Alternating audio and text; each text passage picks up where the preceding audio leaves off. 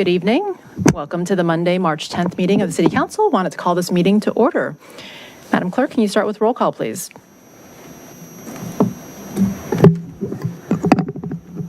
Ms. Connolly will be remote. Ms. Downs is absent.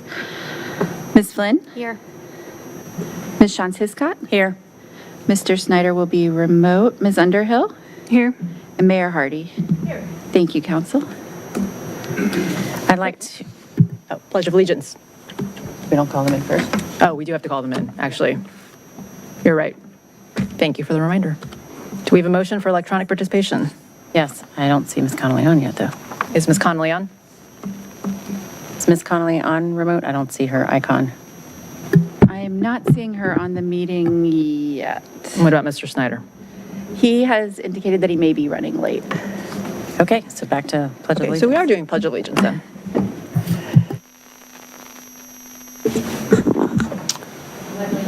To the flag of the United States of America and to the republic for which it stands, one nation, under God, indivisible, with liberty and justice for all.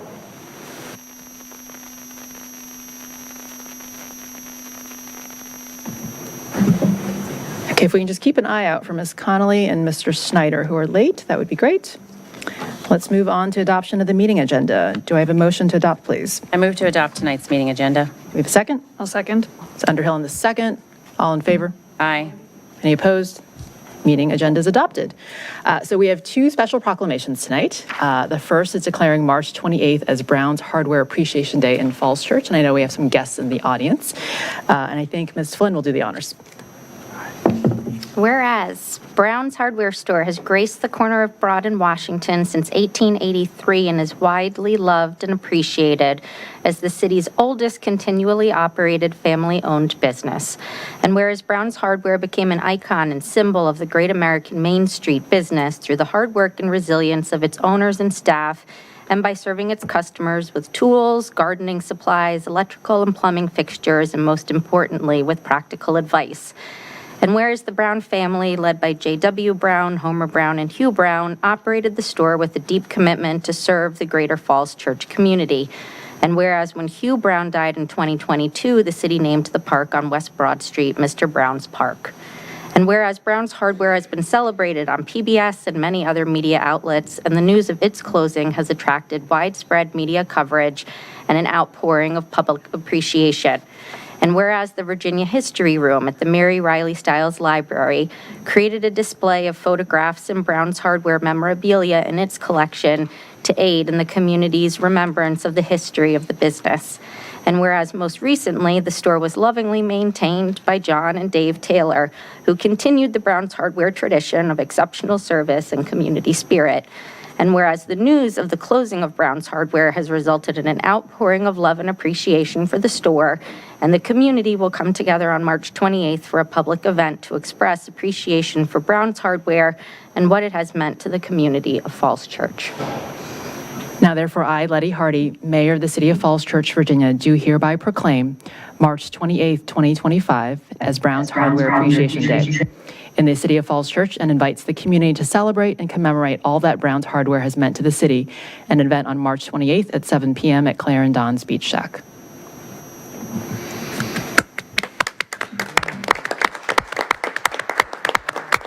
I know we have John Taylor. I see John in the audience, but I think before you come up, we probably have various comments we'd like to make as well. So if you'll indulge us, we want to properly feed you. Who wants to start? Vice Mayor? Sure, thank you. I just want to extend and highlight again the community's appreciation for all that you've been in our community. I've lived here with my family for almost 30 years, and we may not be your biggest purchasers, but we're very frequent purchasers of all things favorite in Falls Church, like sleds in the winter, grass seed. We have lots of funny stories about assistance we've received along the way as new homeowners, first-time homeowners, and the mistakes that we made that you helped us correct again and again and again. So thank you so much for all that you've been. You will be greatly, greatly missed. Anyone else? I'll also just say, what a gift it has been to have the hardware store, and obviously staff and the tailors here in Falls Church for so long. And it's, not very often that you can, harken back to even giving people directions right on the street and say, oh, to get to the hardware store, you just go down the block and turn left, and then get to the end of that block and turn right, and there you are, kind of in the central of downtown, providing, so much support and supplies, and really this gift to our community for so long. And, we recognize that things change over time. We happen to have the address of the Brown, family farm before they had sold, that property for the development of townhomes, and, have to accept that circumstances change. And, despite the things that we cherish so much, we can't always control those circumstances. And so we really want to take this opportunity to honor you and everything that you've, given to the community through all the time and energy that you've spent at the store, really investing in everyone here. So thank you. Underhill? I'll just quickly echo everyone's comments, and also just a little bit of gratitude for how supportive you all have been to the community, whether through the window paintings, from my own personal experience, getting last-minute firewood or last-minute paint that I needed in an emergency. I hope you have a well-deserved retirement, and we look forward to celebrating the next chapter and what comes next for Falls Church. So thank you for what you've done. Yeah, ditto everything. I think for over 140 years, you guys have clearly been more than a hardware store for Falls Church. You've been a part of our lives and our community history, whether we came for the sleds, as Debbie said, or the paint for rainbow sidewalks in the city. This is where we went for the friendly advice, where people behind the counter knew our names, and really offered that sense of connection to the community. So thank you for that. I think we've often taken for granted that constant. And my own family, having been here 45 years, you have been that constant for me. And so we really will be missing you. It's hard to imagine Falls Church be the same without you. And I think at the end of the day, we are still a little city. And I think that legacy that you leave us with, that sense of community, will always be a part of the little city. So thank you for that. If we can invite you up for a photo with a proclamation, and we'll then again properly celebrate you on March 28th.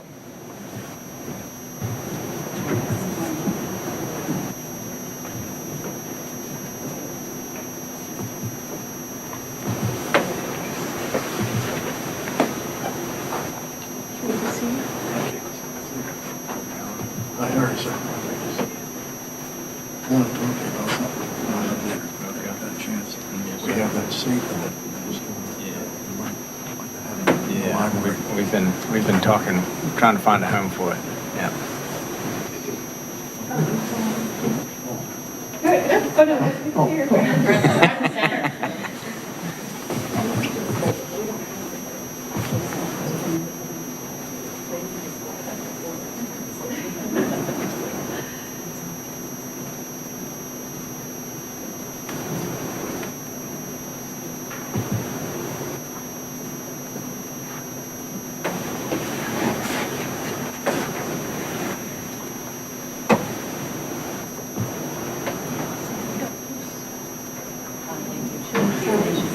Thank you very much for all the kind words and all the support that we asked for.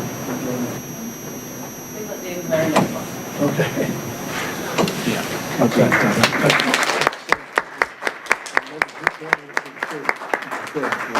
The library, it's like 130-some years old, so. Before we get to the next proclamation, I think Ms. Connolly has joined us, so let's read her in. I'd like to make a motion for electronic participation by Councilmember Connolly. Ms. Connolly, could you please identify your remote location and reason for participation by electronic means? I'm in Williamsburg, Virginia for a work-related trip. I move that City Council approve electronic participation by Mary Beth Connolly in this meeting for personal reasons pursuant to the City Council's adopted policy. Second. Was Ms. Flynn on the second? Can you call roll, please? Ms. Flynn? Yes. Ms. Shantz Hiscott? Yes. Ms. Underhill? Yes. And Mayor Hardy? Yes. Thank you, Council. Alrighty, so moving on to our second proclamation, declaring March as Women's History Month in the City of Falls Church, and Vice Mayor Shantz Hiscott will do the honors. Thank you so much. Whereas American women of every race, class, and ethnic background have made lasting contributions to the growth and strength of the United States, the Commonwealth of Virginia, and the City of Falls Church in countless recorded and unrecorded ways. And whereas American women have played and continue to play critical economic, cultural, and social roles in every sphere of the life by constituting a significant portion of the labor force working inside and outside the home, within corporations, the military, federal and local government agencies, and educational organizations. And whereas women play prominent roles in the local history of Falls Church, which has been home to noted abolitionists, educators, business owners, volunteers, and visionary leaders. And whereas there are many opportunities to learn about women's history in Falls Church, including the resources offered by Mary Riley Stiles Public Library's Falls Church History Room and Women's History Month, is an important opportunity to recommit to learning about the strong women who built our community. And whereas during the last decade, the Falls Church Women's History Group, in partnership with like-minded Falls Church civic organizations, has honored the stories of more than 65 local women, including many that are permanently imprinted on city sidewalks on South Maple Avenue and Tinner Hill Road. And whereas the City of Falls Church is proud to honor the stories, history, and contributions of women in our community and throughout the Commonwealth and the nation, and to support the goal of gender equity to ensure representation and opportunity for all women and girls.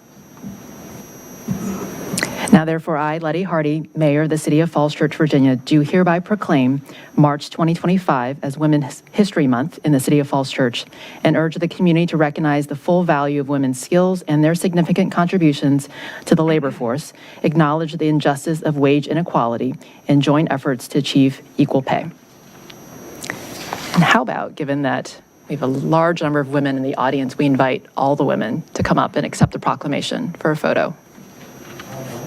And maybe even some men. We'd welcome you too, but we'll start with the women. I want to come. Thank you for indulging us.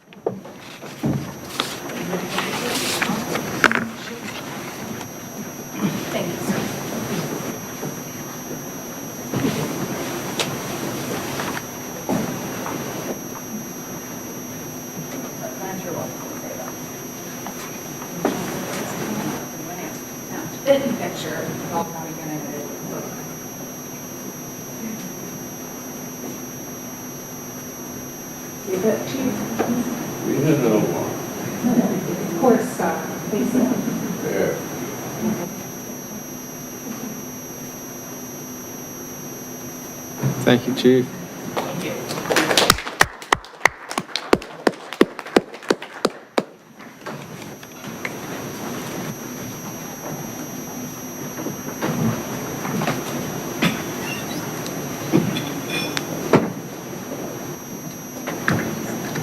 Crazy to think that. Okay.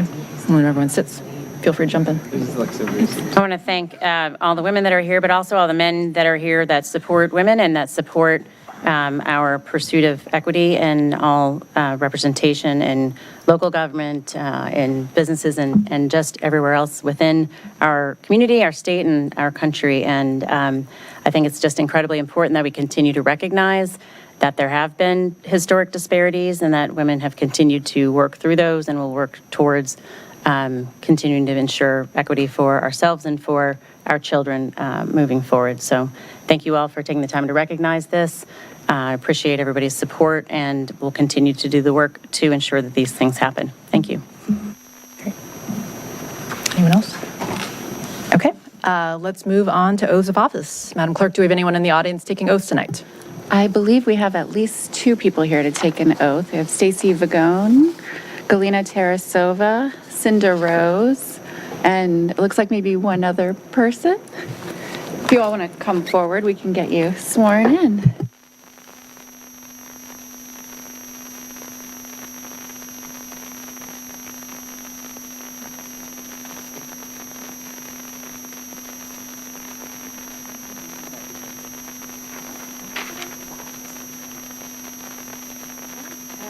So if you will raise your right hand and you can answer at the end. And I'll leave a space so you can say the Board of Commission that you're on. So do you solemnly swear that you will support the Constitution of the United States and the Constitution of the Commonwealth of Virginia, and that you will faithfully and impartially discharge and perform all the duties incumbent upon you as a member of the, thank you, according to the best of your ability, so help you God? Thank you so much. Okay, you're all set. Thank you for your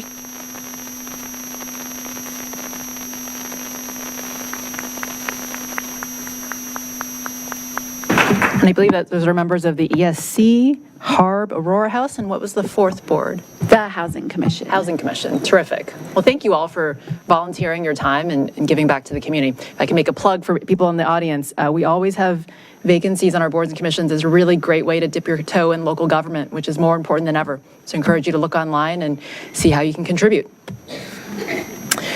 Okay, let's move on to receipt of public comments. Madam Clerk, can you start with summary of written comments, please? Mary Chavez of 215 Lawton Street provided comments and suggestions regarding accessory dwellings. Kathy and Al Washa said they were not opposed to accessory dwellings and provided comments regarding stormwater mitigation concerns for ADs. Keith Thurston provided comments opposing accessory dwellings, specifically external accessory dwellings. There were 9 letters in support of accessory dwellings, 11 letters submitting concerns regarding stormwater and sewer capacity for redevelopment. And Lorraine O'Rourke, VPIS president, wrote in support of expanding green infrastructure by revising city stormwater fee credits. Paloma and Edward Ratho wrote to oppose rezoning of 106 and 108 South Lee Street, R1A lots, and provided comments and suggestions regarding redevelopment in T-zones. The letter was submitted on behalf of 76 residents. Ed Henderson provided comments on the new parklet names and the parklet naming process. Paul Rothstein submitted a complaint about pedestrian access near the West Falls project. Sandy Steinberg submitted a link to a petition supporting the end of euthanasia of unadopted pets in animal shelters. And that's it. Great. And how about receipt of public comment, either live or virtual? Do we have speaker slips? We have a few speaker slips. First speaker is Fred Thompson, and you'll have 3 minutes. Welcome, Mr. Thompson.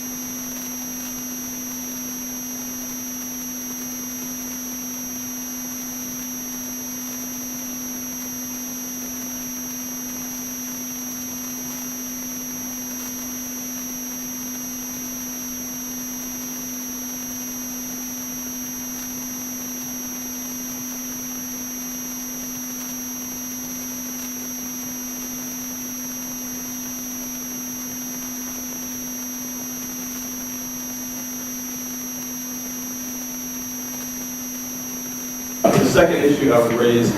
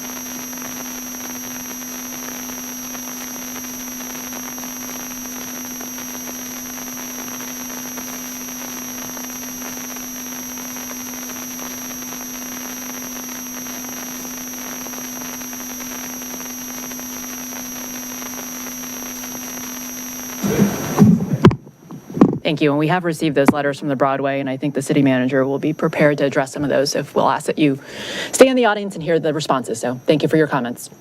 Up next. Jay Veal.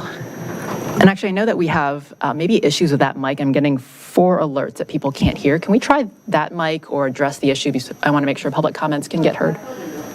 Ms. Hardy, it's on now. I did not hear Mr. Thompson, but Recording, so come on over here while I work on that mic. I don't hear very well, so I speak loudly. That'll be good, and we'll catch you on the recording. Okay, thank you. Hi, my name is Jennifer Veal, and I live in Falls Church City. Is that one on? Oh, hello. Okay, I'll just, has my 3 minutes begun? Is it? No, we'll make sure we start the clock over properly so you get your time, Ms. Veal. Let's go back to that. I think that- Actually, you know what? I'll just speak loudly. We won't be able to get you on the recording. This should. Hello, hello. Is that working? Can you hear Mary Beth? Is that working? Ms. Connolly, can you hear her? yes, I can. Hello? No. Good. It is? Okay, great. My name is Jennifer Veal, and I'm a resident of Falls Church City. I live on West Cameron Road. My family moved here 4 years ago, and I'm here to share a few of my concerns about the ADUs, which I think is ostensibly sort of an end, potentially an end to single-family zoning in our city. And I think for such a radical change, historic change, that the process has felt somewhat anti-democratic, and I have a big issue with that. Specifically, the dot voting and the feedback to review proposals. In both those instances, residents weren't allowed to give any kind of a binary response. In other words, if you just weren't if you were opposed to ADUs, you didn't have an option to just simply say, I'm opposed. That wasn't on the dot voting boards, and it was not in the review material that was sent by the city, I think a week and a half ago. I haven't seen a full assessment of those. Well, I don't even know if you call it a survey, because I don't believe it was even called a survey. It was just a feedback that the city was looking for. So I have an issue with that. Again, I think both of those methodologies were rather anti-democratic for something that's so important like zoning, which, as we all know, is a commitment. I also feel that the city council, which we were told at one of the meetings at the library, led this effort, which I don't have an issue with, but it really felt like we were being manipulated into thinking past the sale. It's a great marketing technique that car salesmen use, et cetera, but essentially forcing residents to consider setbacks and everything else, when in fact, many of us just simply were not on board. But there was nothing for us to be able to actually just say yes or no, we're not interested in this. We think this will be very disruptive to our way of life. So I have a big issue with that methodology. I have concerns about this one-size-fits-all. Apparently in the last meeting, they tweaked a few little things, which I haven't been able to see yet. But, you know, treating R1A and R1B almost identically, I think, is ridiculous. These are very different kinds of properties.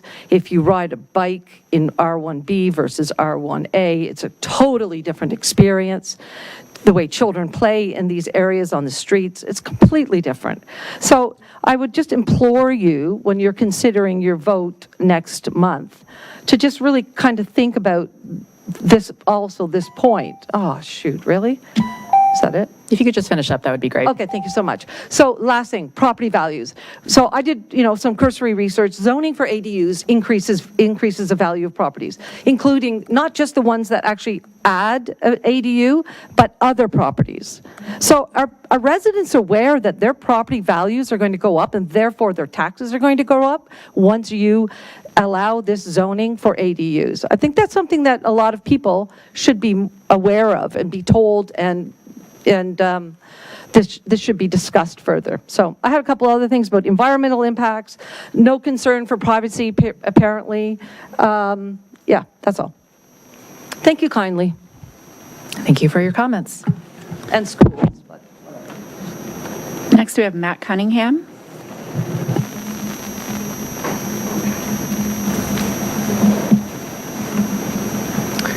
Hello, Matthew Cunningham, 138 Birch Street. My comments are my own.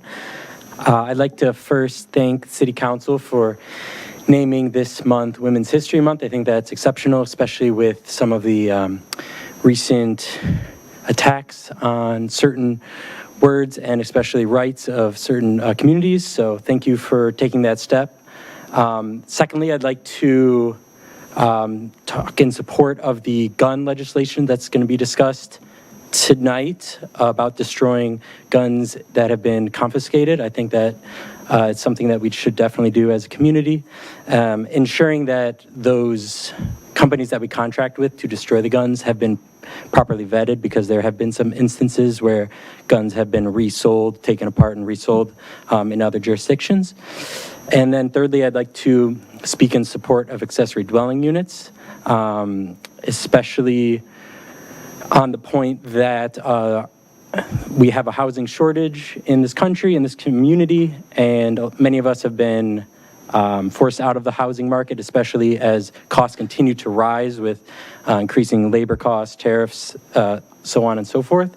So anything that we can do to provide a more diverse housing is a good thing, especially for my generation and those of us who do not have the privilege of buying a home 20, 30 years ago. So I appreciate the council's ground-up approach, grassroots efforts, and the survey, community outreach, multiple meetings, public comment periods, feedback, and all the ways that you have engaged with the community to allow for a back-and-forth process, tweaking the legislation and talking about how it might impact our community, with probably only a few ADUs actually being built at the end of the day. So thank you for all your effort, and hope to see it pass. Thank you for your comment. Next, we have Robin Ramey.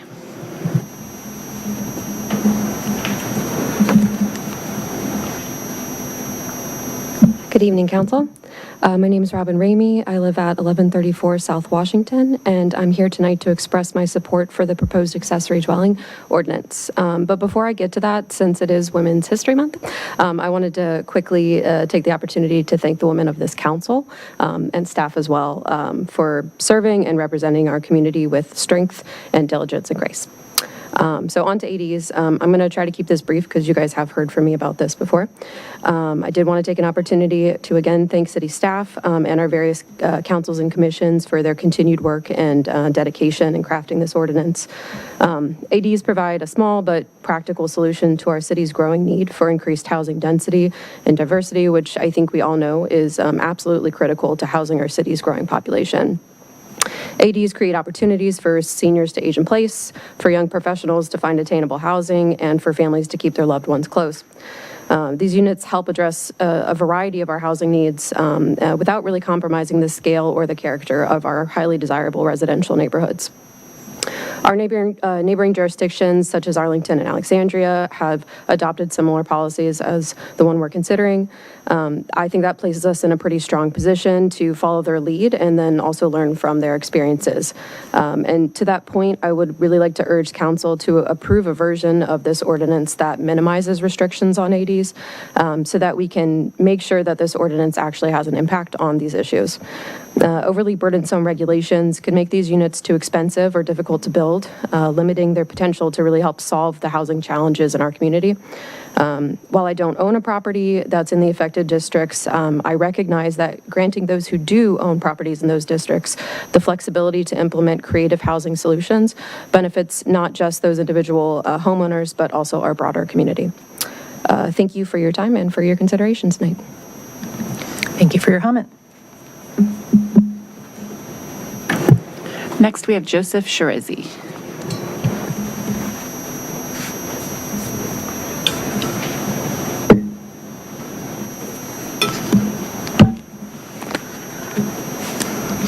Good evening. My name is Joseph Shrizzi. I live on Gundry Drive. My comments do not represent any organization or group. I want to first support the accessory dwelling plan as it is, with as little requirements as possible so that more of them are actually built. Just the idea that a small granny flat or a separate unit in your garage, attic, or basement for aging family members shouldn't be allowed by default is a relic of racial segregation, and the first zoning laws banning accessory dwellings were created specifically to enforce racial segregation. We need more housing diversity and options. Please support accessory dwellings with as little restrictions as possible. Without an AD, I have no idea how I'm going to be able to afford the space or outside care to take care of my aging parents.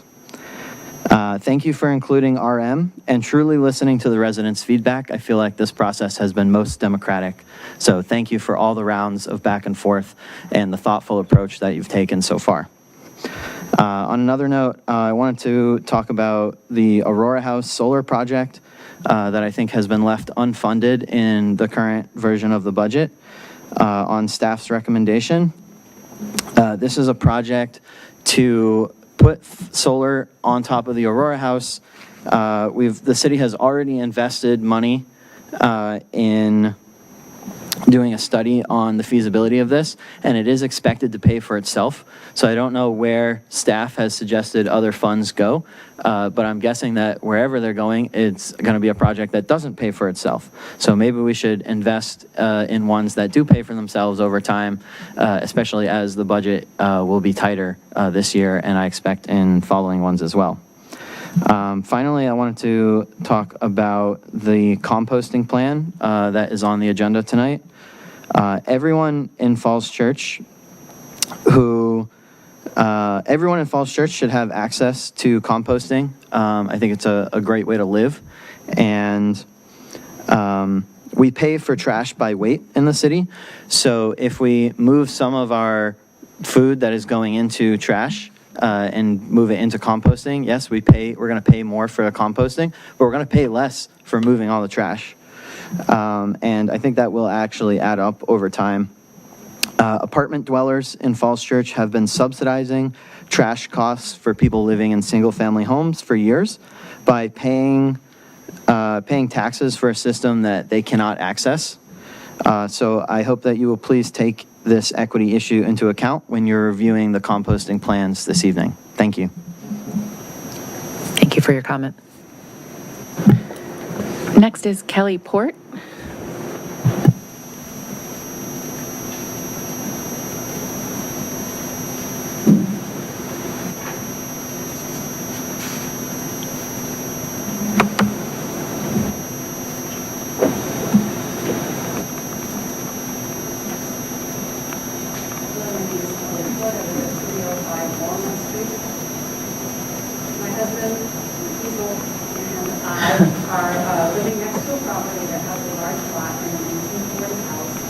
Rather than tear it down and build a mansion in a peaceful remodel, thus leaving a large lot that would be suitable for an AD.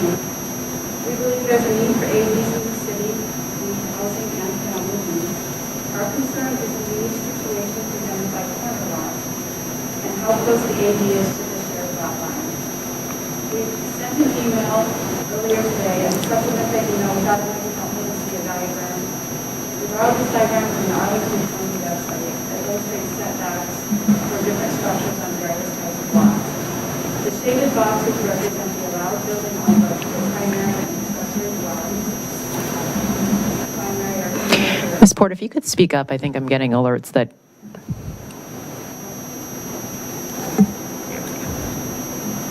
Okay. Should I start again, or? Yeah, why don't you actually start again? Okay. My name is Kelly Port. I live at 305 Walnut Street. This is my husband, who's acting as the easel. And we live next to a property with a large lot and a 1940s house on it. Rather than tear it down and build a mansion, it's being tastefully remodeled, leaving a large lot that would be suitable for an AD. We believe there's a need for ADs in the city to meet housing and family needs. Our concern is the unique situation presented by corner lots and how close the AD is to the shared lot line with our house. To supplement the email that we sent earlier today to you, we thought it might be helpful to see a diagram. So we borrowed this diagram from an Arlington County website that illustrates setbacks for different structures on various types of lots. The shaded boxes represent the allowed building envelopes for primary and accessory dwellings. So this is primary, the bigger ones, accessory, the smaller ones. We took the liberty of duplicating their illustrated interior lot here and rotating it and putting it up here.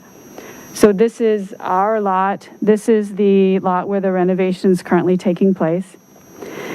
You can see that Arlington County AD setbacks are 5 feet on the sides and the rear of interior lots, and 10 feet for the rear and front setbacks for ADs on corner lots. The main point we wanted to illustrate was how a corner lot AD can end up very close to the neighbor's house. So this is the AD close to this house. And each dwelling can be just a few feet off from a shared lot line. So this is a really narrow, specific example. It's only going to affect a few properties in the city.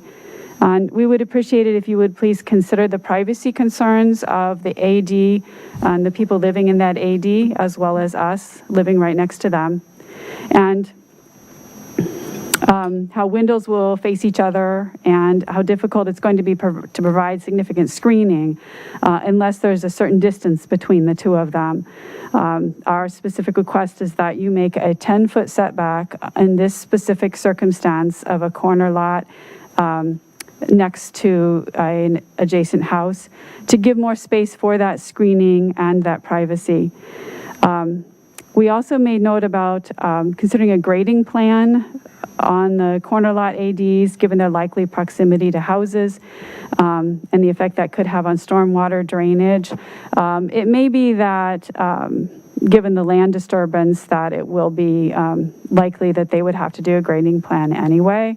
We're a little less clear on that, but we just wanted to give you this diagram so you could see exactly how close the house would be to the AD and request the setback for privacy concerns for both the people living in the AD as well as for us or anyone in a house like ours. Thank you. Great. Thank you for your comments. And Sam Butler.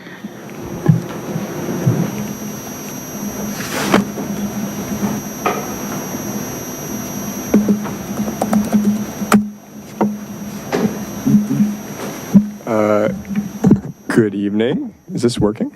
Yeah. I'm Sam Butler on Spring. I wanted to talk about ADUs in the context of this unprecedented time we're living in, where we're maybe starting to see the ramifications of mass unprecedented layoffs on what could be the housing market, on what could be shifts in the region. I don't know if anybody can raise a hand if they know any members of the community who are already making plans to move earlier than expected due to being laid off from the government. I do. And that follows just a couple months after a younger family having to move out of the city because of too expensive housing costs. So I think, to echo one of the speaker's comments before, we should have a little bit of proactive vision and kind of think about resilience in terms of we really don't know what's going to happen to housing prices. We don't know if people are going to have their jobs. We don't know what that's going to look like for businesses. We don't know what that's going to look like for a lot of things. And with that in mind, we should give homeowners the ability to have renters on those properties, bring in additional sources of income, have family move into those properties. Because at the end of the day, we might need each other a lot more than we're taking for granted right now. And I think we should all be really cognizant of those risks and giving people basically the opportunity to do what they need to do to be able to stay in Falls Church, to be able to live well and to have what they need. I have a lot of time left. And on that note, there's an interesting, I think, generational gap or generational divide where it seems like young people overwhelmingly are coming out in support of ADUs because of the costs of living in Falls Church. Opposition tends to be skewed older. And we're also approaching something unprecedented in terms of the baby boomers as they age. And presumably, challenged or constrained supply of care for that generation in 5-10 years, which really leads to the importance of aging in place. Because then we can't take for granted that the care is going to be available, the cost of care, what people will have available. We're starting to see this in other parts of the DC area, really conscious focus on aging in place. And at the end of the day, who's going to do that care? It's going to be young people. But the only way we can do that is if we're living here. And if people can afford to live here, or the costs are going to go up, and then, you got to consider whether you're going to be able to pay for it. Or maybe you'll have to move out if you're reaching that age and you're not able to afford the care because more people aren't able to live in this area. So to wrap that all up, I think that we should be really conscious and have some foresight about what could be coming ahead in the 5-10 years. I think we should think beyond, small shifts in property values as it comes to small shifts in what we're paying for petty arguments here and there, and just really focus on, how we're going to be living and surviving here in a decade, 2 decades for people that are going to be here. Thank you for your comment. Is that it for in-person comments? I have a virtual slip for Paul Rothstein, but I don't see him on the meeting, so I think that's everyone. Okay. Great. Thank you all for your comments, and as we get to the business on the agenda, we will also take public comment if we have any public hearings as well. Let's move on to the report of the city manager. Thank you, Mayor Hardy, members of council, members of the community. The headline of tonight's city manager's report will be Tara Pouzin will provide a report on the Sidewalks Missing Links project. And so we'll turn over the microphone to her in just a moment. But before we do that, I did want to just note a few things with respect to stormwater, and then just a quick update on the HVAC project across the street at the community center.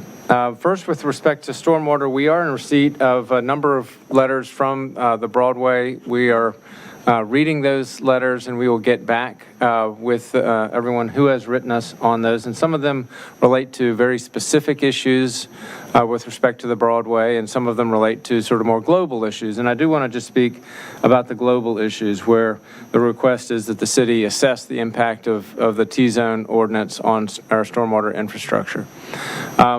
The basic response to that is that has been assessed, and with respect to the Co-Branch watershed, just as an example, which does have T-zone properties in it, the entire Co-Branch is already fully built out.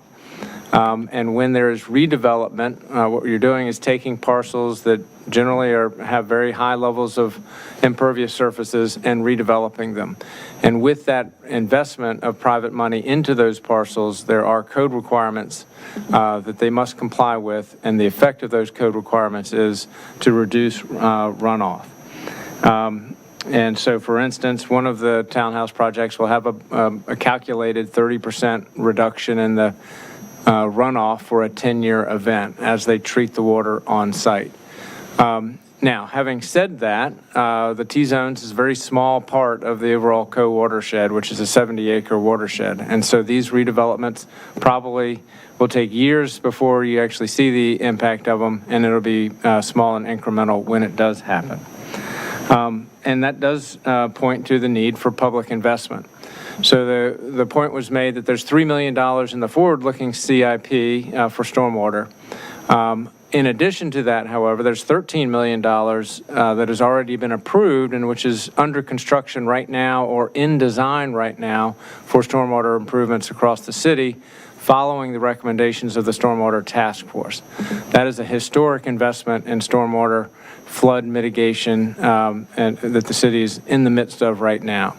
In addition to that, the Greening of Lincoln project is a major stormwater project that will result in water quality improvements in green infrastructure and stormwater detention, flood mitigation in the direct neighborhood of Lincoln Avenue, but also with positive impacts throughout the co-watershed down to the Broadway, which is the outfall of that 70-acre watershed. So all in, about $26 million of stormwater infrastructure that is either in design or under construction right now. Again, a really historic, from the city's perspective, attention in response to flooding concerns that the city has had in recent years, and as we try to become a more resilient community. So I wanted to provide a little bit of context, and again, we'll be in direct contact with those who have written us on these stormwater issues. The second thing I'd like to report on is with respect to the community center. People will be relieved to know that the drilling is complete. The 16 wells have been completed. We're now in a testing mode, so over half the wells have been testing. That testing process is noisy also, so we'll be looking forward to that part of the process being over. If you go inside the community center, you'll see that all of the demolition is now complete, and now they're looking to put it back together. So I want to express appreciation for our Community Center HVAC team led by Lionel Millard for the progress that we're making on that project. Now I'd like to turn it over to Tara, who will walk us through the sidewalks picture. What we're talking about is our Missing Links sidewalk program, and that the goal of that is to have sort of shorter lengths of sidewalk where if we close those missing gaps in the sidewalk, when we have a real big impact on safety and on walkability in the city. That's the goal of the program. And Tara, thank you for your work on it. Yeah, thank you, Wyatt. Good evening, Mayor Hardy and members of the council. I'm Tara Hoff. I'm the Acting Director of Public Works. Is it working? Are we good? Okay. All right. Good evening, Mayor Hardy and members of the council. I'm Tara Hoff. I'm the Acting Director of Public Works for the Engineering Group. And tonight I'll be giving you a brief update on our Missing Links program. Our request for council was to review the list of upcoming sidewalk projects identified in the Missing Links program. And as a reminder, the purpose of this program is to install relatively short sections of Missing Links sidewalk that will improve pedestrian connectivity, accessibility, and safety. This is a report and discussion item only. No formal action is requested at this time. A reminder of the program summary. The city's Missing Links program increases walkability and pedestrian safety throughout the community. The program improves existing sidewalks to bring them up to current ADA standards, adds sidewalks in segments where sidewalks end, and addresses gaps where sidewalks are missing. The Missing Links program delivers on the council's 2024 and 2025 strategic priorities, which include prioritize safety for pedestrians and cyclists and incorporate the principles of Complete Streets and Vision Zero in city transportation improvement projects, and respond to traffic safety concerns by community members in an effective and timely manner. The staff has gone through and identified some tiers for evaluation of our priorities. And so there are 4 tiers that we looked at when we looked at our Missing Links list that we had and identified which ones would go into tier 1, 2, 3, and 4. And tier 1 is our tier that addresses ProWag and ADA compliance. Those are really those sidewalks that you have that just end abruptly partway through a block that no longer meet the guidelines that ProWag has released recently and are no longer considered ADA compliant. So our goal is to address those first, with second tier being streets that do not have a sidewalk on either side of the street. That's tier 2. And tier 3 and tier 4 are really the same, except for we kind of break them out between commercial high-use streets and then residential lower-use streets. So those are streets that do have a sidewalk on one side of the street and may still have a connection to other pedestrian networks through crosswalks or something like that, but they're missing a sidewalk on the other side of the street. So there might be a block segment where that link is missing, but there's still an accessible route that can be taken for most citizens. So the Missing Links project and update, the projects are identified for this program through a variety of methods. As you know, the majority of our requests to date have been from CACT, staff recommendations, requests received from residents and from council. The staff report shows the current Missing Links project list with the length of the section and the priority tier assignment, which is table 2. Now, I do want to note that the list that we shared in the staff report previously for the CACT memo back in September, the list that we shared in this staff report is much shorter than the list that was in the 6-month update we provided to CACT back in September. And that's not because we forgot about those sections of sidewalk. It's due to our initial assessment. Our staff has gone in and done a deep dive on a lot of these missing links and added a number of sections to the list. And what they did is they found that many of the sections that we had were at a certain level of complexity. They had right-of-way constraint issues. They required the removal of a significant number of trees. They required utility pole relocations, or the size of the project was so large that it triggered the need for stormwater management and erosion and sediment control plans. And so those projects were, I guess, moved to a different list, and we're working on how to address those missing links through other programs, but by no way, shape, or form have they fallen off the list. Tonight's update was really on this program and what we're planning to do for the future. So the staff report kind of goes on after this to provide an example of each of those priority tiers that I mentioned earlier. This is for your reference. The goal was to give an example of how the tiers can be applied to projects that are actually on the list so that you had a visual that kind of accompanied that. So moving on to the fiscal impact. So for missing links for FY25 and 26, the program has $650K, and staff is recommending that $550K be used to address projects on the list. And then 100K would be, we recommend to make sure that we are able to outsource the project management. I think one of the issues that we've had with this project or this program historically is that we don't always have the resources to get the work done. And the last thing we want to do is to identify these projects and then not have a way to actually roll them out. So we want to make sure that we've got the right people in place to get the work done. And we included estimates for each of the missing link projects in Table 3. One other thing I wanted to note about these estimates is you'll notice that they're probably a bit higher than numbers that we've shown you in the past. And that's for a couple of reasons. One is that all of our missing links projects now include survey. We need to ensure that we're working within our right-of-way, and we need to survey these projects before we go do the work. We're at a level of relatively conceptual, design at this point. So while we've done that deeper dive to identify any issues that make things way too complex for this project, we're still figuring out where do we need curb ramps, signs, pavement markings, and traffic control. And then the last reason why these numbers are quite a bit higher is we've been working recently with VDOT on a couple of conceptual sidewalk projects for some of our safe routes to school, which are also projects that are on the missing links list. And we learned that VDOT is currently using a 45% contingency for all of their projects at this point in the planning phase. So seeing that they do so many sidewalk projects for the whole state, it made sense to apply the same type of contingency. And that's really so that whatever we encounter as we move through the project, we're able to actually afford and again get this work done. As an example, I had a missing links project maybe 2 or 3 years ago where we had called Miss Utility, looked at all the maps, done as much utility identification as we possibly could, and we open up the sidewalk and there's a pipe that we didn't know what it was. So obviously at that point work stops. We've got to figure out what that pipe is, why it wasn't identified previously. So we want to make sure that we're planning for those type of things that do come up on most of our projects. Based on our current budget, staff plans to move forward with 3 projects with the FY25 and 26 funds. They are Crane Street from Kennedy to Fowler. This is one of those Tier 1 projects where the sidewalk just ends partway through the block.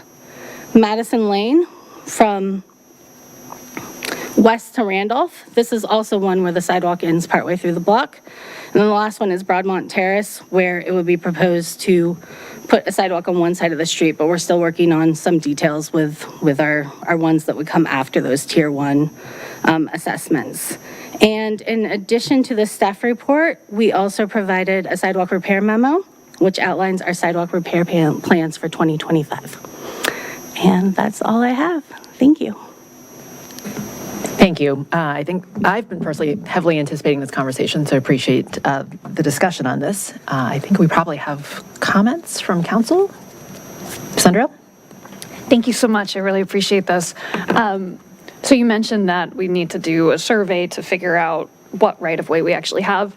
What happens when it comes back and let's say we just don't have enough right-of-way? Do we then take that and take that tier 1 or tier 2 and just move it down to the bottom and bring something else up, or what would be the process there? So if that were to happen, so one of the things that we do have is we have GIS high-level right-of-way information for the entire city.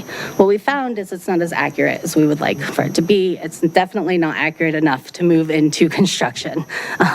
So that's why we need to do the survey. But as part of the initial assessment that I mentioned earlier, staff has already taken a look at that GIS information that we have, and all of the projects that we've identified on this list, we do not think that we will have right-of-way issues with. The point of the survey will be to confirm that, make sure that we're not actually constructing on somebody's property. Okay, thank you. And I wanted to, I appreciate your note about making sure that these things are realistic and that you have the staffing for them and that we can appropriately get them done. You give the council a cookie, then the council wants more. And so what the thing that came to mind as I was looking through this list is I get a lot of citizen requests as to like, where are we, what's the status of this, anyway, so then I'm like trying to sort through documents and maybe even sending this document along to them. And so what would be wonderful, and again, I know there's staffing resources and other things we need, would be to have some sort of website where people could look to see, because people, when they're thinking about their own sidewalk or whatever else, they're focused on that. They don't realize that there's a bigger picture as well. And so being able to direct people to say, here's where your sidewalk fits on this bigger list, and it's on the website, and then things can change as we accomplish things and move things around as things fall off the list. And also having maybe even the list of things that aren't on the list quite yet that would be like, hopefully, would move up in time. So yes, has there been any discussion as to putting this on a website, or that is just too overwhelming for what you have staff for right now? I think as we continue to work through this program, the goal would be to get it up on a website. That makes a lot of sense to me, to make sure that we have a portal where people can come in and request directly. It would help, I think it's a great idea, so. Well, thank you so much. Vice Mayor? I just want a plus one for that, some input from community, and then it can be tallied, and they can see like, oh yeah, it was registered that I really need a sidewalk on Noland or whatever street it is, and then they can look at the list, see where it is, and if it's not there, they can, you can start to build up some information of the, the priorities that the community sees. So I think it's great. That's a great suggestion. I'm glad you're open to it. Thank you for all your work on doing this and keeping it reasonable and rational. So appreciate your support. Ms. Flynn, and then I think Ms. Connolly, I think that's her, just looks like a gray shadow right now, but I think it was Ms. Connolly. Should I? So Flynn and then Connolly. Okay. Thank you again. I just had a couple of quick questions. The first was whether this report and this decision-making is informed by the ADA transition plan that the city had recently undertaken or is in the midst of getting, I guess, recommendations on. And so just in terms of, prioritizing bringing, existing sidewalks or curbs and, curb ramps and cutouts and whatnot, up to ADA standards. Is this informed by that study, or have they not totally been linked?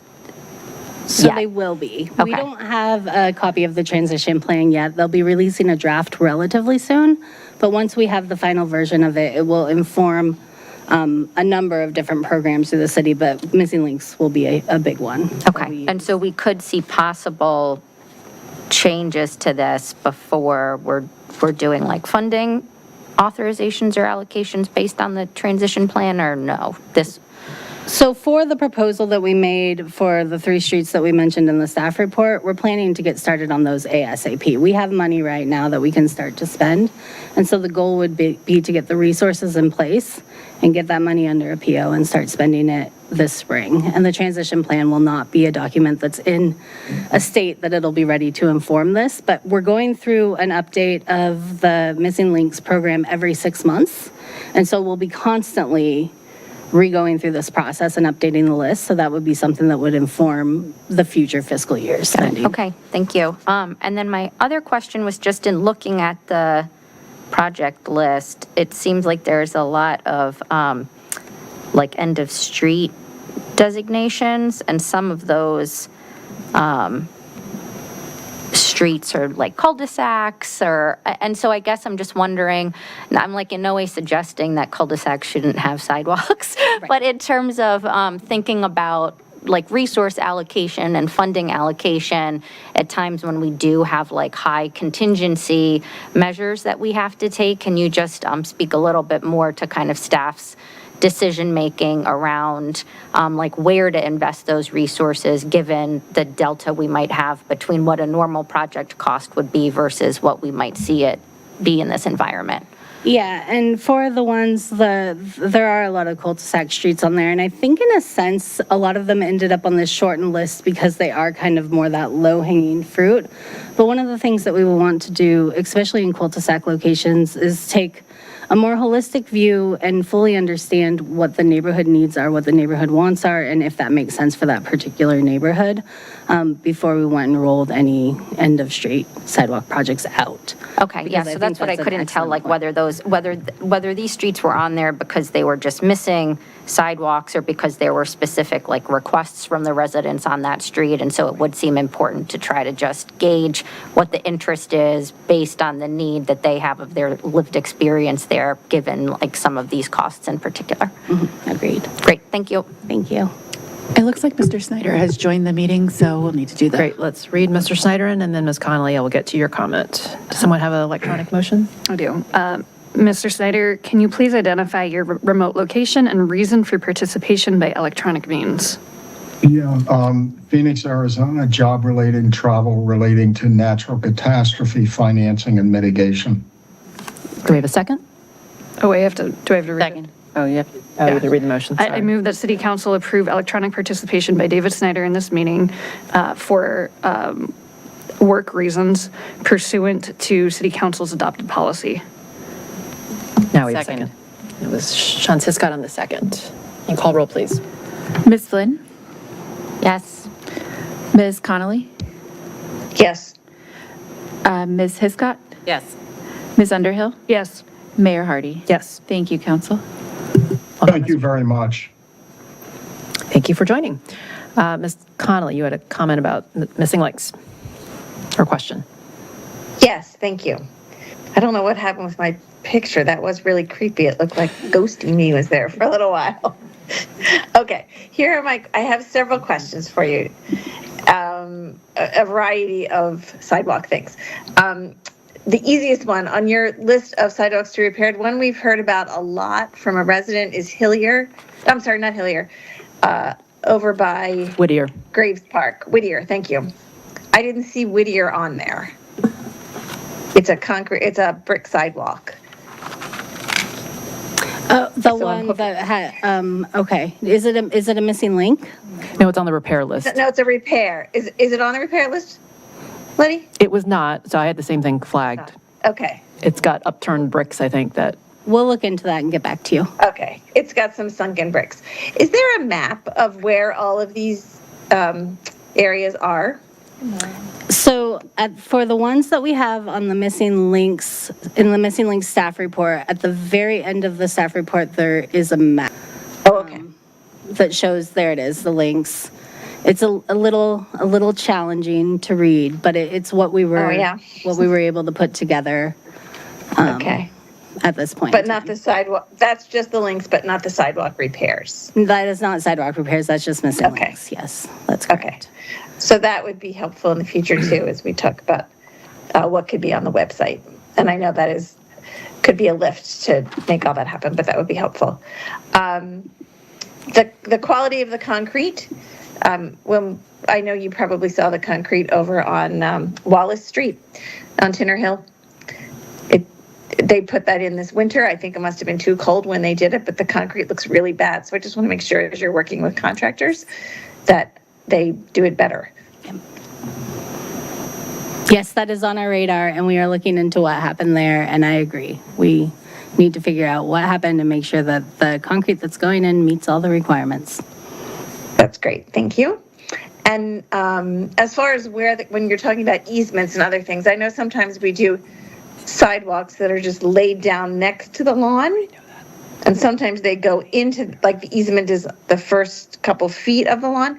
As you're envisioning these, I'm sure they're all different, but are the majority of them just going onto the asphalt next to the grass? So it's hard to comment on anything above and beyond the first two that I mentioned that we'll be taking on, that are those Tier 1 streets, Crane and Madison.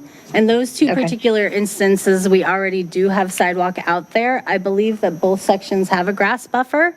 So the goal would be to maintain that grass buffer, assuming that we have the right of way to do so, all the way until we make the connection. But like you said, each project will be different and it will require a detailed review.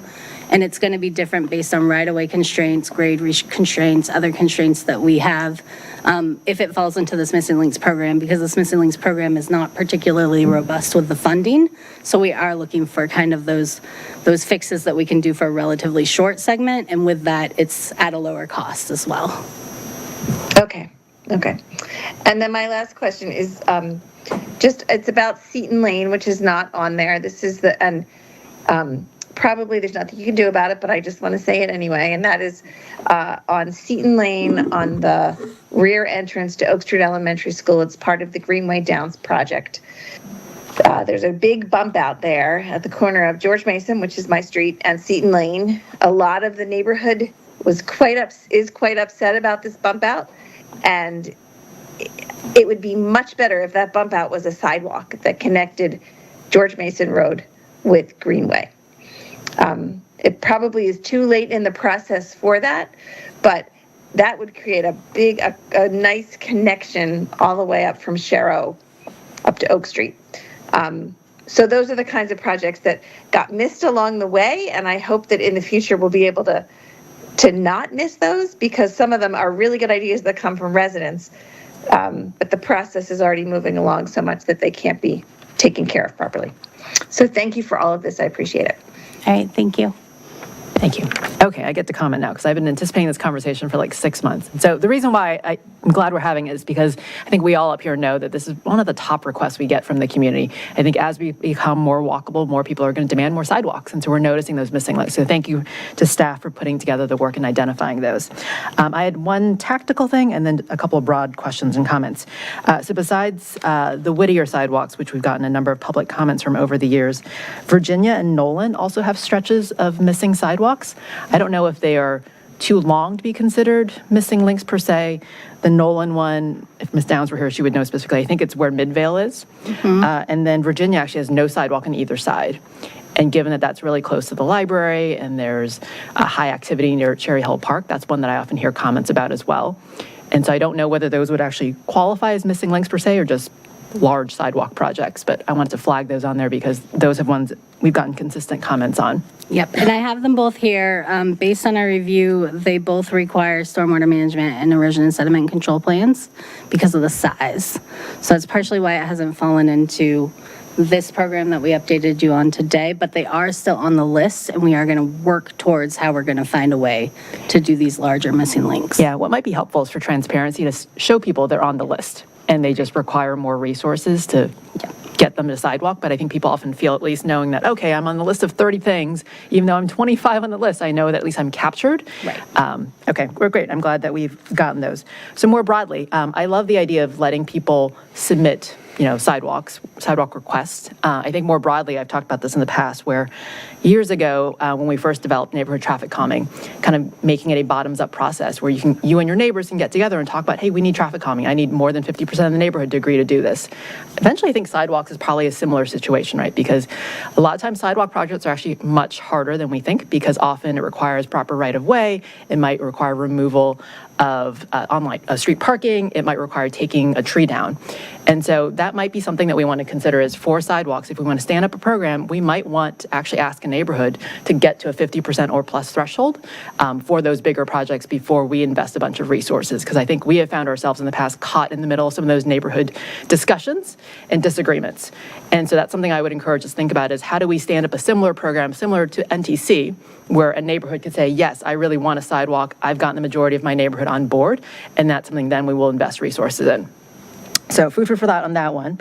My second general comment is, I know over the years, the CACT has provided us various lists of sidewalk recommendations as well. I would ask that we just compare this list with the CACT's, because they probably, I think at one point, they even walked entire neighborhoods and jotted down things like, so I want that input to go somewhere. So ideally, it gets added to this list. And in general, we probably should just put this in front of the CACT at the next meeting. Yes. So that would be good. And then third, because it is almost budget season, so similar to neighborhood traffic calming, affordable housing, I really just want to make sure we build this into the tax rate. This is going to be a continued community priority. I think in the past, we've been able to allocate based on year-end surplus or other things. Do we have a set amount, Mr. Shields, in the annual budget and how much goes towards sidewalks? For the construction of new, I don't think we have funds for it. It is a year-end money type of a thing. And what we've been focused on in recent years is trying to get money towards the paving budget. And so I don't think it's not built into the tax rate right now. Yeah, because I think based on just seeing the cost of these projects, I think we're spending $650,000 for 3 projects for 700 linear feet. So it's almost $100,000 per. Right, that's quite expensive. Yes, and remember that there's 45% contingency. So hopefully that will go down as we're able to, more clearly define the scope, and then we'll be able to do even more with that bucket of money. But that's exactly that community discussion we want to have during budget season, right? Like if we actually tell people, hey, the sidewalk list is 30 projects, this is how much out of the budget we're putting towards it. Does that feel right? Should we actually put more money towards it, less money? That's exactly that kind of community prioritization we want.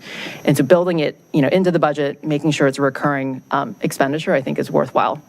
So, but overall, thank you. I appreciate having transparency into this and look forward to more to come. All right, thank you. Any final comments? Okay. Thank you. Thanks. Let's see. I think we're still in actually the city manager's report. Do we have council requests for Mr. Shields? Ms. Flynn? I had one follow-up and then a follow-up to an earlier set of requests I made.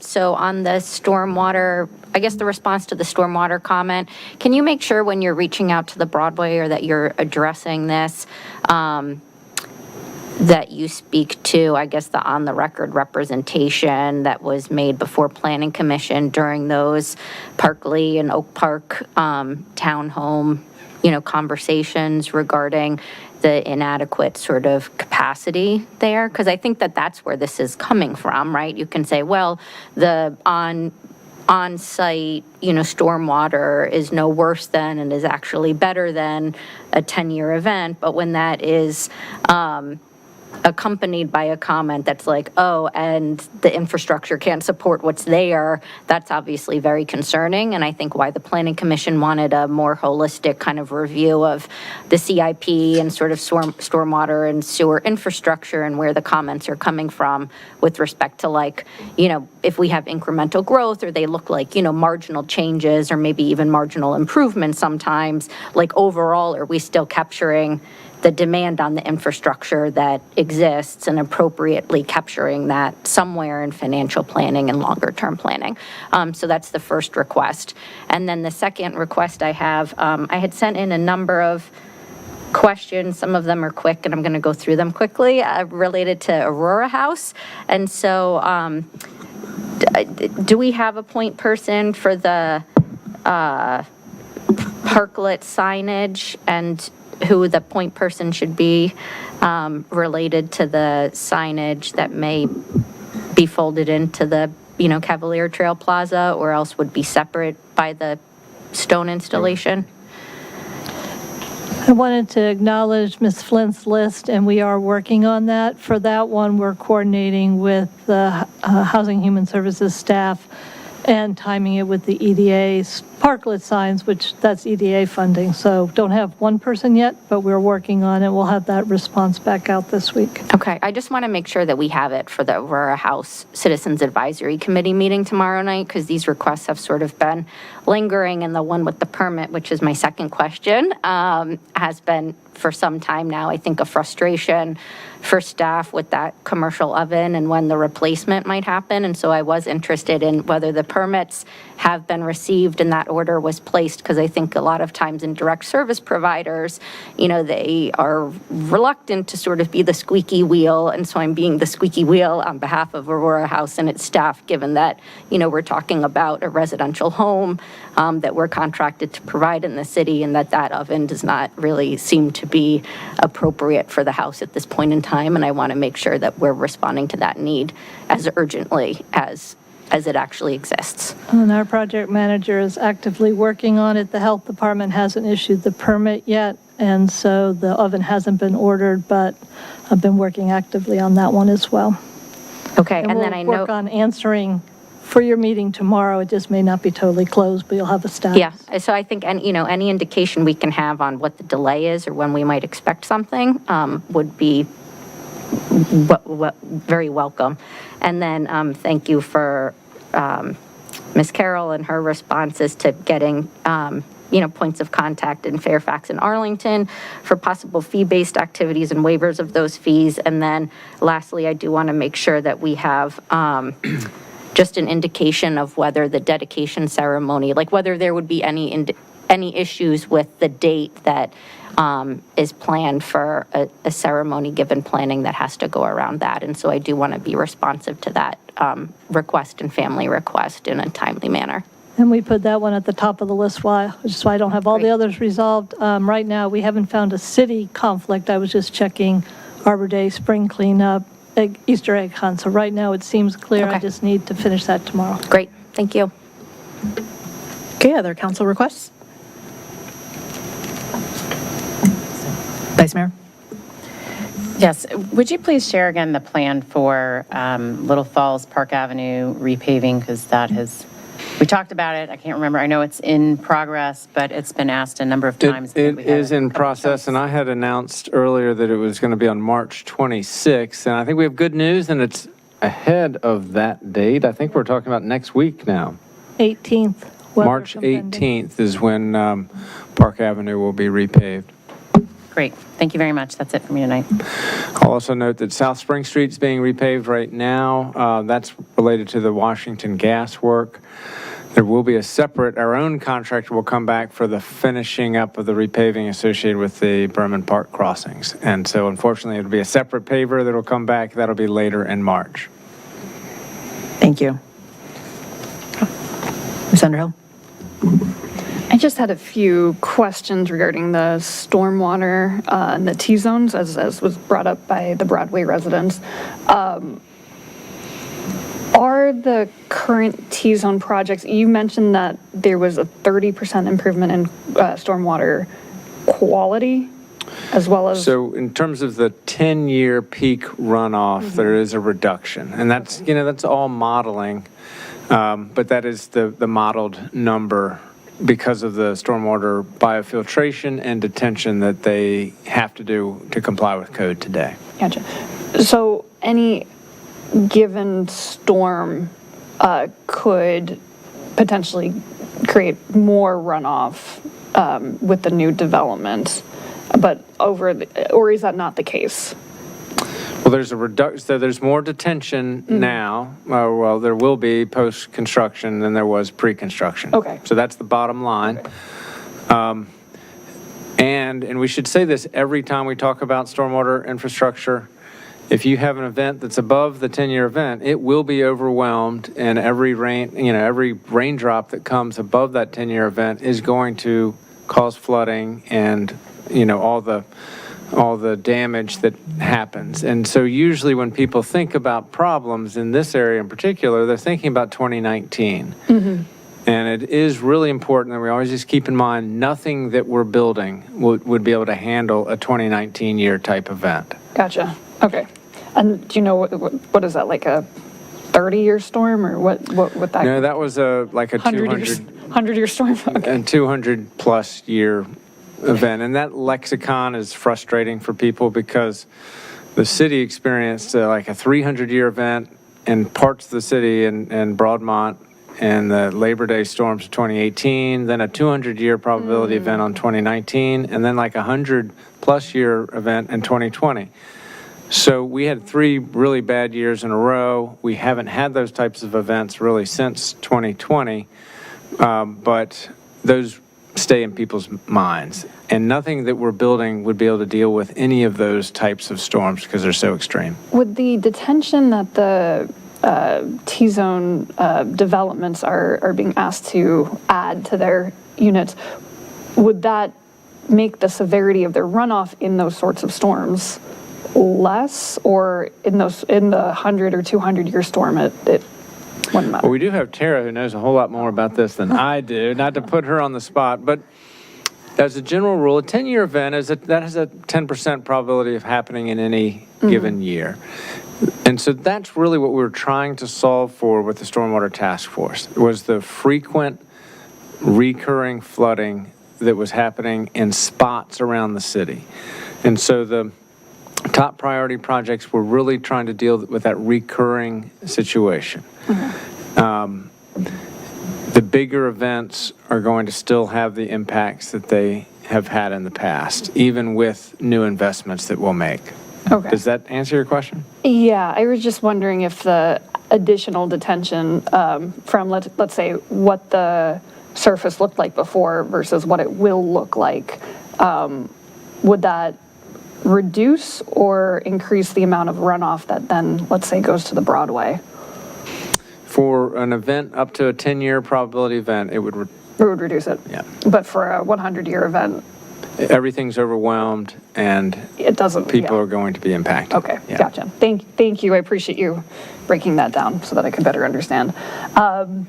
The other question that I had was generally about, is there any update on West Falls? And I know Mr. Rothstein was going to join but didn't join today.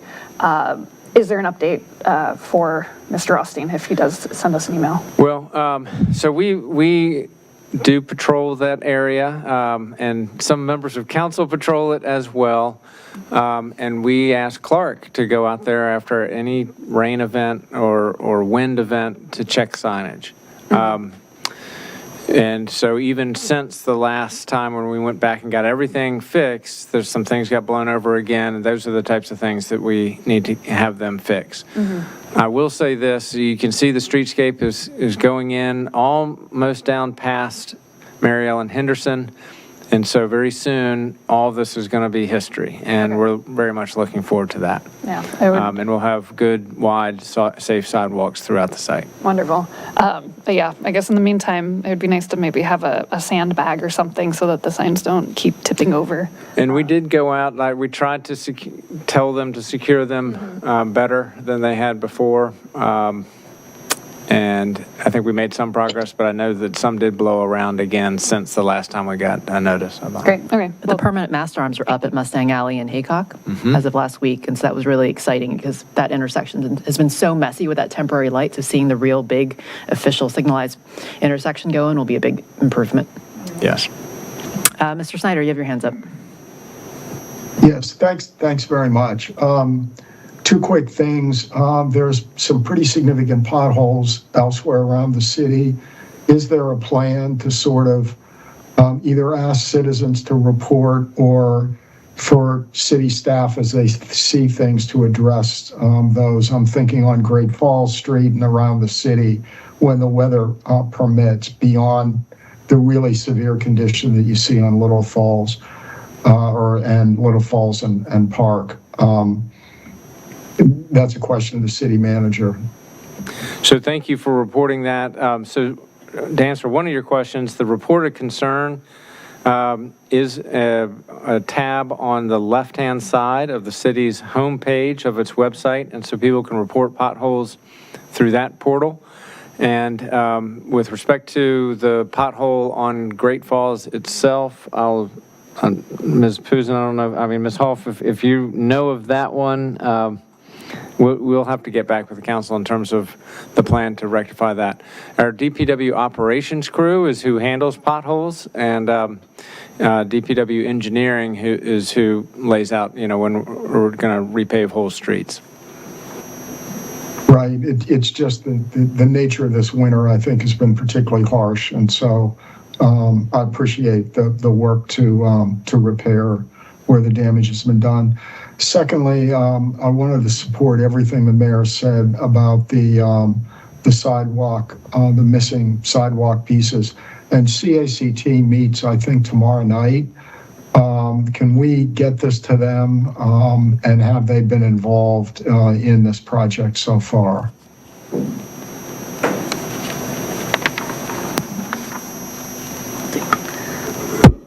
Yeah, so CACT has this item on their agenda for this week, and they will be having a very similar conversation to what we had today and be playing a role in the process. So yes.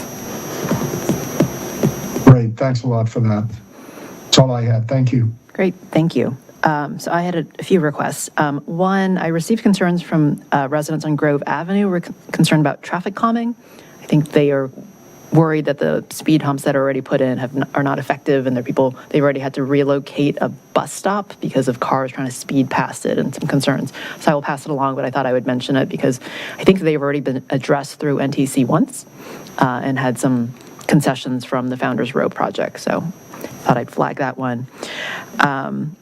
On stormwater, so appreciate all the comments from the Broadway residents. I thought it was remarkable that I think one of the comments received said that they've been having issues since 2004, so I can understand how residents there are frustrated by the issue, but clearly it's something that's long predated T-zones as well. I had two kind of comments and questions. I think we debated this actually when we did the citywide analysis in 2019, is whether the 10-year event is really the right thing we should be benchmarking ourselves on. Like, can we actually be more stringent? Because clearly we're getting more severe storms than 10-year storms. Is that something that we can decide? Is that set at the state level? And obviously it's more costly to build for a more severe event.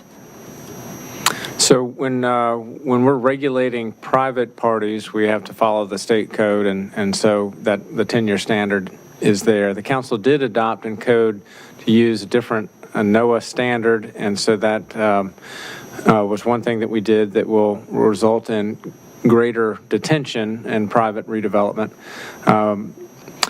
With respect to our own projects, we try to make as much capacity as we reasonably can without doing damage downstream. And that's what you always have to be thoughtful of. If you're solving a problem in one area, you don't want to cause a disaster, 50, 100 yards downstream of the outfall of what you just improved. And so I think balancing those interests is what our engineering team has attempted to do with the investments we're making that the city is driving. Great. And then my second one is around green infrastructure. So I just had this deja vu moment because when we were approving the big 6 projects and this big investment, we were debating, gosh, you can put a lot more into gray infrastructure, which is big pipes to send the stormwater away. But ultimately, we also want green infrastructure to actually better absorb the water so it slowly percolates. I think we actually received a public comment letter about it, and knowing that Greening of Lincoln is a great example of green infrastructure, do we have other things in the CIP that is green infrastructure so we can tackle it from both ends besides Greening of Lincoln? So that's certainly a big one, and maybe we can provide a more detailed response on that rather than just answering on the fly. Yeah. The only thing I will note, just with the green infrastructure, it tends to get overwhelmed more quickly, and so when you're dealing with the flooding that occurs that we're trying to address with the Stormwater Task Force, the green infrastructure is really good for your frequent rain events and for improving water quality. It is generally not effective for the big rain events that cause damage. Yep. Maybe I would just add on a smaller scale, one thing council might be able to do, right, is think about the stormwater like fee credits and whether there's a way of simplifying that system to try to incentivize, homeowners on an individual level to also try to keep more stormwater on their property, and then, overall you have a better citywide impact from that. Yeah, I'm for that because I think, again, if we look at our special exceptions and our big projects, knowing that they actually have to improve stormwater than what was pre-development, while we all feel the impacts of neighborhood, flooding, I think it's largely from single-family redevelopment. And so to the extent that single-family homeowners are willing to invest more and we can incent that, I think it's a worthwhile investment. So I would support looking into that as well. But would also look to see whether we have anything in the CIP that is green infrastructure, because I don't think you can just solve it by adding bigger pipes all the time. Sorry, did you have a comment? I just wanted to triple emphasize that. It's something we've talked about in ESC for a long time, like what carrots you can have to make individual choices and changes in single-family homes and incenting them also. Often, if you have a tax credit. That's a great incentive to do something that we would hope people would do anyway, but we've talked about that. I think a lot of the work from the ESC folks is what helped us move forward with a newer NOAA rain cycle. So I just want to acknowledge and thank all of our environmental experts who participate in our boards and commissions and bring their knowledge and expertise to that. And they've also several members have been engaged in state level lobbying to change those requests of what you can request of private parties when they're building to have a more of an environmental impact. Unsuccessfully so far. But that action's out there and we have folks who are continuing to work on it. So I just want to share that information too. Agree with what's been said. Thank you all. Okay, any final? Oh, Dave, go ahead, Mr. Snyder. You're muted. Mr. Snyder, you're muted.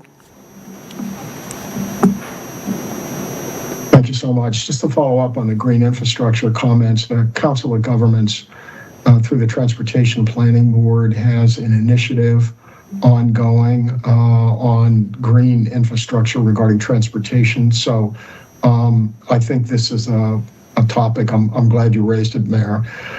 Secondly, and that Debbie commented on as well. Secondly, going back to the Broadway's question, I think their question goes along this line, recognizing that the new development around the Broadway has and will maintain some of the water. Does the development itself, even with that, strain the existing infrastructure that might affect the Broadway negatively? I think that's their question. And it's the broader question when we're doing site plan reviews. Are we considering the aggregation issues that occur when developments collectively add more and overwhelm systems or threaten systems? So I think it's a broad question of, are we really considering infrastructure holistically enough in particular projects and particular site plan reviews? And number two, more specifically with the Broadway, can we be careful that we're not, even with the mitigation that we're normally putting in for such developments, are we running the risk of overwhelming what's there and therefore damaging the Broadway? I think that's their fundamental question. It doesn't need to be answered tonight, but I think some clarity around what the question really is might be useful to staff. Thank you. I don't see any other final council requests, so let's move on to business on the agenda. Madam Clerk, can you call the first item, please? TO 25-06 is an ordinance to amend Chapter 28, Miscellaneous Offenses, Article 7, Weapons of the City Code of the City of Falls Church to require the Falls Church Police Department and the Falls Church Sheriff's Office to destroy unclaimed and decommissioned firearms. Welcome, Chief Fard. Good evening, everyone.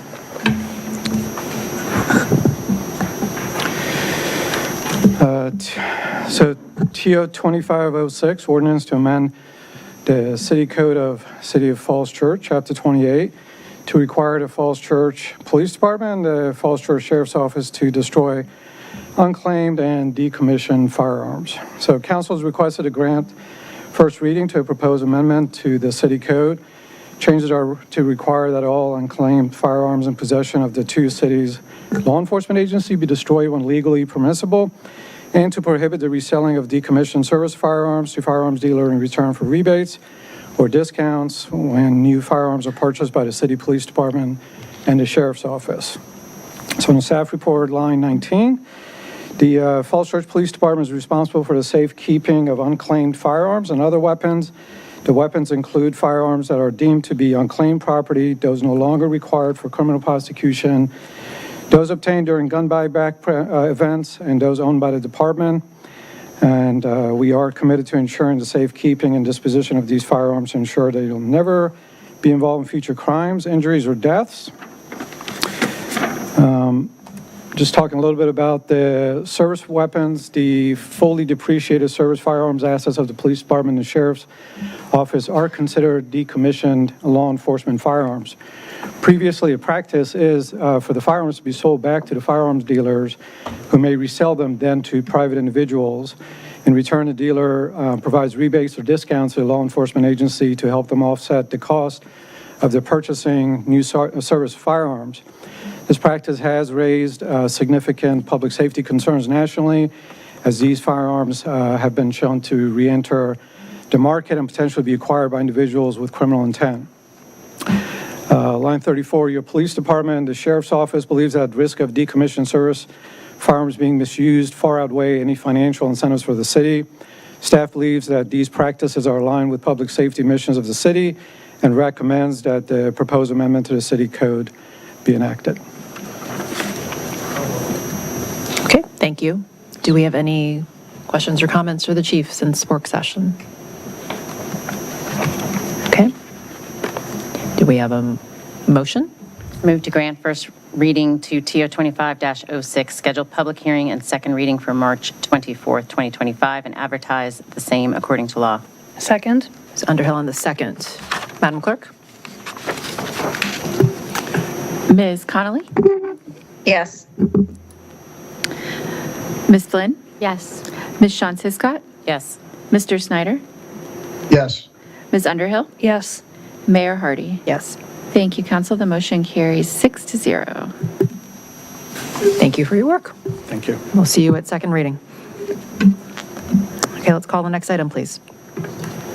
TO 25-07 is an ordinance to amend the city code of the City of Falls Church, Chapter 26, Motor Vehicles and Traffic, to add and enact Article 8, Pedestrian Protection. Thank you. 2507, TO 2507 is an ordinance to amend the city code of the City of Falls Church, Chapter 26, specifically to add and enact Article 8 titled Pedestrian Protection. This would be a new article. Council has requested a grant first reading to a proposed addition to the city code titled Pedestrian Protection. The key provisions include a requirement that motorists stop, not just yield for pedestrians within marked crosswalks and at street intersections, and a provision that police may not stop pedestrians for crossing the street outside of a marked crossing, and the authority for the city to install stop signs at marked crosswalks and assess special fines for such violation of those signs. So staff's before you recommending adoption of the proposed motion and request to refer the item to the Citizens Advisory Committee on Transportation for review and recommendation and schedule second reading and a public hearing eventually for the ordinance on April 21st, 2025. Thank you, Chief. Do we have any questions or comments for Chief on this one? Okay. Do we have a motion? Oh, Mr. Snyder, you have a comment. I'd be pleased to move it, but a question for the chief. So when a car, let's say a citizen is walking across the street, what frequently happens is the car will turn in front of the pedestrian or behind the pedestrian while they're still on the street. Can you clarify for us what is the obligation of cars with a pedestrian walking across the crosswalk? And then a similar question when the citizen is walking across the street. Obviously, you know, it's prohibited to hit the citizen, but I often see cars timing their turns to either ahead of the citizen walking across the street or behind the citizen. What is the law now under this action?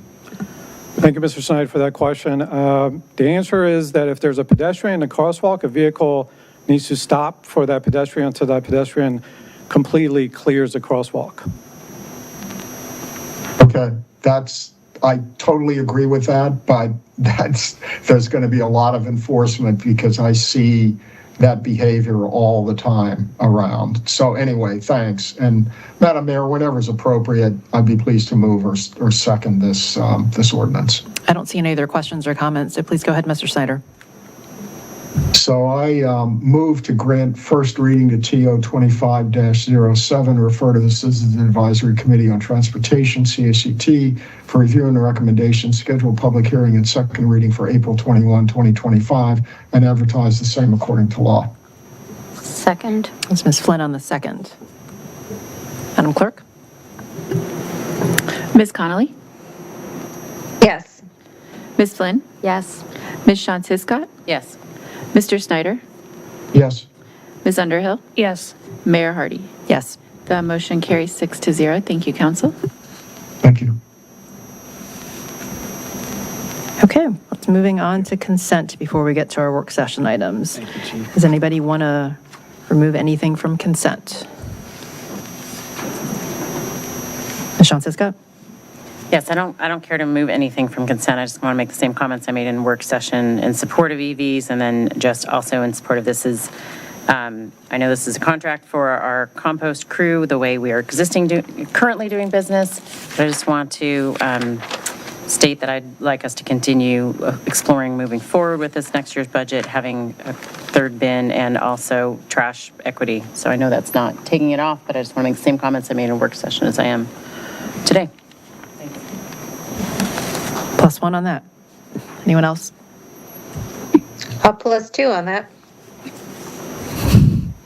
I think there might actually be a majority, Mr. Shields. So, okay, well, do we I have a move to motion? adopt the consent agenda. That's Ms. Connolly, thank you. Do we have a second on that? I'll second. It's Underhill on the second. Madam Clerk? Ms. Connolly? Yes. Ms. Flynn? Yes. Ms. Shantz Hiscott? Yes. Mr. Snyder? Yes.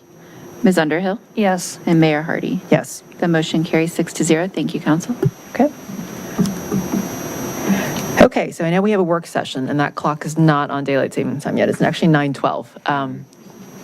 Council like to take a quick break or ready to move on straight into work session? Maybe like 3 minutes. Okay, sounds like we'd like a break. It is 9:15. How about we come, 9:12. We'll come back at 9:20, 8 minutes? Great.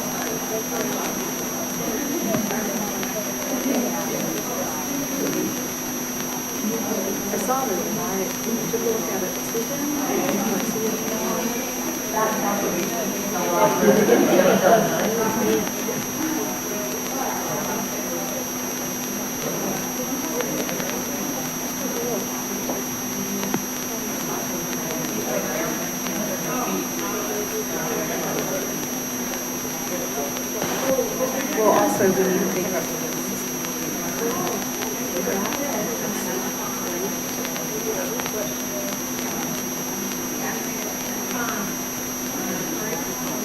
you're not on there, so that.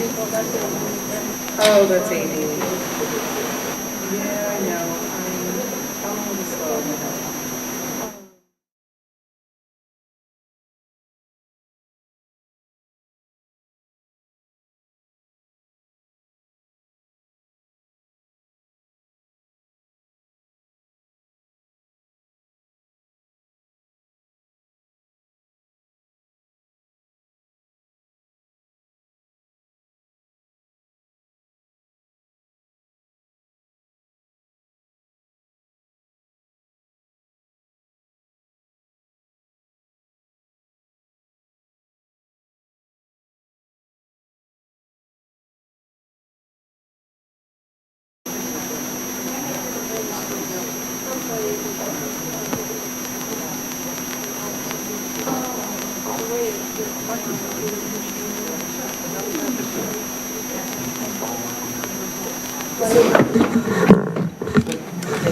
It's 9:20. Are we ready to resume?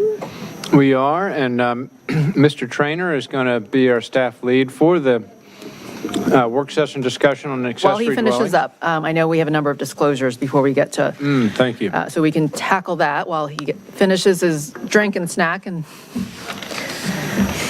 we are all going to make disclosures. So why don't we start left to right up here, and then we'll get to Mr. Snyder and Ms. Connolly. Let it go. Yeah. The City Council is discussing tonight the proposed accessory dwelling unit ordinance. I, like many others in the city, am an owner of residential property that would be eligible for an accessory dwelling unit if the proposed ordinance were to pass, and as a result, my property may realize a reasonably foreseeable direct or indirect benefit from the ordinance. After careful consideration, I have determined that I am able to participate in the transactions fairly, objectively, and in the public interest.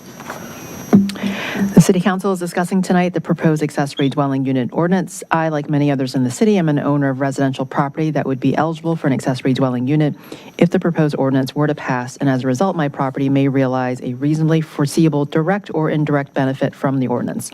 After careful consideration, I've determined that I am able to participate in the transaction fairly, objectively, and in the public interest. The City Council is discussing tonight the proposed accessory dwelling unit ordinance. I, like many others in the city, am an owner of residential property that would be eligible for an accessory dwelling unit if the proposed ordinance were to pass, and as a result, my property may realize a reasonably foreseeable. This is Ms. Connolly. I need to interrupt because the sound is off again. I can't hear anything. Thank you, Mary Beth. Can you hear us now? Yes, thank you. I'll read a little closer into the mic, maybe. I think it was an issue with the Teams meeting. It should be good. Okay. May realize a reasonably foreseeable direct or indirect benefit from the ordinance. After careful consideration, I have determined that I am able to participate in this transaction fairly, objectively, and in the public interest. Mr. Snyder, do you want to go first? Yes, the very same comment. I am an owner of a home in R1A or R1B, and believe that I can engage in this issue without prejudice. Ms. Connolly? The City Council is discussing tonight the proposed accessory dwelling unit ordinance. I, like many others in the city, am an owner of residential property that would be eligible for an accessory dwelling unit if the proposed ordinance were to pass, and as a result, my property may realize a reasonably foreseeable direct or indirect benefit from the ordinance. After careful consideration, I've determined that I am able to participate in this transaction fairly, objectively, and in the public interest. Thank you all. Let's get started. Welcome, Mr. Trainer. Thank you. Good evening. Good evening, Council, Mayor Hardy. Again, Council is requested tonight to hold its final work session on proposed amendments to the zoning ordinance related to accessory dwellings. In addition to holding the work session tonight, staff recommends the Council direct staff on code drafting edits ahead of scheduled final consideration, which is scheduled for April 14th, 2025. City Council granted first reading to proposed amendments related to accessory dwellings during its November 25th, 2024 meeting and referred to the Planning Commission for a formal recommendation. The Planning Commission held its public hearing and voted 5-2 on its recommendation during its public hearing on March 5th, 2025. The bulk of my presentation is going to cover the Planning Commission recommendation. Before I dive into the Planning Commission recommendation, I want to acknowledge that there are there's many lines of gray text in the staff report, which signifies changes to the report itself since the last time Council had such a report in front of it. That was January 27th, I believe. I'm not going to cover all of the updates. A lot of it is additional data and analysis that was requested in the 5 Planning Commission meetings that happened since first reading. But obviously, I'm happy to return to any specific code of analysis and discuss it more. Similar to, so we have proposal updates since first reading. Those are the things that are structural changes to the proposal since first reading. I will cover those more in the Planning Commission recommendation when we're going over those. I do want to flag a couple things in the proposed updates since first reading. That table begins on line 76. Some of these things aren't captured in the framework table that we'll be going over. But beginning with the subdivision code, that's that second box there. Staff include a proposed amendment to this subdivision code at section 3834, clarifying that accessory dwellings may not be subdivided apart from the principal dwelling it's accessory to.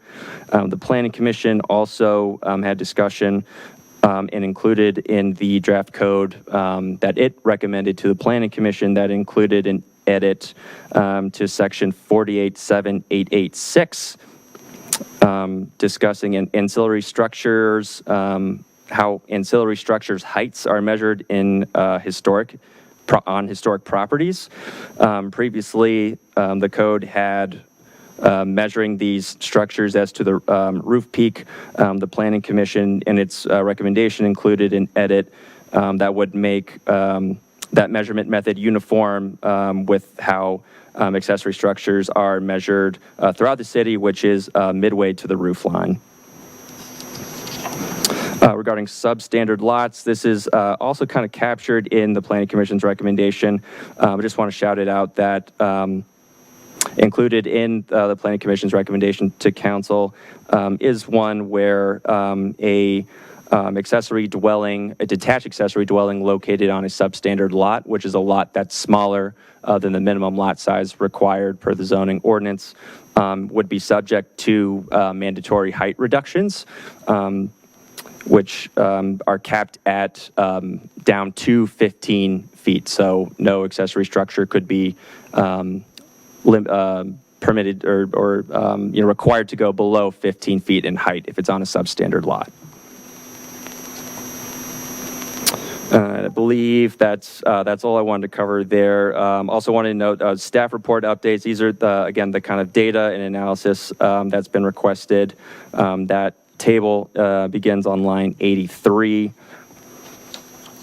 But now I'm going to go to the Planning Commission recommendation to cover that for you, Council. That chart begins on line 199. And the Planning Commission recommendation is the gray column we've shaded there. We've kept the first reading regulation in the column to the left. Those are the regulations Council obviously granted first reading to back in November for a comparison of how the Planning Commission's recommendation ended up in contrast to the first reading regulations. Missing from this chart, I don't think was mentioned last time I was before council, is update to the state level, where previously the Virginia State bill under consideration had very specific recommendations that would apply to localities across the state of Virginia, including setbacks and heights. Those were included in previous iterations of this table for comparison of current regulations in the city and what council was considering for first reading at the time. Since that bill has been killed, it no longer applies. It doesn't live anymore. And so those regulations have been removed from the table. So the two kind of columns here that are most important are the first reading regulations and then the Planning Commission recommendation column, which I'll cover right now. So beginning on line 199 is the framework table or the summary table. For gross floor area, council gave first reading to a requirement of 50% of the primary dwelling square footage or 1,000 square feet, whichever is less. That is included in the Planning Commission recommendation. Regarding lot coverage, first reading had compliance with existing standards, including building and impervious surface coverage and tree canopy coverage. The Planning Commission's recommendation is the same, compliant with these three standards, with one exception being coverage of the required rear yard area. This is something that I can get into further in the staff report, but it doesn't specifically denote lot coverage, but more position on the lot. The Planning Commission recommended that detached accessory dwellings not be subject to a coverage maximum of the required rear yard setback area of 30%, which accessory buildings are subject to. There's more analysis in the report, and I'm happy to discuss more of that, but I'll keep going for now. Regarding location, council granted first reading to a requirement that all accessory dwellings as by right accessory uses in R1A and R1B districts only. The Planning Commission recommended accessory dwellings be by right accessory uses in R1A and R1B district and conditional uses requiring a one-time special use permit in RM districts. Regarding parking, council's first reading included no off-street parking requirements, and the Planning Commission held the same.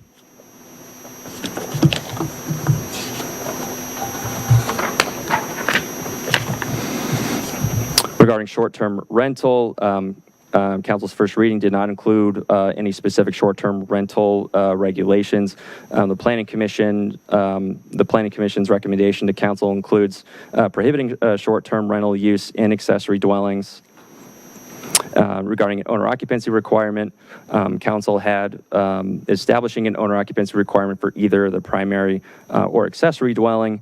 The planning commission's recommendation did not include an owner occupancy requirement. Regarding occupancy limits, the planning commission's, city council's first reading regulations did not include specific occupancy limits for accessory dwellings. The planning commission recommends including a limit of no more than 3 people habitating an accessory dwelling at any one time. Regarding approval, the planning commission's recommendation is also actually the same here as council's first reading, which is that any accessory dwelling is subject to residential building permits and associated trade permits required for single-family homes, and that 1 accessory dwelling per lot would be the maximum permitted. And for detached accessory dwellings specifically, for height, the council granted first reading to a regulation allowing accessory dwellings to be as tall as either 20 feet or 1.5 stories, whichever's less.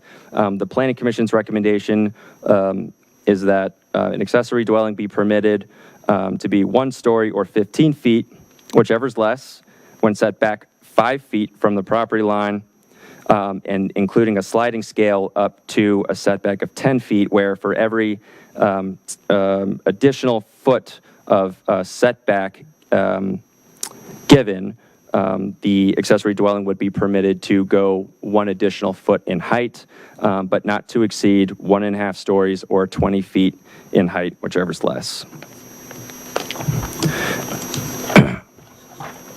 And no accessory dwelling would be permitted to be taller than the principal dwelling. And lastly, a detached accessory dwellings, again on substandard lots, would be subject to maximum height reductions to no shorter than 15 feet. Regarding setbacks, council had a kind of binary of either 5-foot setbacks or 10-foot setbacks. I have the right, 5-foot side and rear setbacks, including 25 feet from any public street right-of-way, with no windows above the first story facing an adjacent property unless that was set back 10 feet, with an 8-foot minimum separation to the nearest wall from any primary dwelling. In the planning commission's recommendation, I just spoke about this, but either a setback requirement of either 5 or 10 feet, or in between, depending on the height. An accessory dwelling would not be permitted in a front yard, nor closer to any street than the principal dwelling. Also included is a 5-foot minimum separation of the nearest wall from the primary dwelling, down from the 8 feet the council had in its first reading.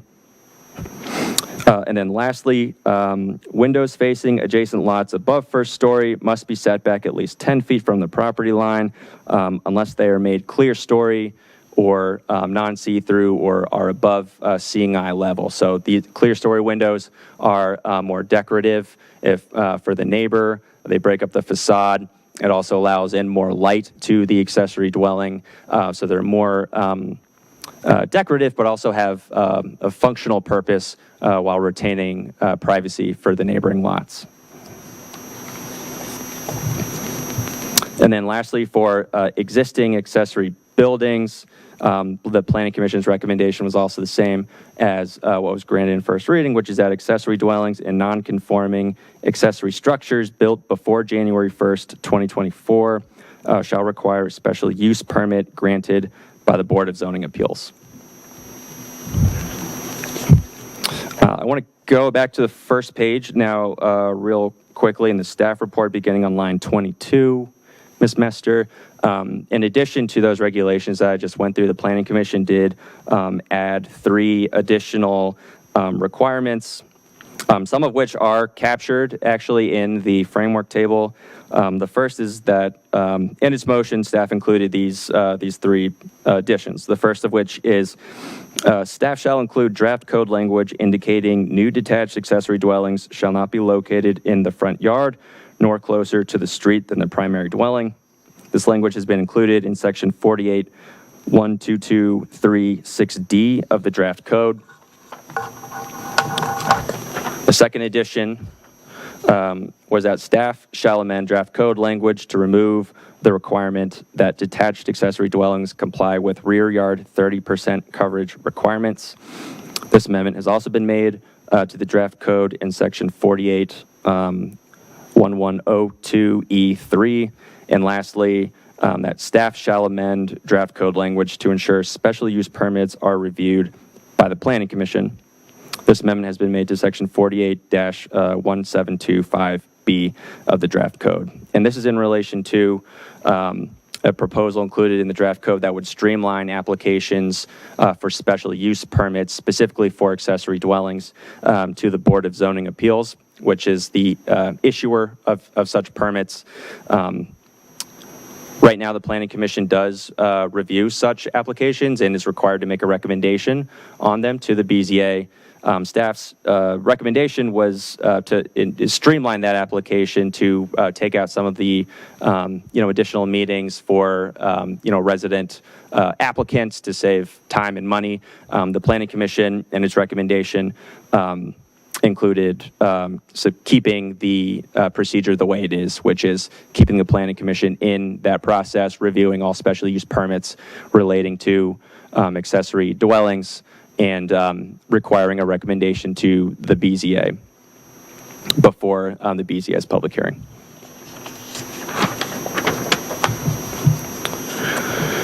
So next I'm going to jump over to the public engagement section on line 597 and just run through the public engagement efforts that have happened kind of throughout this initiative.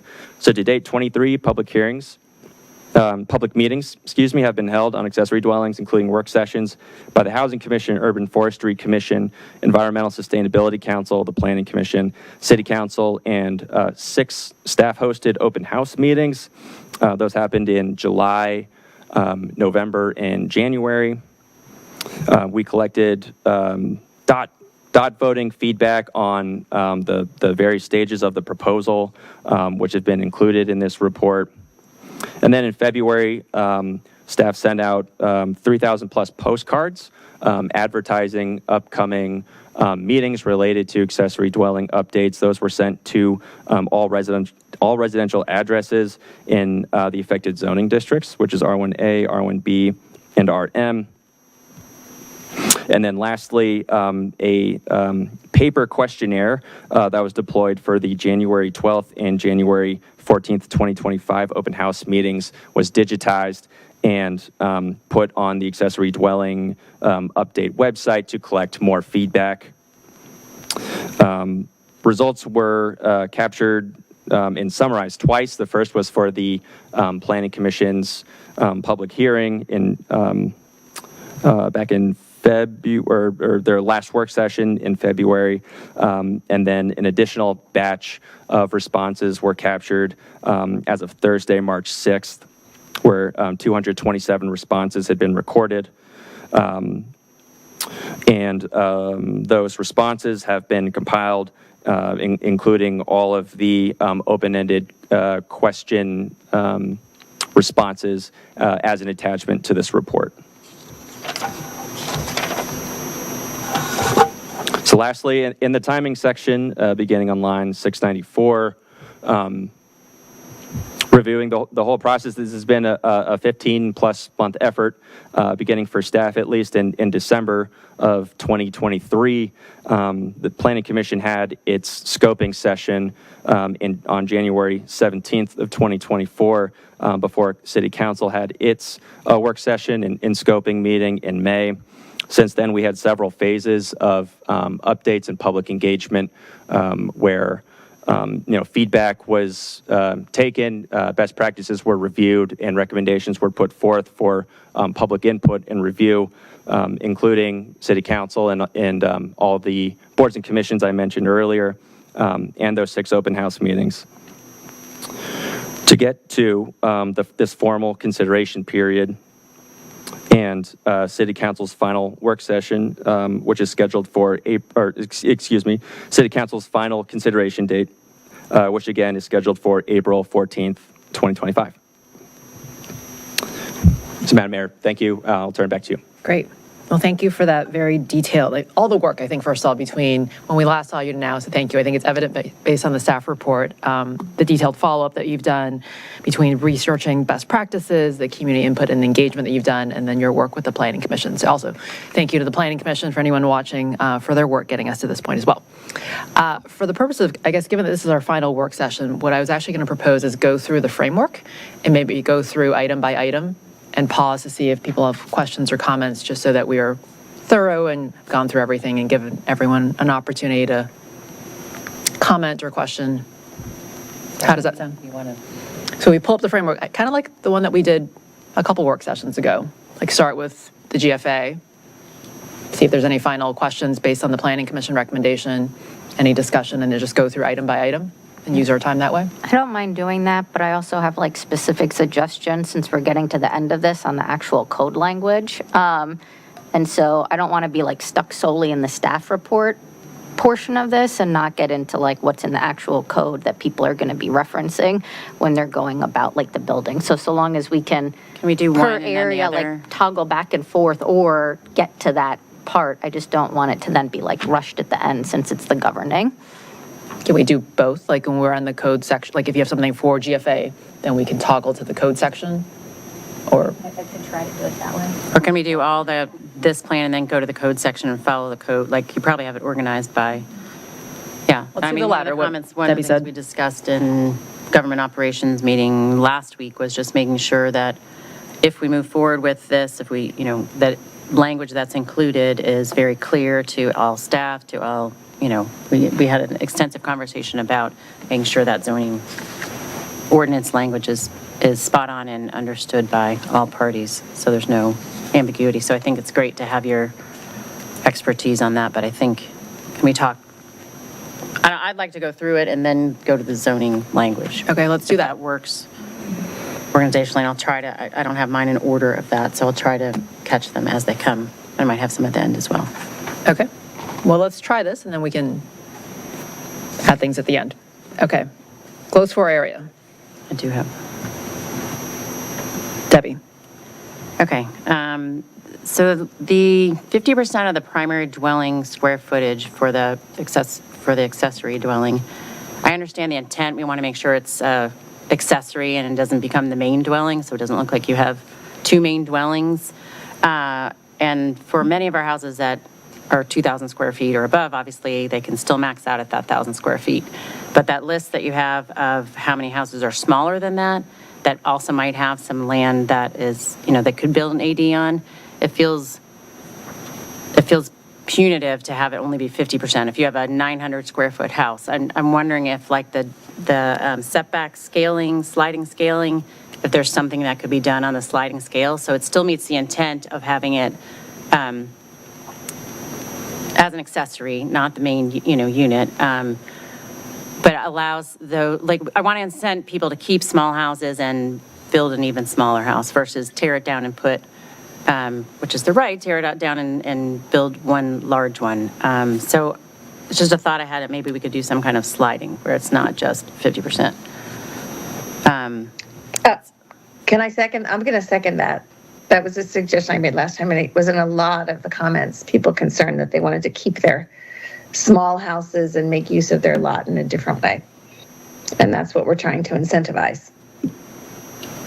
I also would third that. Can I just ask Jack your recommendation on that, given the percentages that you included in the staff report as to like how many lots that might affect? And I think like lots of times what I don't want to call it the literature, but like online, what some of this turns into is like some of the much smaller homes, like they're actually sometimes considered to be the AD, and then there's actually something larger, but not as big as like new construction built on the house, just like kind of given a consideration of something as small as that. But like single-family dwellings that, it seemed like from your staff report that you said that you didn't think they would be as severely curtailed as maybe folks thought they might be. Yeah, we did pull some numbers on gross floor area of single-family homes in the R1A and R1B district. Those are summarized on line 493 of the staff report. We just kind of did a quartile analysis showing, different quartiles of sizes of single-family homes in these two districts. And then we've also included a chart showing what the total number of homes smaller than a size, and what the percentage of the total housing stock in those two zoning districts is, which that might be more helpful to aid the discussion, that second chart down there. So the way I read, oh, sorry.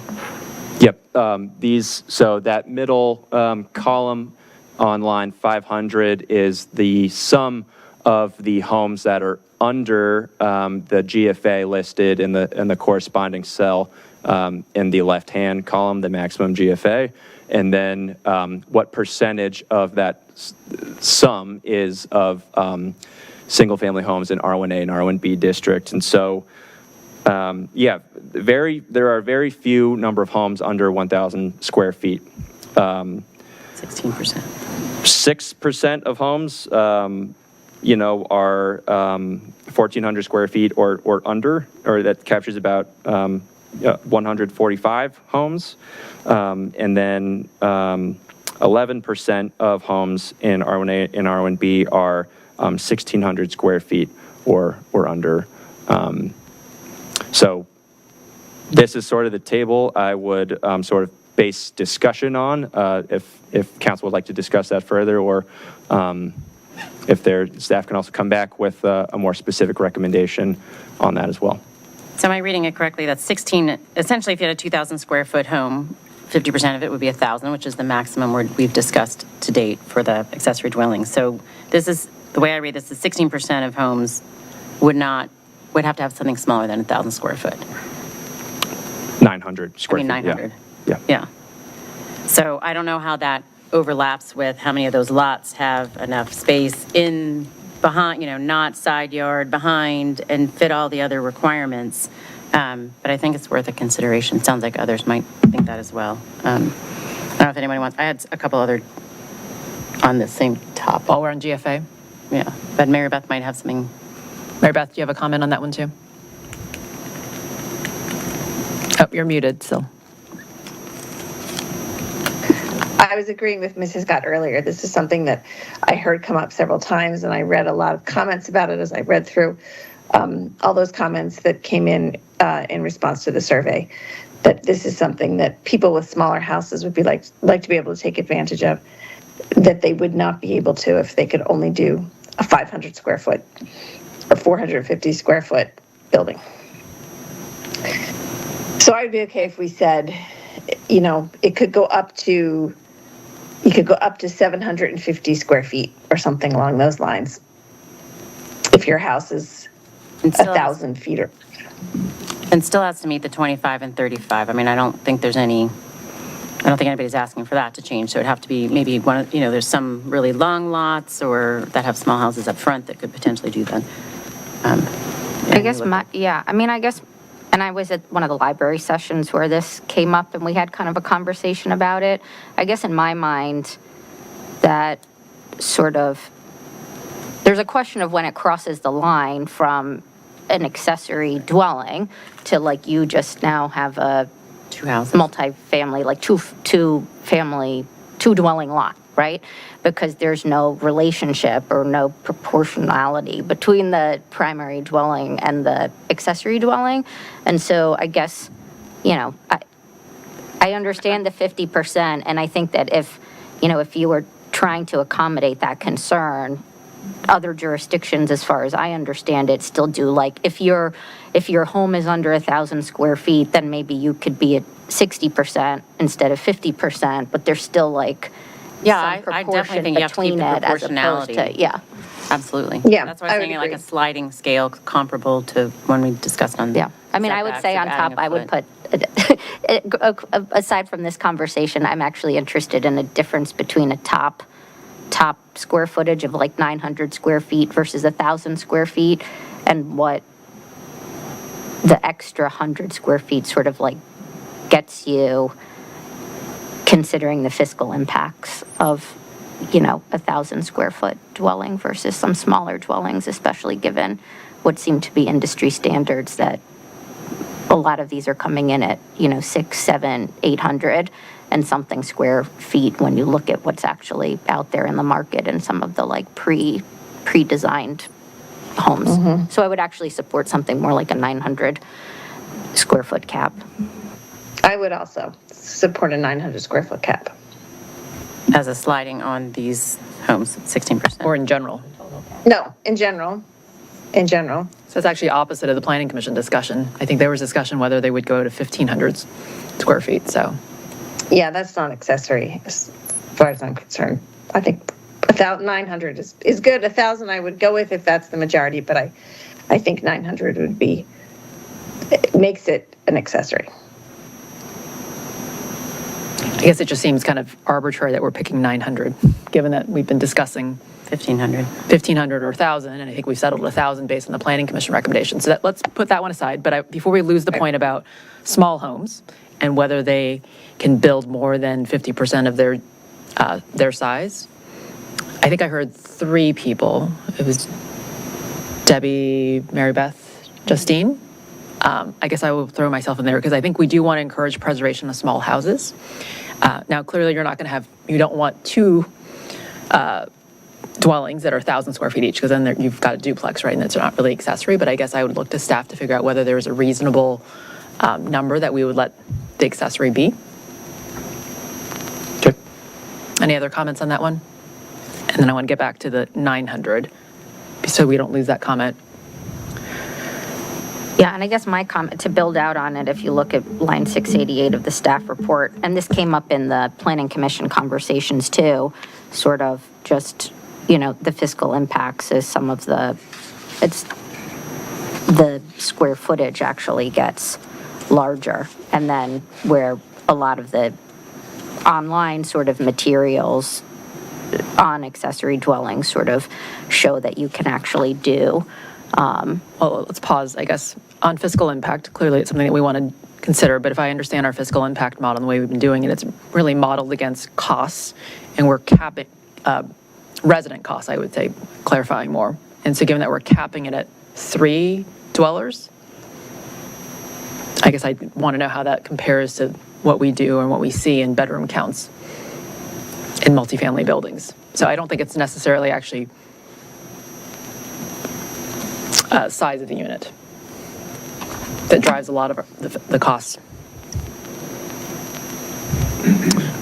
Right. And the larger the unit, it's going to be valued slightly higher, but the two bedroom counts without an occupancy limit does, I think, suggest 4+ inhabitants, which tends to drive up the cost to the city.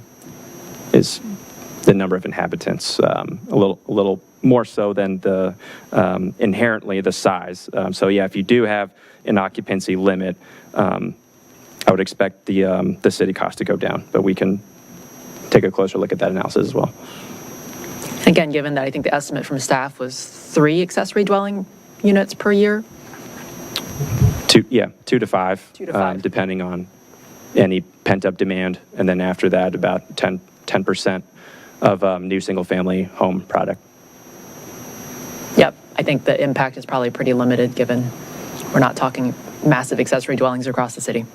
I mean, I guess, this is part of I'm trying to stay in order, but I think it spins out to other conversations, because the 900, I'm doing it based on fiscal impact. I'm also doing it based on environmental impacts. We get into the fact that, some of the comments assume we keep tree canopy coverage. We know in all of our conversations we've been talking about you can only impose the 20% tree canopy if you get the 2,500 square foot disturbance. So, 900 or 1,000 square feet, like, are you potentially saving, like, helping on the environmental impacts of it? And then for me, I know there's probably a majority of council that would not impose an owner occupancy requirement. I can, give my views on owner occupancy requirements separately, but I think that we're doing extrapolations from jurisdictions that have owner occupancy requirements. And so that's also calling into question how many you may or may not have. And then if you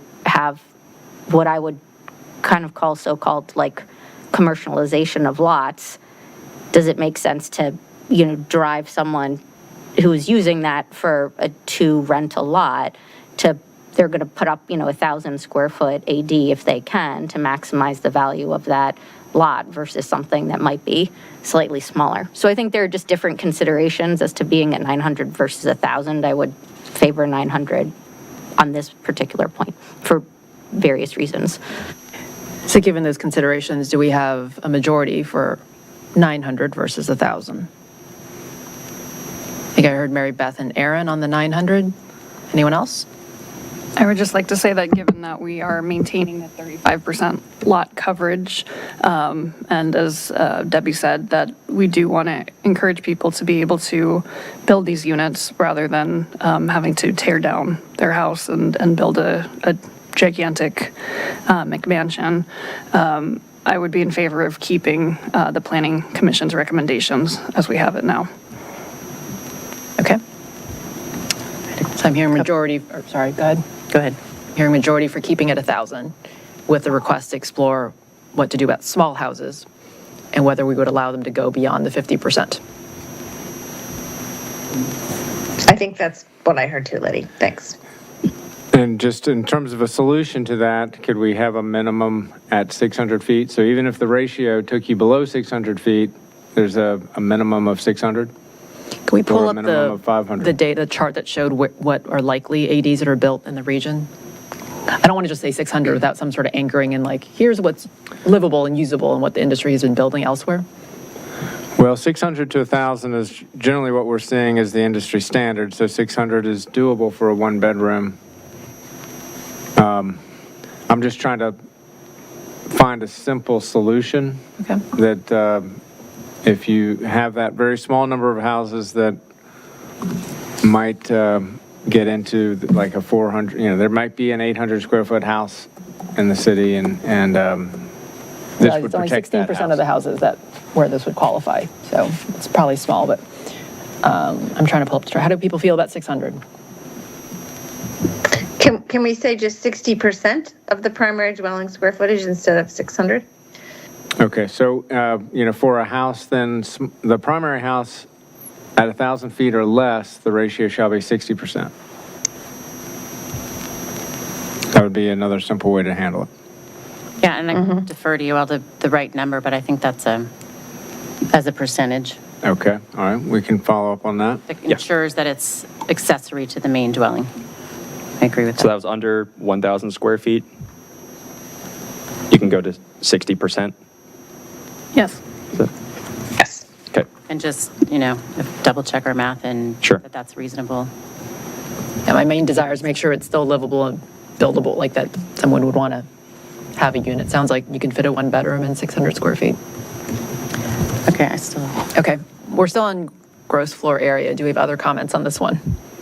Not on the 50%, but on other gross floor area topics. Okay, let's finish up gross floor area then. Okay.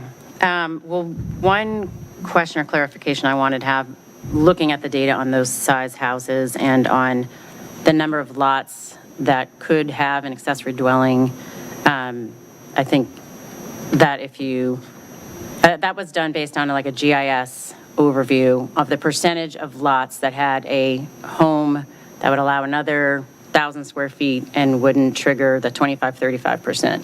But I don't think it addressed each lot that couldn't be in the front yard, couldn't be in the side yard, had certain amount of setbacks. It's just a general overall. I think that is a an overstatement of where you can actually probably build based upon the restrictions that we've put in this proposed ordinance. Is that an accurate thing to say? Yeah, the GIS analysis was based on an available additional footprint of 300 square feet. So that took into consideration both building and impervious surface coverage. And we found that about half of the residential districts would be able to accommodate that. But yeah, it didn't take into consideration those fine-grained nuances. It was Front yard, side yard. kind of as setbacks. time economically, but accurate GIS analysis that we could do. Yeah. I just wanted to make sure that was clear to anybody who's listening, that it's not, that was a general overview and it was based upon those percentages of 25 and 35, Right. not about where you could put it. The other thing I want to talk about on gross floor area is, and I'm not sure if I have this correct, so I'm going to ask you to help me walk through.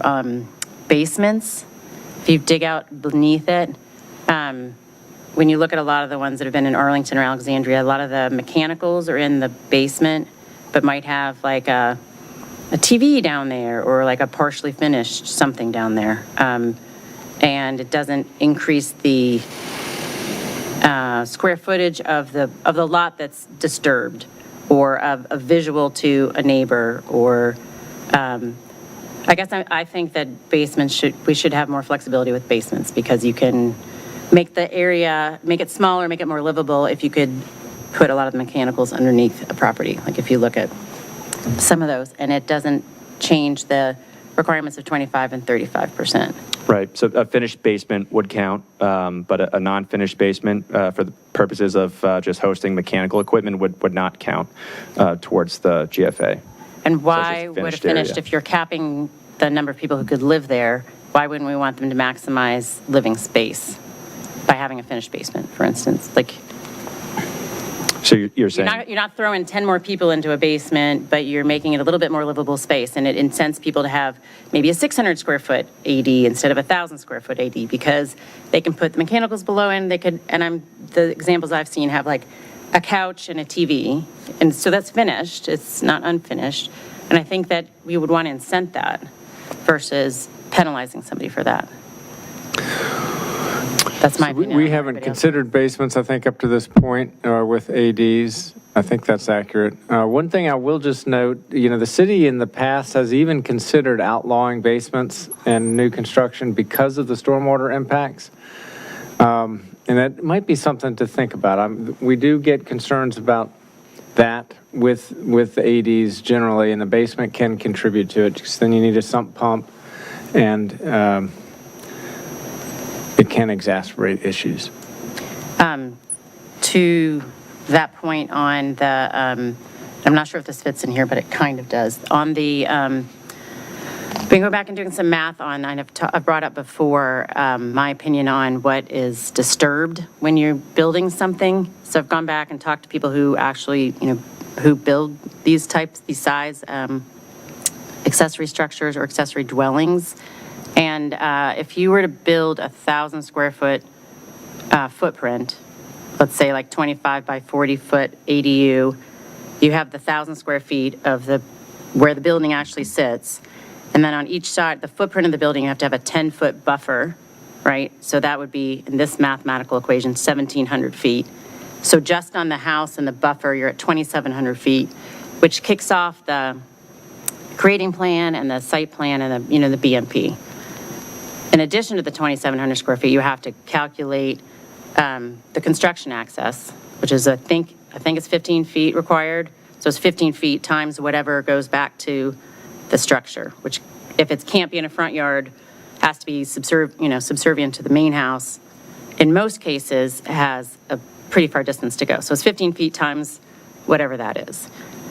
If you're building an AD, you're building a sewer, you're including sewer, you're including electric, you're including gas, you're including cable, internet, all of which require trenches. So all of that is disturbance. So a basic 1,000 square foot footprint would be roughly like 4,000 square feet of disturbance, roughly. Now that obviously changes depending on how far away from the street you are, but I think when you just look at the house and you just look at the buffer, you pretty quickly hit that 2,700 feet, which triggers what a lot of people really want to see for just those reasons is making sure that the stormwater and environmental and tree canopy are all addressed. So obviously, if it's 600 feet, then you do the math down from there. But in every one of these cases, the trenches to connect them to everything, which doesn't happen in an accessory structure necessarily. I mean, you still could have a bathroom or whatever, but you have to count for all of that disturbance of that. So I've been mulling this over because I've been bringing it up and I hadn't done the math behind it. But does that math make sense to you? Am I on track with that? Yeah. Every lot is going to be a sort of case-by-case basis. In my analysis, I looked at, accessory buildings that required a grading plan and some that, and others that didn't, and they varied in size and location on the lot. So, yeah, the further back in the lot, the more area you're going to disturb getting back there and connecting it to utilities and from the construction staging site. If you have a really long driveway that you can stage the construction, then you're kind of cutting into some of that that area that otherwise might be disturbed. And so it really kind of comes down to the individual characteristics of the lot.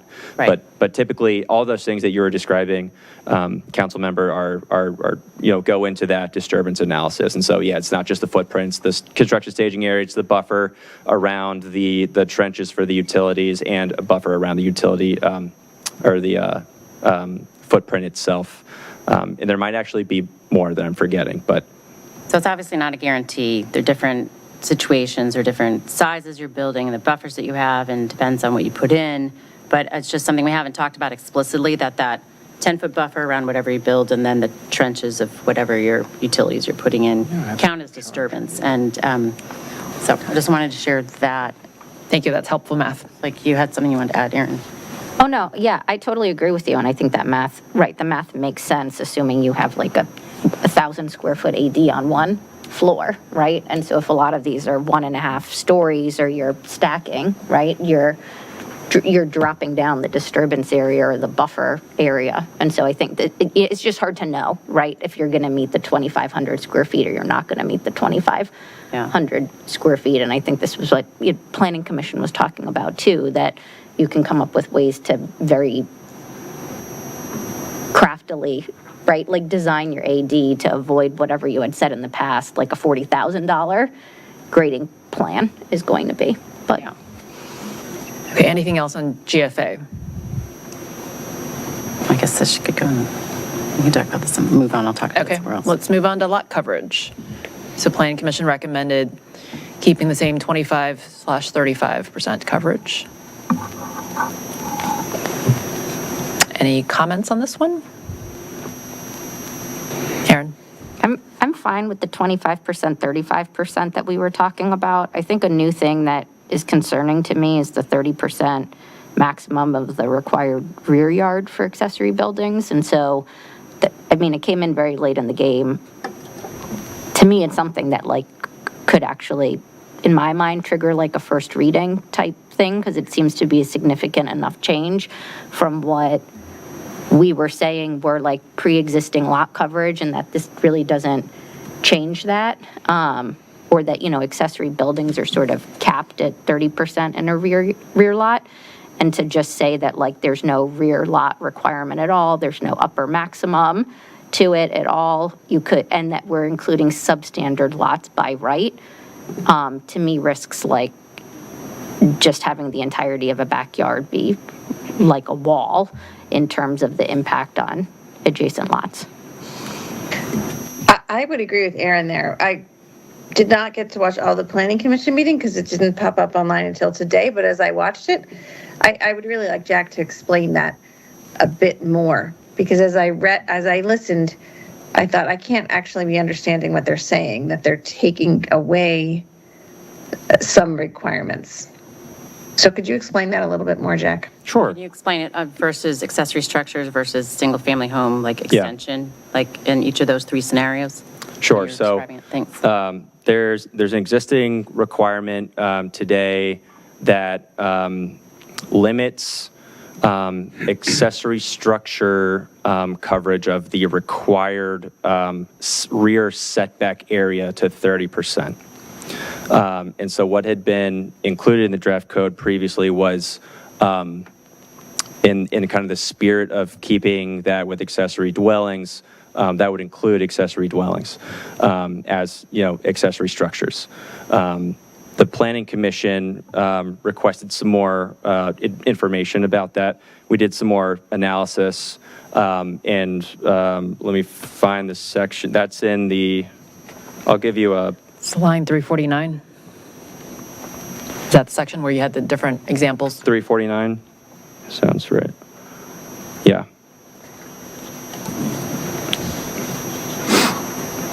Yeah. But if you go to beginning on line 403, there's a couple kind of examples. So, right, I think the intent, the zoning intent of that is to prevent from overcrowding in the furthest reaches of a yard. That highlighted area, again, is that required setback area. This is a standard R1B lot where the setback, I think, is 30 feet. And so in a standard R1B lot, that area is 1,800 square feet, right? So that's 1,800 square feet of someone's backyard, which is, the entire area behind the home. That is not completely restricted, but does have a severe restriction in considerations of the accessory dwelling orientation and placement. So really what this is a limit on where an accessory building can be placed in the rear yard. So in the example in Model 3, you have a 675 square foot footprint, which conforms with building coverage here. We're not showing impervious surface, but to keep it simple, we're just showing building coverage. So if you have a 1,200 square foot single family home footprint that's shown there, you'd be permitted to have a 675 square foot accessory dwelling footprint. But in Model 3, in that kind of horizontal orientation where it's completely within the required rear setback area, that represents a 38% coverage of that area, and so would not be permitted. And so what would happen is the property owner would be forced to either build a smaller footprint or move that accessory dwelling closer to the main home, which could result in less available area or use of the backyard as a space. If you're bringing that accessory dwelling more into the centralized area of the rear yard, you're moving it away from the property line, but you're also spiking the kind of use of the backyard. So those are kind of two kind of balancing considerations there. These also don't take into consideration, other existing buildings. Most folks do have a shed or some other accessory structure in their backyard that also eats into that existing 30%. So if you do have a shed, that's even less space in the furthest reaches of your yard to put towards an accessory dwelling.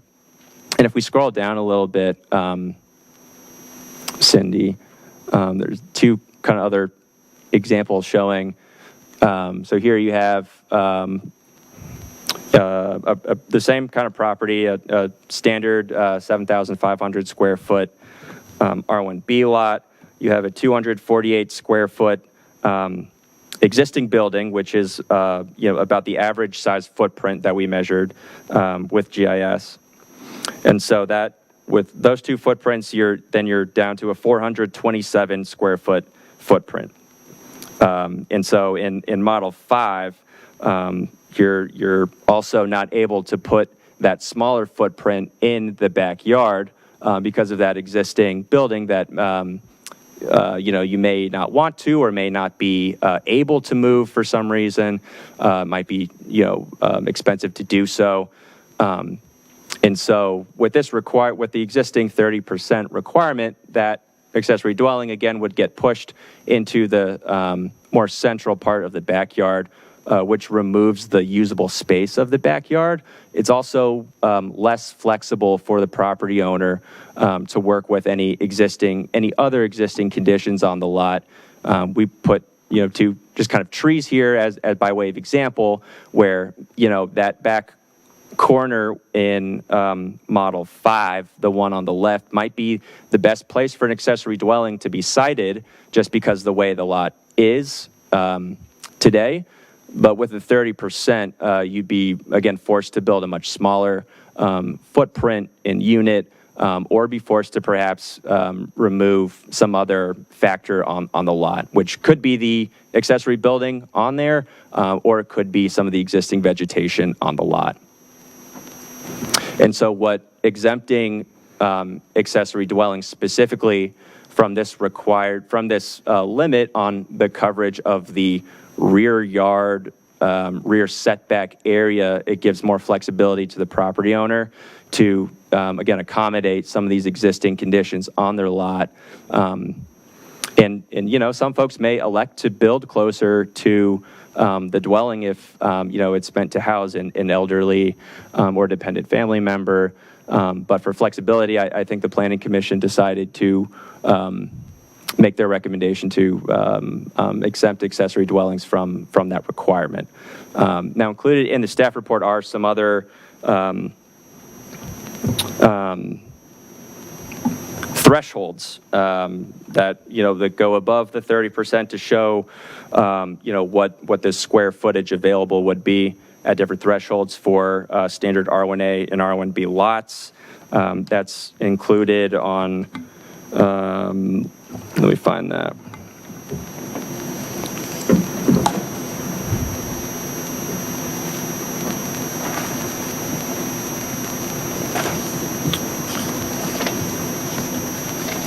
Well, it's somewhere in here.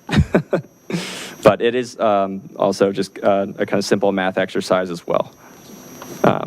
Got it. Thank you. So I did watch the Planning Commission meeting. I appreciated the modeling that you did. I think if I understood the discussion correctly, they really erred on the side of providing more flexibility and exempting ADs from the rear yard coverage requirements, because the examples you showed where you have an existing shed, or depending on where your primary is located, if you enforce the 30%, it really restricts the ability for someone to put an accessory dwelling in their property. And I think if we're all for encouraging more production of these, all three we're going to get per year, then I think that's an important consideration to keep in mind, at least for me, speaking for myself. Mary Beth? Oh, go ahead. I would disagree with you, Letty.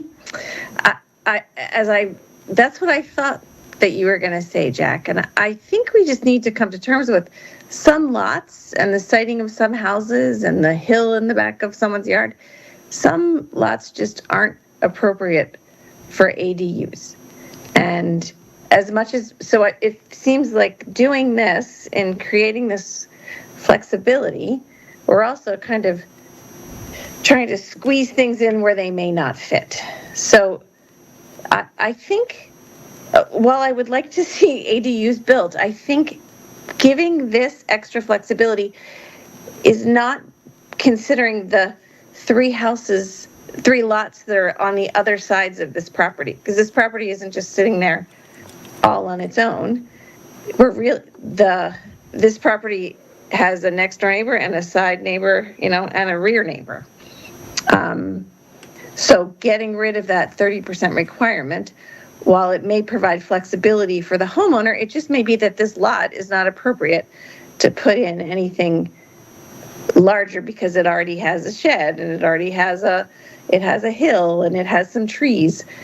So I would disagree with including that 30% requirement, or getting rid of that 30% requirement.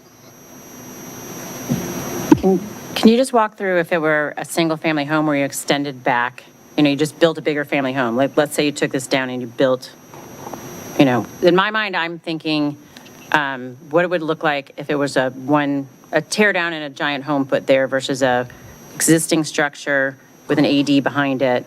which may or may not have 5 feet. It's going to have different setbacks, right? It's going to have, I guess those are the considerations I'm making in my mind. Sure. If we go to Model 4 on line 402, this sort of gets at that, which shows just a different positioning of the existing single-family home, but you have a smaller backyard. So it achieves a similar end. So say a Model 4 shows where the principal dwelling is built to that rear setback line. And so the rear setback area becomes your entire backyard or the entire space that you could build an accessory dwelling. And so you are completely limited to 30% usage. That's after you introduce the setbacks from the property line and from the house, which is an additional 5 feet. And so if you do have a larger home or a home that's not built relative to the front setback, which would give you a larger backyard, which again is different than the rear yard setback area. If you do have a smaller backyard, your options for building an accessory dwelling may be more limited than a home that's built towards the front of the lot. It becomes a trade-off. On the one hand, you may preserve more area in the rear yard. On the other hand, that may be incentive for someone to knock down the house and build another one closer to the front of the yard. And maybe it's the same size, but you may incentivize someone moving that forward too.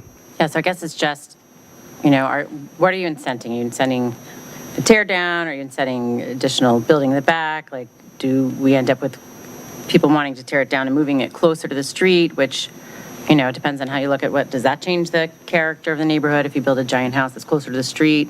Does that change it more than if you keep it back further and have an accessory dwelling? I don't have an answer. These are the things I'm thinking about. I guess I would say, I think that there are some expectations and that, I looked at the planning commission meeting too. I was sitting there for a lot of it. I've watched the planning commissions when I'm not there. This was pretty divisive. It was 5-2 on it. I think that you had 2 commissioners that felt very strongly about, yes, there's increased flexibility for the property owner, but it seemed like, a pretty cavalier treatment of a zoning code and ordinance requirement. And that it, in my mind, isn't really taking into account the spectrum of sort of interests that the zoning code is supposed to be protecting, not only for someone's ability to use their lot, but to use it in a way that isn't going to have, predictable adverse impacts on the, adjoining lots, however many there are.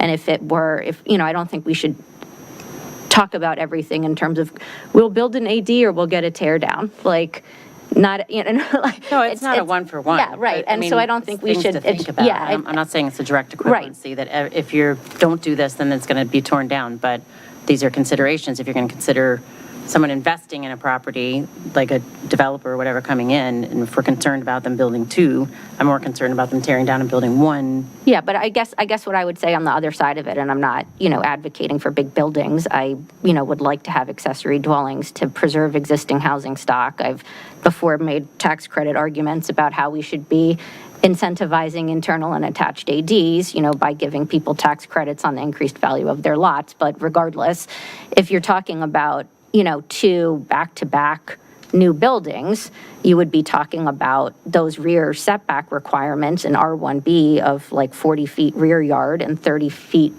rear yard in R1A and R1B respectively. So you'd be talking about 2 houses that would have 80 feet of space between them if they were back-to-back, or 60 feet of space between them. And now you're talking about, 10 feet of space between what could be fully occupied rear setbacks at, 20 feet tall. And so, in my mind, it's not an acceptable provision to max out rear lot coverage, beyond the 30% in that way, based on the policy goal but not the impact across lots. Any other thoughts? Justine? I'll just quickly share my thoughts without prolonging the conversation much. I would be in favor of more flexibility here, and I would be in favor of what the Planning Commission recommended.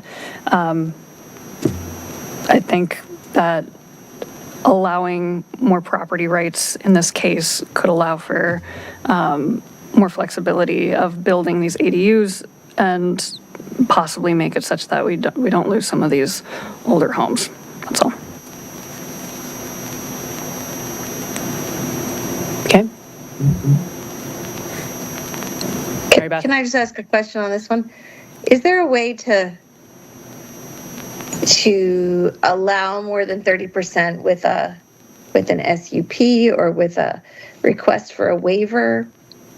Is there a way to say we want to keep that 30%? However, there would be an option to, if there was some kind of hearing with the Planning Commission, to ask for a waiver so that you could use it, just because, again, these lots are all so different. It's hard to say. I just worry that if we open it up too much, there are so many possibilities that we haven't considered. So I'd rather do it the other way and say there could be flexibility, but it really needs to be reviewed before we give that flexibility.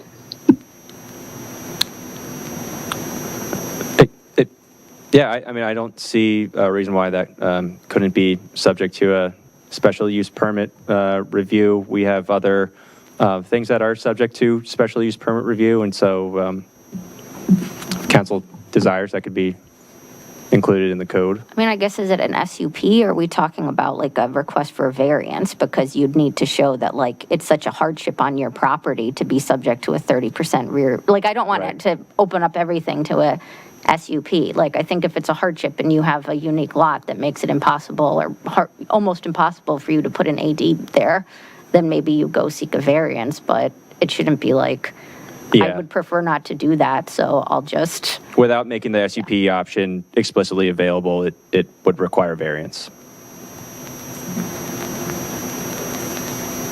Discussion on that? Can I just talk for a minute about the expense of building these? Like, there's a ROI statement in there, and again, I was just doing some rough math of if it costs $400,000 to build the average, which, talking to some people, may be a little bit low given, you know, the increase in all the reasons we already know about construction. And if one were renting it out, which not everybody's making these to rent them out, like that's something we haven't talked about. But if you were to rent it out and you were able to get $3,500 a month for 1,000 square feet or less, it's still 9.5 years before you break even, right? $3,500 a month for 9.5 years gets you $400,000, which doesn't cover your increased taxes or, you know, anything else that you paid up front. I guess that $400,000 may or may not include the hookups and all that stuff. I just want to highlight that as in my brain, like people aren't going to be rushing out to do these as investments. I don't think commercial realtors are coming in there and saying, I want a 9.5 year return on my investment to get, so that they're building them everywhere. I just wanted to say that. I don't know where that fit in the conversation, but. I think that's one of the concerns about owner occupancy. We're not having it, so we can talk more then. I mean, the rear, I'm not trying to prolong this. I would say, in my mind, the rear yard lot coverage issue, like that, yeah, it's not the owner occupancy concern. It's like, if you're the parent, if you're the person who wants to move the parent to your backyard, maybe the parent sells their home and then you use the proceeds of the sale to build their $400,000 accessible, lot in the yard. Or you're the parent who's like, my kid can't afford anywhere and I'm going to like help spot them the $250,000 to build, something, or build myself something in the backyard so that they can take over the house. To me, it's just what should you be able to put how much should you be able to occupy the very rear of the yard and create a wall basically for the adjacent lots based on your concern versus a concern for like the lots around you and whatever expectation was fair for them to have. Sure. I see your point. Okay, because overall my concern is that anytime we put up kind of more process, like going to an SUP or BZA, I think the lesson learned from other jurisdictions is that that is a barrier to production. And so if we're talking about supply, remain concerned about putting up that burdensome and costly process for people for a situation where I think at the end of the day, they're still governed by the 25% and 35% limits. And so the placement of it to me, giving the homeowner flexibility, for me is still important. Other thoughts? Mr. Schneider has his hand raised. Sorry, what was that, Cindy? Dave has his hand Mr. up. Schneider just raised his hand, so I just wanted to flag it for you. Dave. Sure, thanks, Mayor. I am a little bit concerned about totally removing the 30% in the backyard because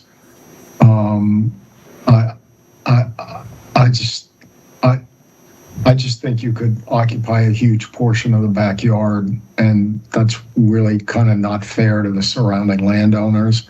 I'm not sure exactly how to resolve it. I think Mary Beth has proposed one approach that might work.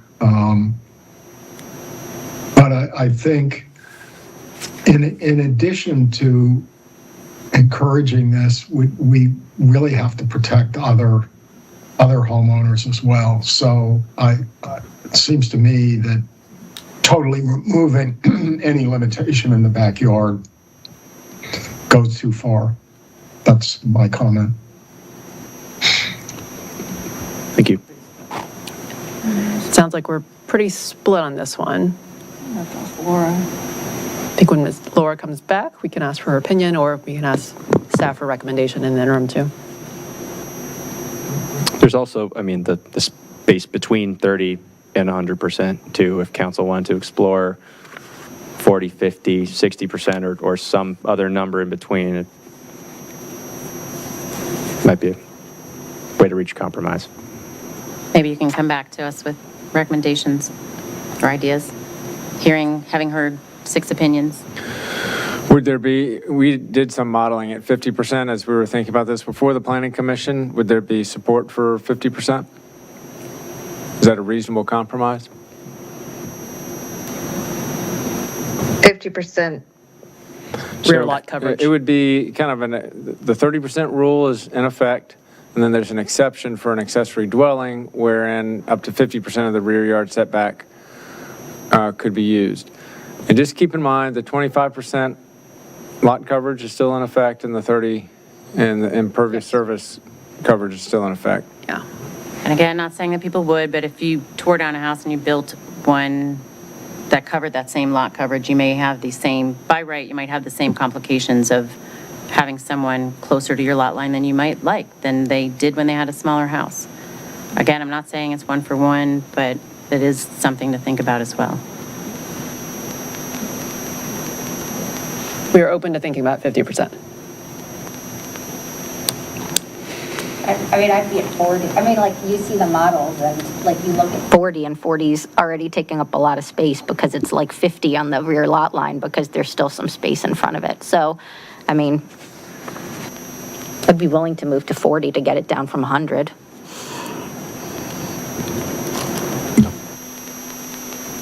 I think I need to see the difference between 40 and 50.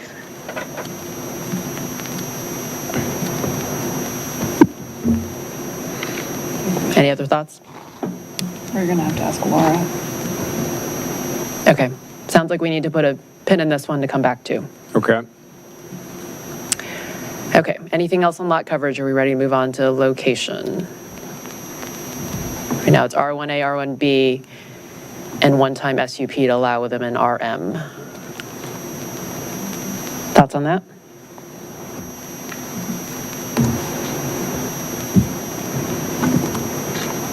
I don't have an issue with it, but for the RM, are we talking about internal or attached?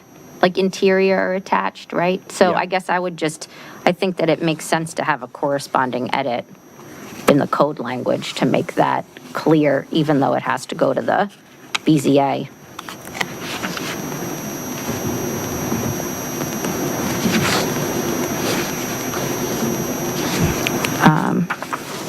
So if you want me to do this one right now, so we don't have to come back to it, at line 1441, where it's in the RM multifamily residential district provision, number 4, I would probably say accessory dwelling, comma, attached or interior, comma, as regulated in Chapter 48, Division 12.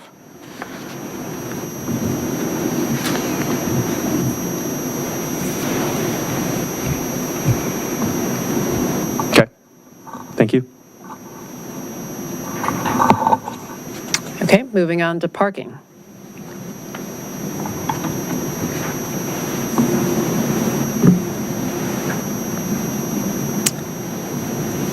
Discussion on the Planning Commission's recommendation, which was also our first reading recommendation.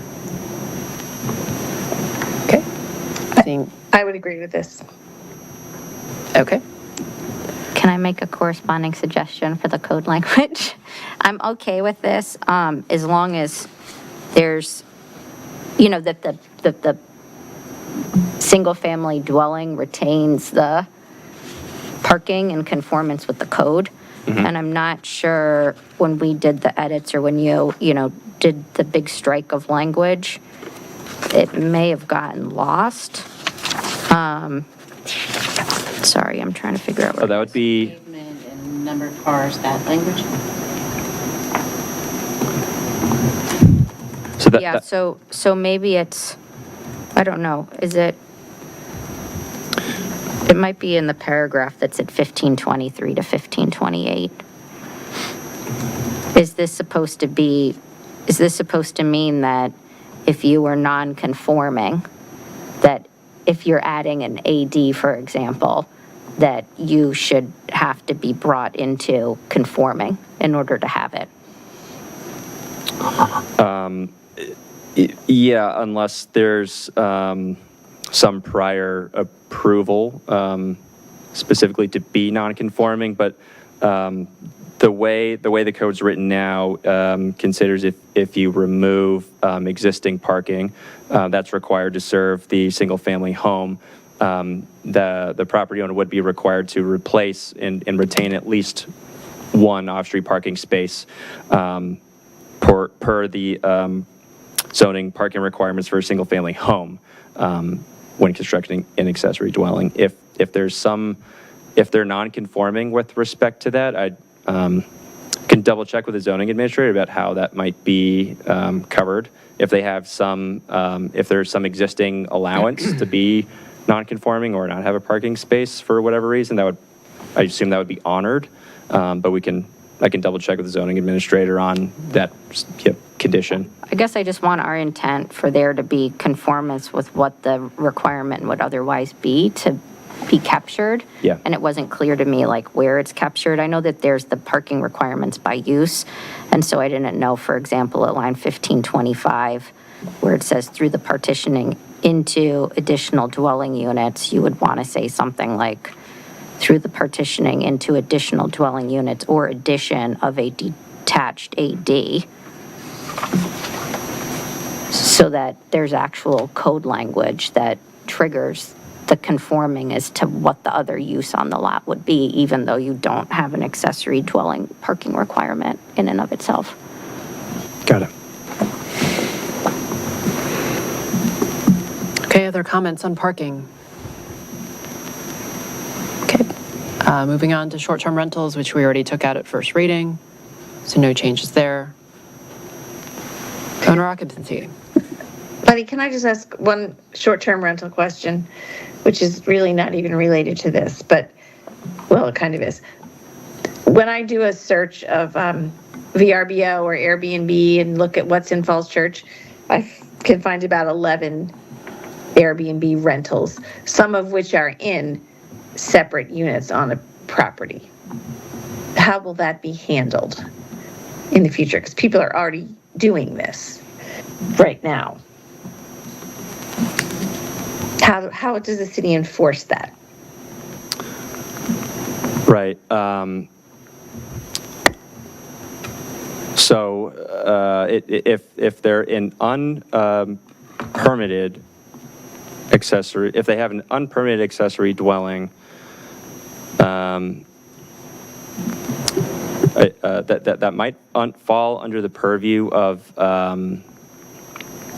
like most other zoning complaints, if there's a complaint, there would be a review, and if the unit that is being rented out is found to be an accessory dwelling, there, I assume, would be some enforcement there. That might be one I'd have to talk more with the zoning administrator about how to handle that. Okay, because I think that could become a concern. We can prohibit it, but how do we enforce it? The existing ones, as well as others that people may just decide they want to do short-term rentals on, and it's not like we're going to be knocking on the doors and checking, so it would require neighbors keeping track, and that gets a little awkward sometimes to report your neighbors. So I'm just wondering about the enforcement mechanism on this one. Okay, got it. Thank you. Can I also ask where the prohibition is captured in the code?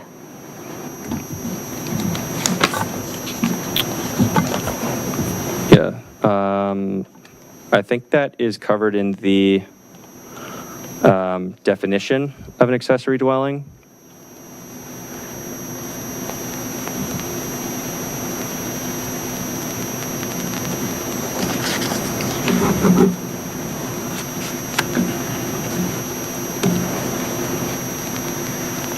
Which we have on line 942.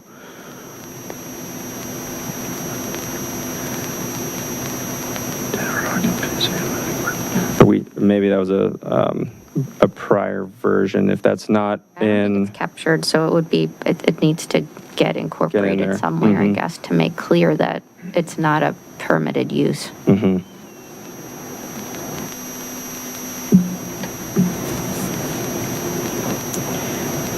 Can we just take that follow-up to make sure it's in the code language? Yep. I'm guessing since it was in first reading, it was somewhere. Thank you for reading that, Aaron. Anything else on short-term rentals?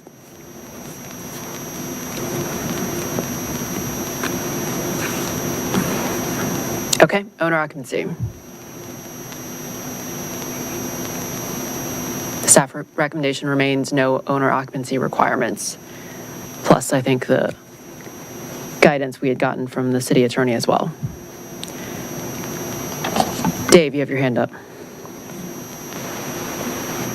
Yeah, thanks. So in my thinking earlier, this was an absolute essential. In fact, one of the developers of ADUs, when we first started talking about that, indicated that's the one thing you need to mandate.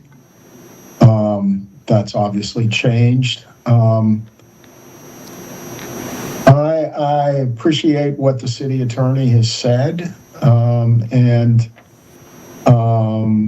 I also am aware that other jurisdictions that are significantly larger than us are maintaining that requirement. Obviously, they've reviewed the legality of that. So unless we can come up with something else that ties this whole thing back to the original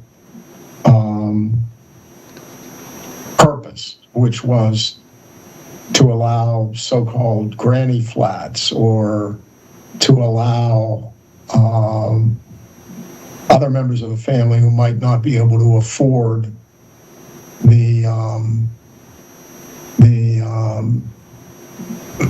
real estate costs here. By eliminating the owner occupancy, we've dramatically changed the whole purpose of this effort, and I'm not sure I'm entirely comfortable with that at this point. But I understand what the city attorney ruled, and that's bears some significant weight. Also, the prevalence of that requirement also is a consideration. So I don't know. At one point, I think the city attorney suggested a way to,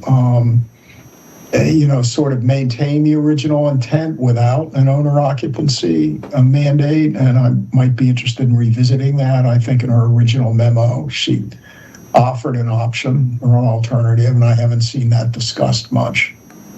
So I'm still pretty concerned about this one, where it takes us and it removes this ordinance from how it really got started and what the stated purpose was for even beginning this whole effort. So that's my concern right now. I'm just expressing it as a concern.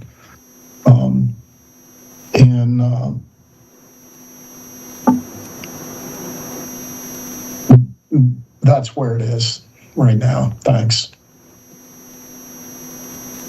Okay, other thoughts? Debbie?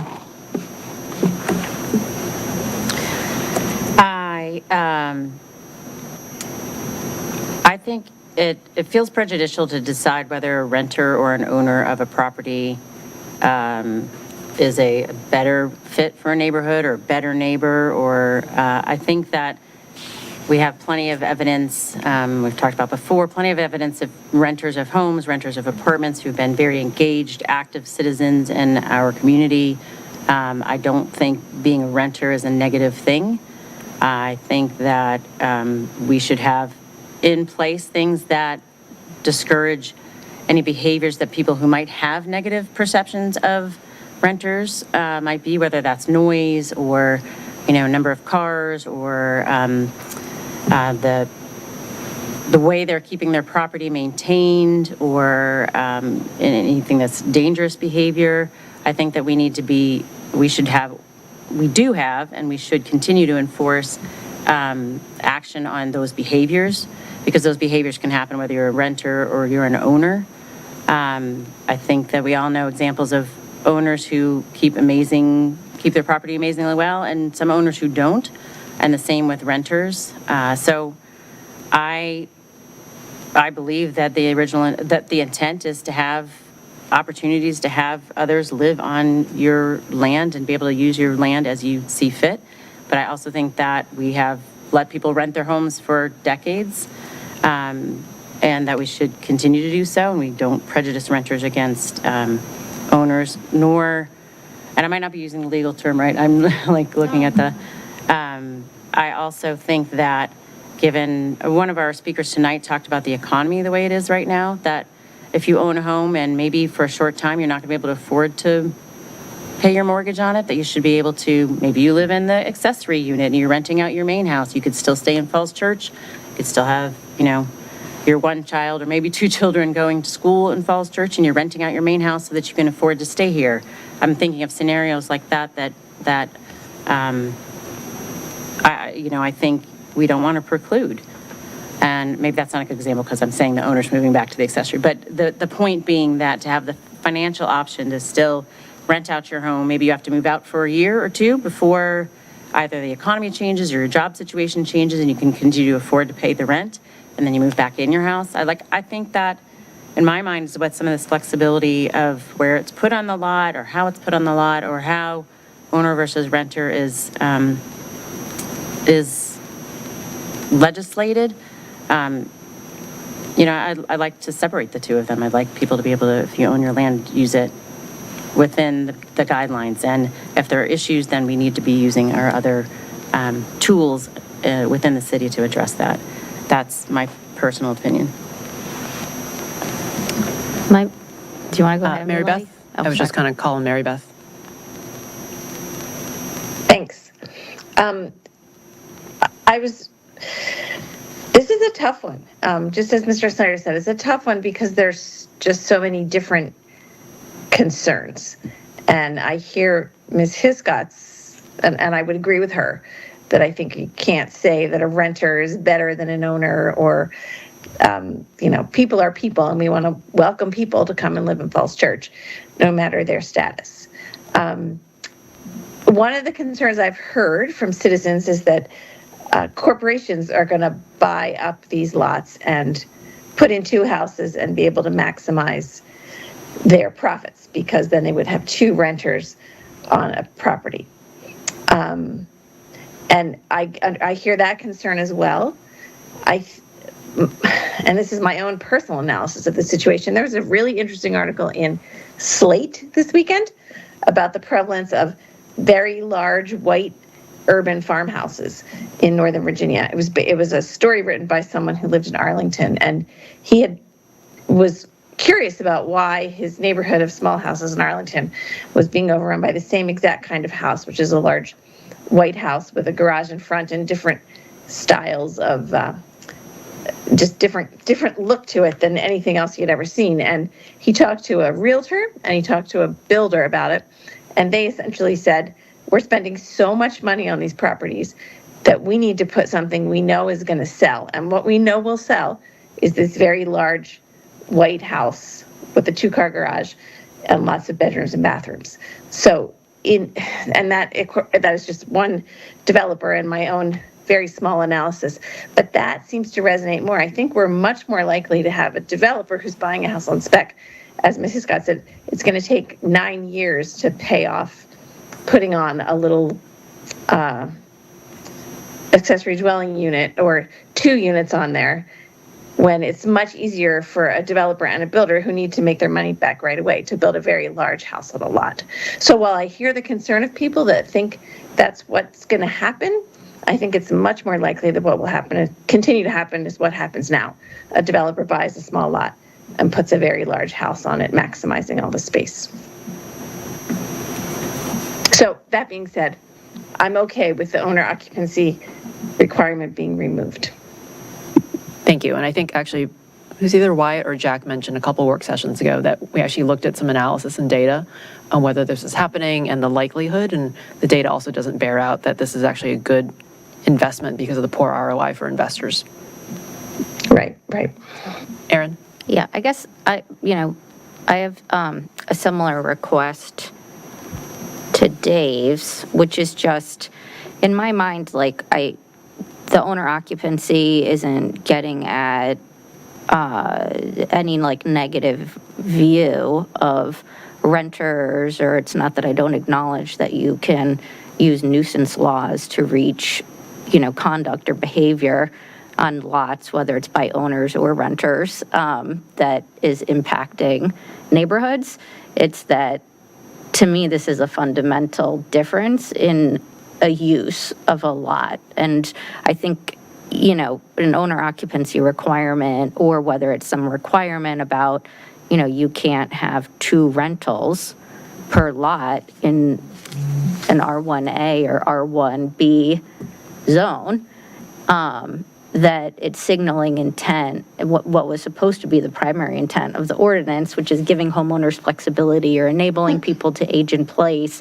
And to me, this removes the sort of community-based homeowner, so to speak, from the equation by just having 2 rentals on a lot. And it's changing the character and like commercializing single-family zones, and to the extent we're basically allowing 2 rental properties on what used to be a single-family lot, or what was supposed to be a single-family lot with an accessory use, then I think we should be capturing the commercial nature of that property, which is no longer simply, a property tax. Like, I don't know why we're not capturing it through B-Poll. I don't know why we're not capturing it through profits. Like, someone's profiting off of that lot because it's now been commercialized. And if they're doing so, like, why are we just treating it the same as any other person living kind of in the community or investing in the community longer term, as opposed to investing in a more profit maximizing scheme, whether it's a corporate owner or whether it's, just someone who decides to retain their lot or put something up on their lot. I think, you talk about sort of social contracts, and people being owner occupants may have more regard for impacts on neighbors, than people who aren't living on the lot or may not be there longer term or haven't been, longer term owners there. And so I think we are, being the outlier. We're moving from what was a pre-existing owner occupancy requirement in the code. Like I said, I think the extrapolations that we're doing are from places that have owner occupancy. Places that don't have owner occupancy tend to have higher numbers of ADs. Like, that's not a judgment on that. That's just, like, for me, a rigor of like analysis in terms of we're kind of picking and choosing and then saying, well, we're doing something similar because, the impact's going to be similar to Arlington or similar to Alexandria. And then we're disregarding sort of a basic requirement that all the other jurisdictions have. Okay. So I guess, so we're not proposing a different use, it's just 2 units of households living on the property. which I would say is different. I mean, But what is different, though? It's like an owner versus a renter. It's just two different ways of paying for it. I guess it's like, they're still people. It's not like you're allowing somebody a commercial use in a single it family. is a commercial use. You have an off-site, basically business that's taking rental income from 2 units on the property. And before you had people who were homeowners and they, you could have a renter, you could have an owner, and now you have 2 rentals on a place that used to be. Again, what is the fear with that? Is it because they don't maintain the property? It just feels different? They feel bad? Like, I want to get to what is the actual risk? Fear. I mean, it's pretty pejorative to just call things fears because people have differing views from you on things. It's run into, people in the community But I feeling want to understand what the risk is. dismissed. Yeah, well, you can talk about it at risk, you can talk about it at concern. What is the risk, I guess, with 2 renters? Yeah, for me, I mean, if you look in other places of the country that have owner occupancy requirements, the land value on those lots have actually increased, and to the extent that, they're now, you have places in the country that are trying to regulate, how much land value has increased because of I don't want to call it the speculative nature of the land, but the increased opportunities that you make available on land, that it actually becomes more cost prohibitive for people who are first-time buyers to even buy into something that they may have previously been able to buy into because they're competing not only with developers who may want to put, up a house that covers 35% of a lot, and they're also competing with people who may be able to put 2 units on that lot. I mean, I guess we also agreed already that maybe the real estate economics don't encourage that kind of behavior in Northern Virginia, so I'm just less concerned about that happening. I guess I'm not as self-assured about, what the real estate market looks like in a year, 18 months. I guess the other comment I would have is I pulled up our scope of work discussion from May 2024, and so the staff report, to the point about, what was our original intent? For me, I think similar to what I heard from Debbie, it's always been about choices for property owners and providing more housing options and diversity of housing. And so in the staff report, it actually does call out accessory dwellings, common uses for housing extended family members, but also providing a source of supplemental incomes.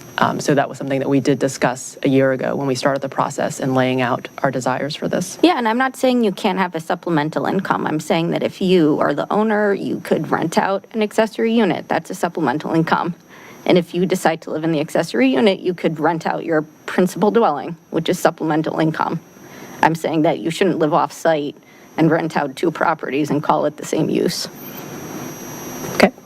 Do we have other thoughts on this? My general take here is, I agree with what Ms. Hiscott said. I don't see a problem with renters or with, I think we've all been renters here. And I also generally just agree with the legal counsel's take. I don't want to do something that is potentially illegal here. Knowing what I know now. And on top of that, there have been studies that show that owner occupancy requirements are linked with reduced diversity. Renters may not have the means to own a house. They may not have the means to be able to purchase a place. And so I am generally in favor of ways to increase diversity in Falls Church. And so that plus the legal argument, I would be in favor of no owner occupancy. And as it stands right now, if you have a single-family house, we let you rent out the entire property, and you don't live there, correct? That's correct. Okay. I think that another thing that I would just add, so ditto what has been said so already, but I also think that this is also a pretty unenforceable policy, if we were to even go there. In general, I think you should only enforce things when there's observable criteria, and I can imagine this one getting pretty hairy. And so I would be wary of trying to enforce something like this. Mary Beth, you have your hand up. Yeah, just one more question on that one, because Aaron brought up an interesting point. Is that at what point in owning properties does it become a commercial venture versus you're renting out part of your house, or you own 2 houses and you're renting one out? Is there, what, Jack, do you know that, or does Sally know that? How many like properties Wyatt can does. you own before it becomes a business? So there's a threshold by which the city requires you to get a business license. So that's at least Right. one definition, and I can get you that number. It's a number of units that you have under lease, and Right. then you're considered a business in the city. Right, so that would apply here as well. If the number, and again, I don't know if the number's 10 or 20 or 3 or 2, but that would be interesting to overlay with this question as well. My recollection is it's 10, but we'll need to research that. I remember that being discussed in work session. Thank you. It was 10. And then there's, I'll just add, there's another use in the zoning ordinance called, I think, boarding house. And so that has a definition. And when you're establishing a use, the zoning administrator has to determine which use from the ordinance you are establishing, and whether that's a residential dwelling, whether that's a boarding house, whether that's an accessory dwelling, and all of those terms are defined. And she would look at the characteristics of the use and determine which definition it fit within.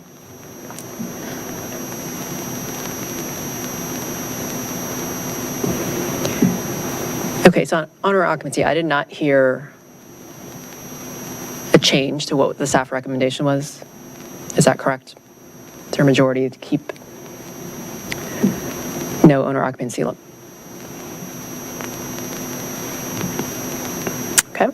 so let's move on.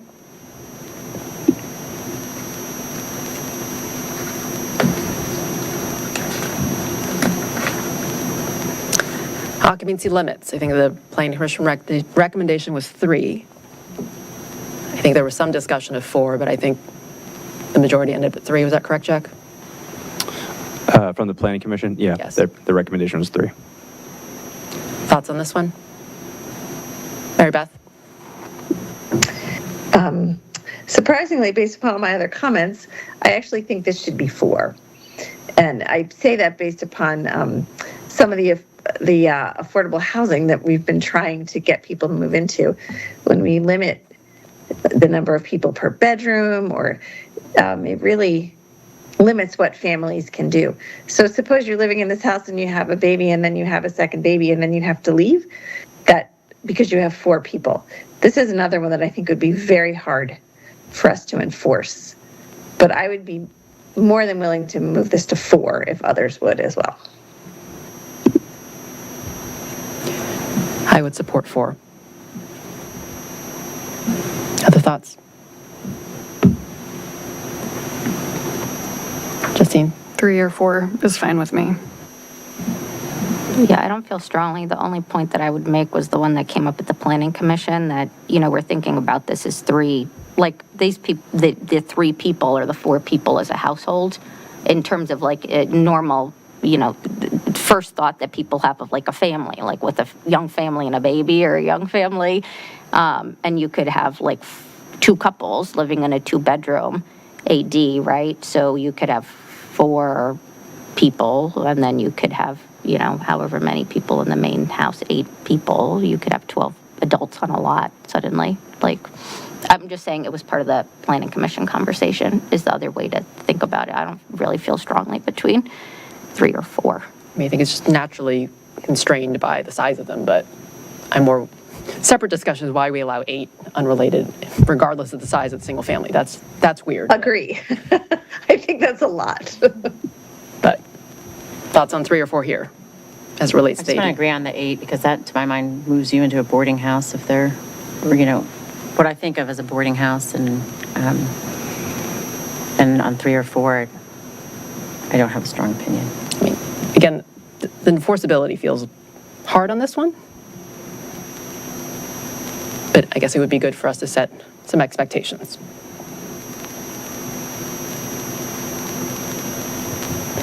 I'm hearing ambivalence, so should we just go with the planning commission recommendation? I would really request 4. Okay, do we have at least 4 people for 4? Yeah, I would support that. Okay, so that's 3. It's Letty, Mary Beth, Justine, do we have a fourth for 4? Yeah, I mean, I would.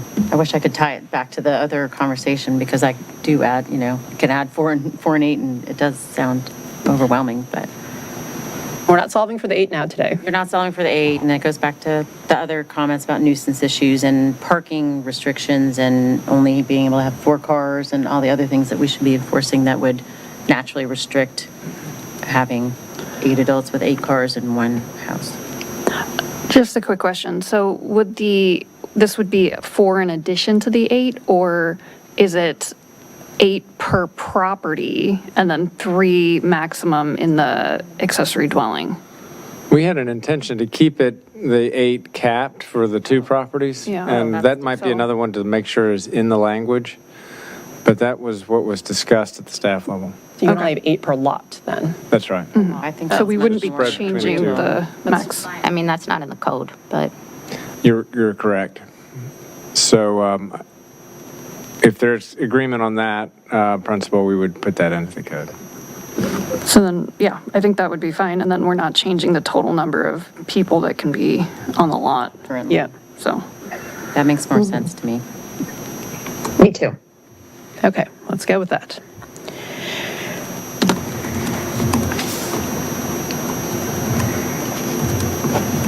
I can't see what's beyond occupancy limits. What's next? Could we keep scrolling down, please? Oh. Approval? Approval. Did we miss one? Wasn't there lot coverage or setback? I think we haven't talked about That's coming setback up. yet. It's coming up. Oh, okay, okay. Any thoughts on this planning commission recommendation? It's all the normal building permits and then keeping it 1 accessory dwelling per lot. I know we've gotten a public comment or 2 about wanting 1 internal and 1 accessory, but that would be a change from first reading.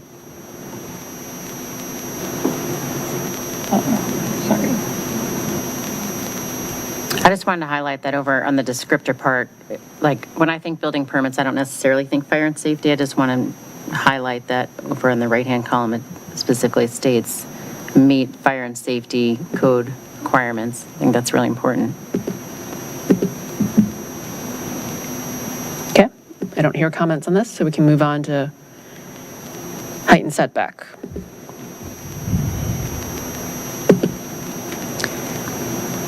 So the change since first reading that the planning commission made is we've taken out the full 2-story option and 25 feet in height, correct? And then introduced the sliding scale between the 10 to 20 foot setbacks. That's correct, yeah. 5 to 10 5 to 10, setbacks with a sliding scale of height in between 15 feet to 20 feet.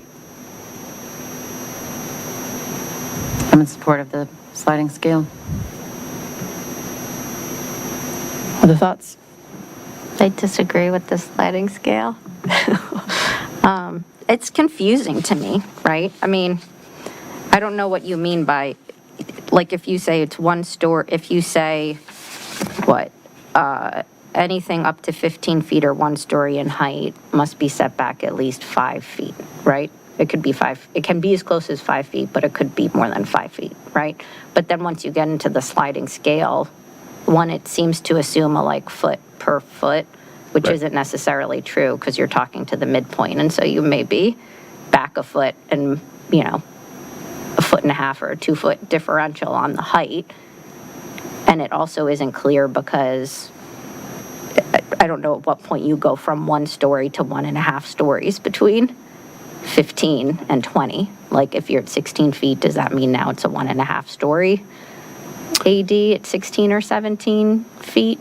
And so I think it's much clearer to say 15 and 1 story at 5 feet or more, or you can have up to 20 at or 1.5 stories at 10 feet or more. And that's even accepting that I think 5's. I mean, Right. I might think 5's too close, but Right. I'm confused. How is that different than what's proposed? Because you'd have to have 16, 17, 18, 19, or 20 feet would all be 10 feet or more from the property line. And right now, 16, 17, 18, and 19 are all between 5 and 10 feet. I mean, the sliding scale makes sense to me. I think we're trying to fit in the backyard. Like, we're trying to keep the ratios proportional. Like, I don't want to penalize someone who's going to 18 feet in height to put them at a 10-foot setback when you don't really need that, right? Like, if we go to that ratio chart where I think, again, showing the ratios really makes sense, I think the sliding scale is to not penalize people in between those two heights, depending on the architecture of their building, the way it's designed. So that sliding scale preserves the ratio so that if we think of height and setback as a ratio, it doesn't penalize people in the middle. I think that's the intent of the sliding scale, correct? Yeah, it would maintain those ratios in between the binary as it was presented to Planning Commission, which is just two options and nothing in between. And so this would offer some more flexibility. One maybe question worth discussing is the way the Planning Commission, I think the way the Planning Commission made the recommendation does perhaps leave a little ambiguity about when the 1 story to 1.5 story kind of kicks in. You could definitely achieve a 1.5 story at a 15 foot height. As it's presented right now, you would have to be set back 10 feet to go to 1.5 stories or 20 feet. But if you introduce the binary, I think the one thing that's a little ambiguous and maybe something worth discussing too was when the extra, would a half story be permitted beyond the 5 foot if you could achieve it? Because right now, if you're set 5 foot from the property line, you could only go to 15 feet or 1 story. But if you go to 16 feet, without perhaps some additional clarification, you might be able to go to 1.5 stories. Mary Beth?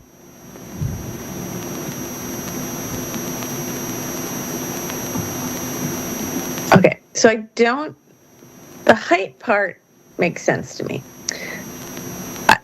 But as we're talking about setbacks, I have heard so many people and read so many people and so many concerns that a 5 foot setback is not enough. And I would personally prefer if everything was a 10-foot setback. And I know other people feel very strongly that that's too much. But every time I look at this, I think, 5, okay, I can go 5. And then I get worried that 5, if you have 2 buildings that are right next to each other, 5 feet apart, that's really or 10 feet apart if there's 2 ADs on adjoining properties, that's very close. So I would prefer if everything was 10 feet. I'm sure that that's not going to get a majority, but that's kind of where I'm thinking. But then I'm wondering, could we have it be 8 feet and 10 feet instead of 5 feet and 10 feet? So I'm just putting that one out there. I had the same thought as Mary Beth. I mean, I do think 5 feet's too small of a setback, and for substandard lots anyway. I mean, if it's a 7, you can't get, but it's 7.5. I mean, you could have like 7.5 and 10, or 8 and 10, right? Like you'd make it the same lot line as the substandard lot anyway, but you'd get the additional 2.5 feet. I mean, Urban Forestry Commission has comments here about like landscape buffer, planting zones, those sorts of things. So I'm with Mary Beth on this one. At a minimum, doing 8 and 10, or 7.5 and 10, ideally going to 10 for everything. Can we go to that ratio chart? I don't have the line in front of me. My recollection from looking at the ratios is that they're already more generous than what can be done today, especially in R1B. That's on line 295. Thank you.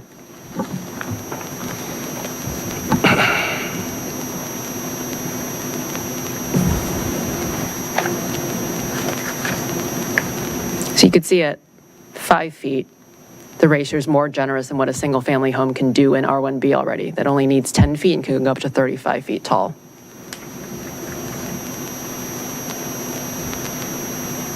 I know, I read all that, and that's, when I read that, I think, yeah, that makes sense, we'll do it that way. But then I go back to the comments just about, regardless of the height, allowing two units where people could be living with only 10 feet separation is really close, regardless of what the height is. So this chart totally makes sense to me, and I want to be like, yeah, sure, it makes sense, it's geometry, but then I think about how close they are, and that's what is the most concerning to me. Other thoughts?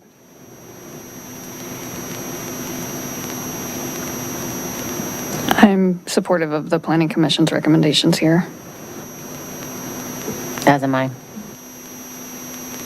It can be 3.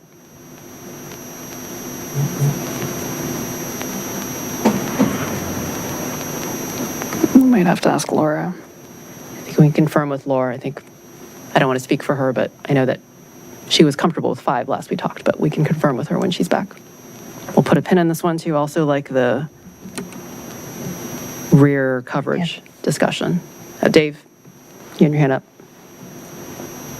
Yeah, I guess I have the same concern that Mary Beth and Aaron shared. I think this is one where we're allowing too much right up against the neighboring property. So we'll be on that side.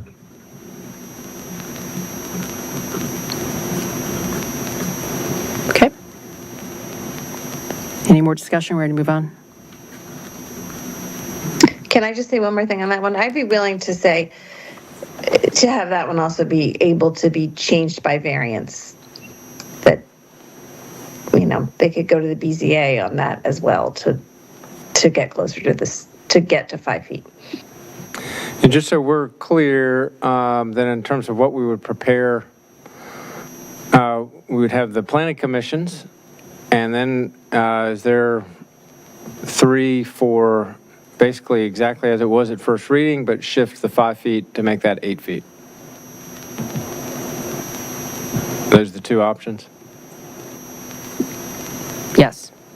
I'm seeing noddings of heads, so okay, that's helpful. Okay, what's after height?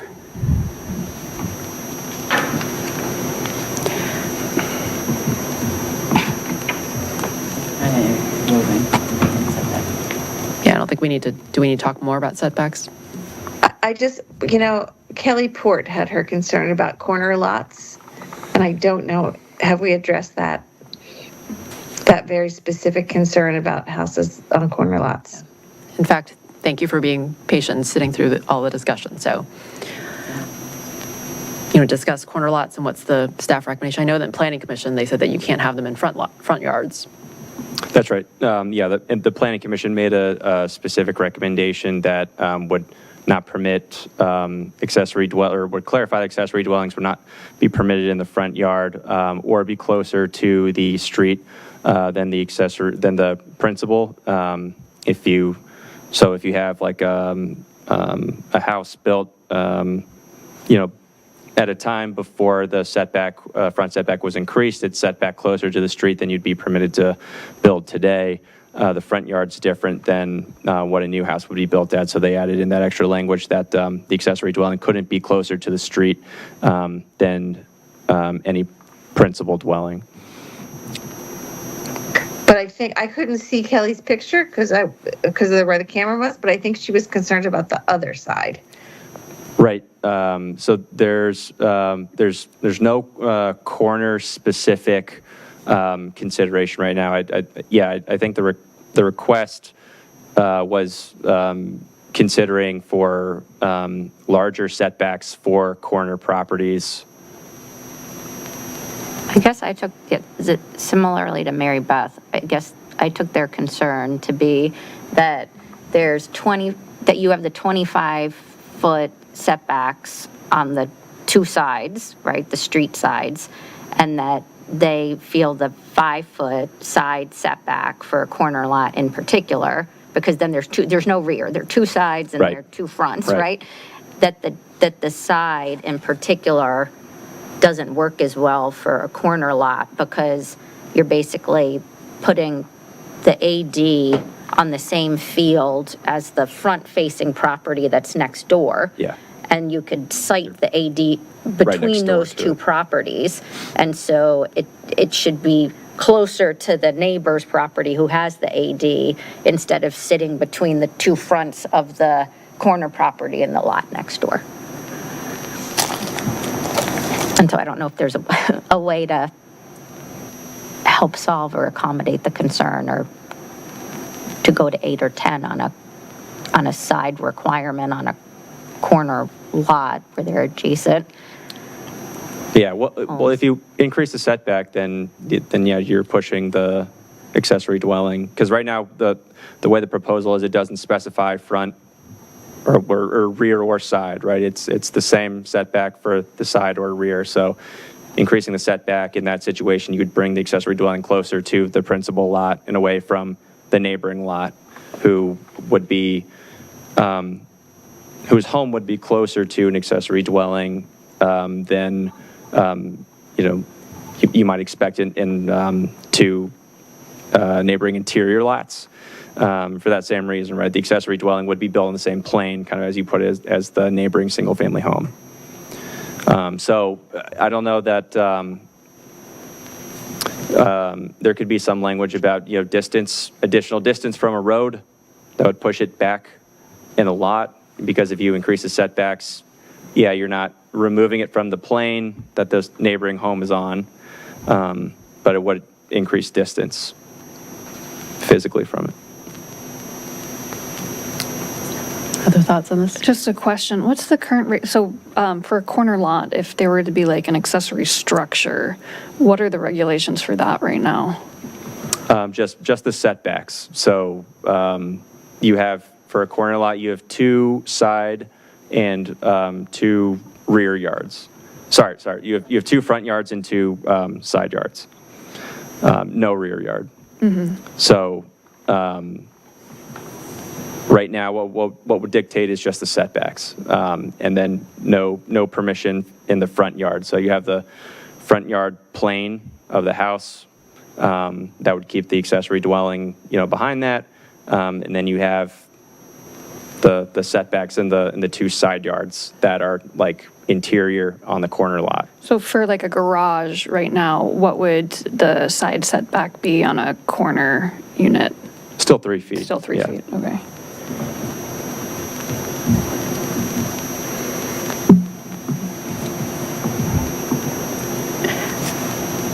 I guess with respect to Ms. Port's specific property, so I think you had mentioned that you were at 305 Walnut, if that's correct.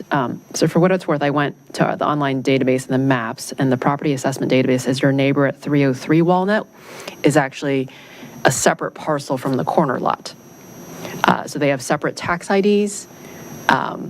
So it's probably worth following up whether you're actually adjacent to an interior lot or whether you're actually adjacent to a corner lot. This is what we were discussing beforehand, and there's actually a long, complicated history with that property, and it sounds like the city may consider that lot for building purposes as one lot with the corner lot.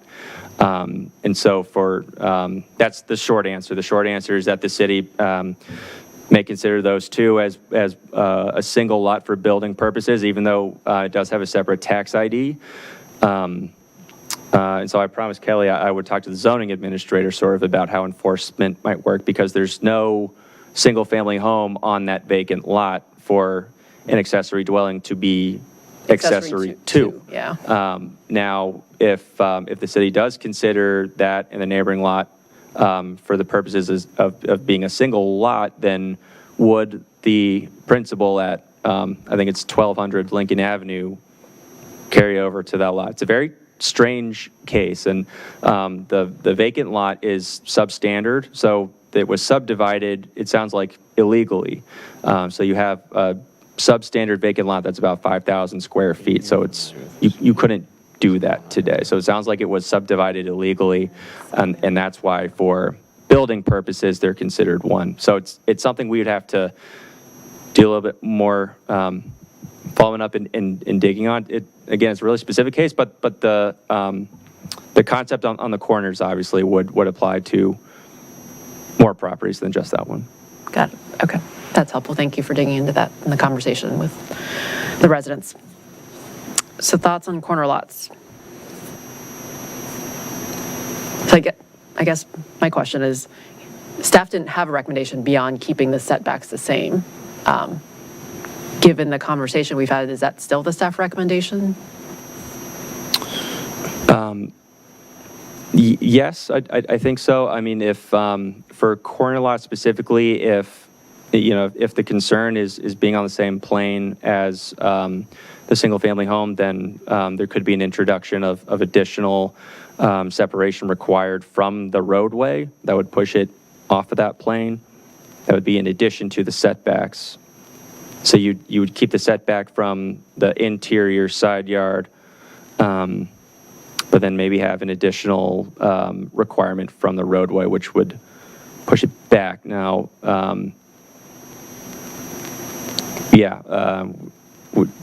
so again, we haven't done analysis on that specific scenario, so I hesitate to talk more about it from like a numerical standpoint. Yeah. I guess, do we have direction for staff or perspective on this one? I guess I'd like to know, you said there are more corner lots, but I guess I'd like to know how much this is a unique one-off, or if this is, a challenge at 10, 20, 30 corner lots. I just don't have any frame of reference for that. I mean, I walked the property with the residents today, and I can see their point, and the pushing it off the road isn't, I don't think it's the main concern. It's the lot line, like 5 feet from the lot line.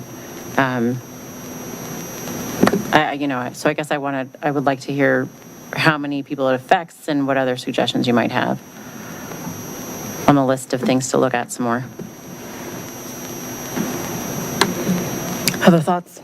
Did I represent that concern, Kelly? That's not so much the distance from the road, it's the distance from the lot line.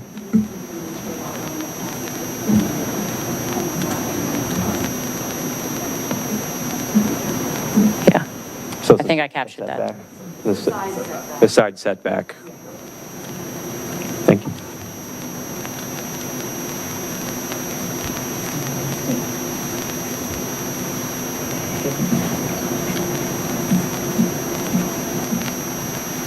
I don't hear anything definitive from up here. Any other comments to give staff a little more direction on this? I think Ms. Hiscott's suggestion is good. Is this a one-off situation, or is this that we should figure out for this, or is it a citywide challenge? Well, I think the port's situation is pretty unique. You probably don't, not many abut a substandard 5,000 square foot lot with nothing on there, right? But yeah. Yeah. So, but we hear you on the corner lot consideration, and it's something that I guess we can ask staff for a recommendation for. Yeah. There was a suggestion that other communities have done something, they've already written something about corner lots, and could we look at that and see if that applies to us? I'd ask staff to incorporate that in recommendations coming back to us.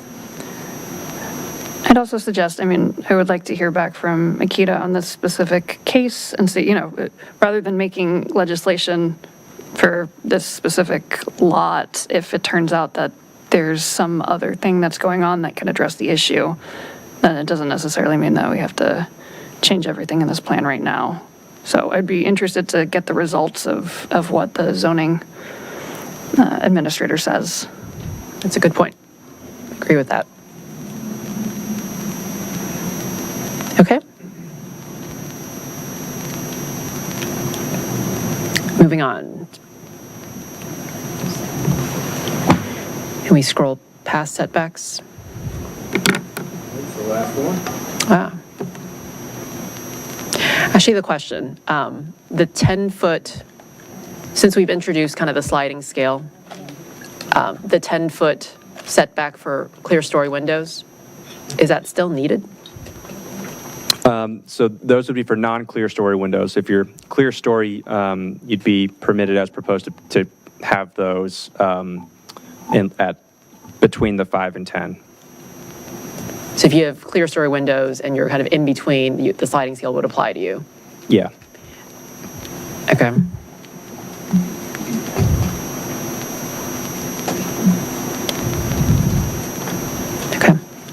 I just think, yeah, I think for whenever this comes back, that sliding scale needs to be a lot clearer as to what's happening with like requirements and when going from 1 to 1.5 or windows or whatever in that space. I mean, given that it's only 10 feet, if we just write out the increments in a chart, it's like, hey, for 11 feet, here's a setback. Or no, sorry, 16 feet, here's a setback, 17 feet height, here's a setback. And then it's clear and people don't have to do that math in their heads. Okay. Aaron, I think you still wanted to go through the code, or did you cover things? I had just a few things that weren't in here, but the last one on the existing accessory buildings, I did have a code question. Sure. Where I think it should just be clearer. So that last page, first on line 17, 16, I think the cross-reference might be to 48-1223. I don't know that there is a 1224. Like the standards seem to be in. Oh, the very last, yeah, that'd be a new section. For things that don't comply with the standards in section, right, it should be 48-1223 instead of 48-1224. Yes. I don't think there is yeah, okay. Right. Mm-hmm. And then where it says the BZA shall consider and may set conditions on such applications as described in section 48-172. It's confusing to me because I know we're trying to get like, if you have an accessory structure that is pre-existing and it's the 12-3 combination of setback and height, that you should be able to convert that to an AD with BZA approval, given the criteria they normally would apply in these circumstances. I think that it's also getting at, you can't take that 3-foot setback, 12-foot shed, let's say, and make it 15 feet. Like you can't do a structural change to it. You kind of need to make it an AD within its pre-existing form, like to the extent you're able to, but you can't like enlarge it within the non-conforming setback. Is that correct? I thought I read that you can't take an existing. Yeah, so then all I'm saying is that I think that that's supposed to be captured by the 48-172 and maybe the change in the code to on pages 44 and 45 of the staff report. My guess is that on line 986, you maybe changed residential structure to single-family dwelling unit to somehow make that connection or make that limitation? That was a zoning administrator flag, so that kind of captures what you're talking about, council member, about not permitting the expansion of non-conforming buildings. Yeah. I believe you would be able to expand the height with a special use permit. It's something that you need a special use permit for now. In certain cases, it's I don't know all the details of it, but I do know that one of the most common special use permit applications is for like a bump out or a roof. Oh, yeah, no, I pop think out. you're right on like the special use or the variance, like that if you're within the setback or you can kind of go up along that line or that plane, but you can't go further into like the setback You can't than make it where more you were. non-conforming. Yeah, whatever it is, but you can build up. And I wasn't sure for ADs, are we trying to keep that or get rid of that in terms of can you go from 12 to 15 within the three, like with it, can you only be at 12 within the 5 feet, the 3 to 5 feet? Or are you allowed to go to 15 at 3 feet? I do know that you can't expand the non-conforming footprint. I'll double check on the height and exactly what like a special use permit would permit. My understanding is that you could like build out, but you can't get more, you can't encroach further into the setback. Yeah, so I think we should take up if you're, like, let's say you're capped at 12 feet at 3 feet off the lot line. I would have concerns that, like, you're being able to switch that accessory structure from non-living structure to an occupied structure, but I don't know that you should be able to also go from 12 to 15 at 3 feet off the lot line. And I think that the slight changes at 48, 142, like line 986, doesn't quite capture with clarity, like what you are allowing as the BZA approval.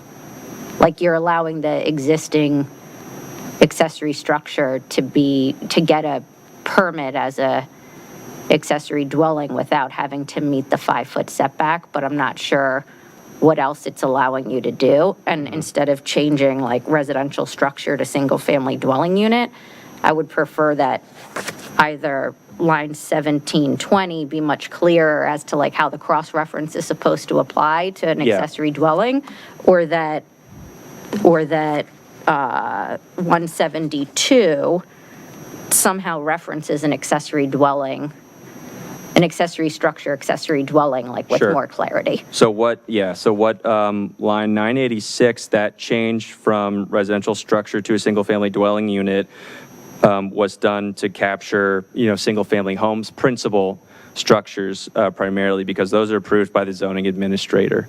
So what the accessory dwelling code is, if you're not conforming to get relief, you'd have to go to the BZA, and they would, take in much more consider. It's not a ministerial process. Got it. Okay. And so the difference in single-family dwelling unit, that language from residential structure, it doesn't have a would not apply to accessory dwellings. Yeah, and then it also doesn't have a effect on like the use of the word residential structure in subsection 3 at 1026. Like I was a little concerned that we were just like suddenly taking out residential structure in one part of the code and using single-family dwelling unit and then leaving residential structure.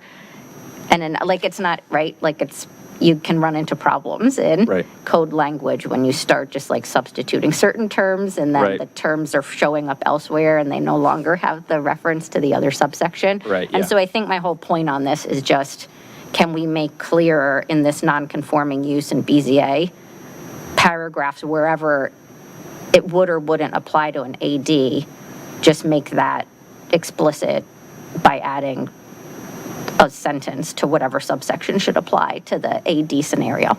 Okay. And then I had a HARB-related kind of question or concern, which is that, one, I can't tell, did the striking the language about the 20-foot peak, roof peak go to HARB at all for their input, or no? No, that did not go to HARB. So yeah, I have a like process concern about that we're striking language from the historic conservation like district without HARB weighing in at all on it. And so I would prefer not to do that. And I'm not sure like, why it would be strike it and let it go 20 feet to the midline or whatever instead of coming down to 15. Like if you were going to go to the midline, you know what I'm trying to get at, right? Okay. So one way to think about it, because I don't think we should just strike language from the historic ordinance without looking at it more closely or seeing how like it affects all those residential properties, is maybe in the two places this is referenced. One of them is at line 1280. But there, it shows up in both R1A and R1B, like it's duplicated in two spots. That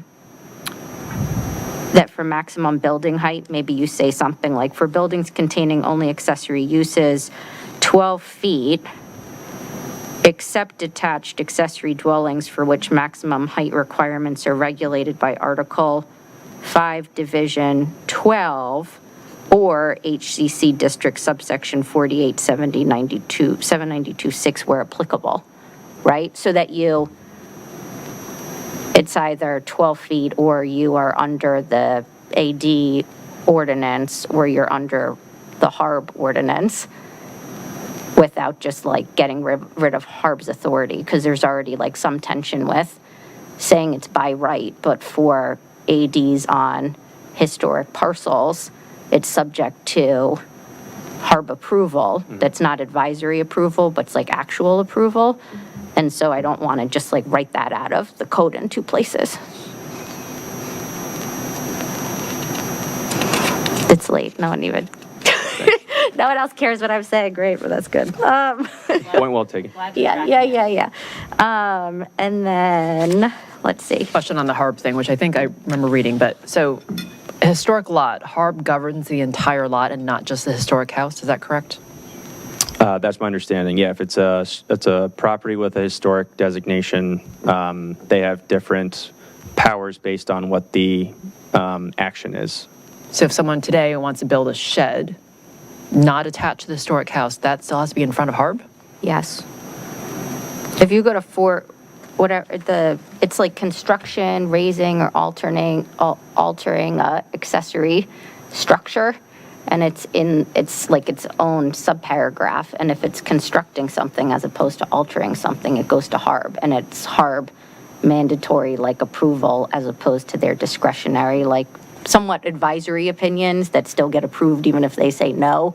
For altering structures, it's actual like approval, and then it can get elevated. But the protection and the state designation of what's historic is for the structure, like the house. Like the lot is not historic though, right? So accessory structure, we're going to have to research this. Okay. It was something I remember reading. I was like, that's weird. I thought they govern the historic house. Right. And that if it's not touching We looked the at this so closely recently, and I have things that I feel confident about saying, but I think we need to go back and make sure I just looked at that subsection today, and Okay. I'm just on the ancillary. It's like the ancillary structure, and I think the reason it's done that way is because it's supposed to be harmonious with the historic house that's on the property, and so it talks about certain like architectural detail and things that kind of make it don't detract from the home that's there, and so that's why I think they get approval.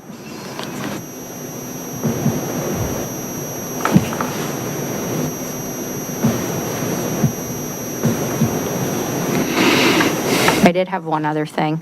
On the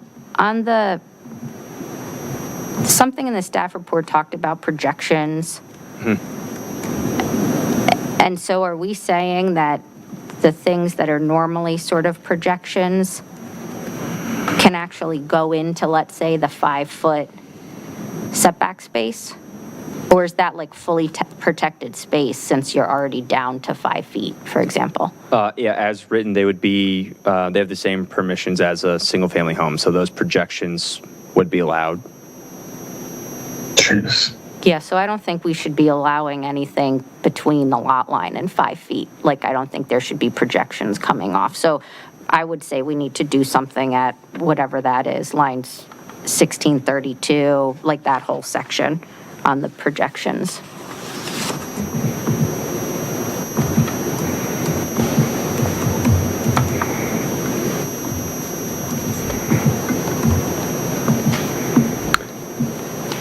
Mary Beth, you have your hands up?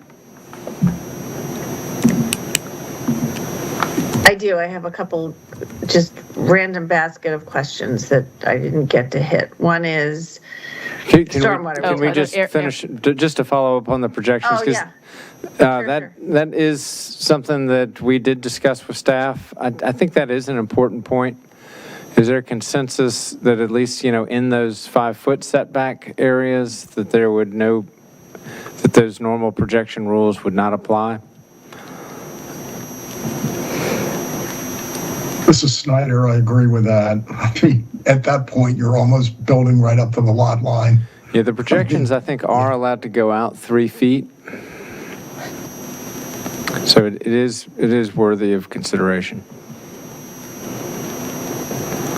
Now, there are rules that limit how big the projections can be. There's a whole formula on that. But But it does, I can foresee that if this isn't regulated, this is going to cause problems just because the 5 feet is big enough to put landscape screening and things like that. But if you have a projection into it, then you wouldn't be. What do neighboring jurisdictions do? What does Arlington do in this case?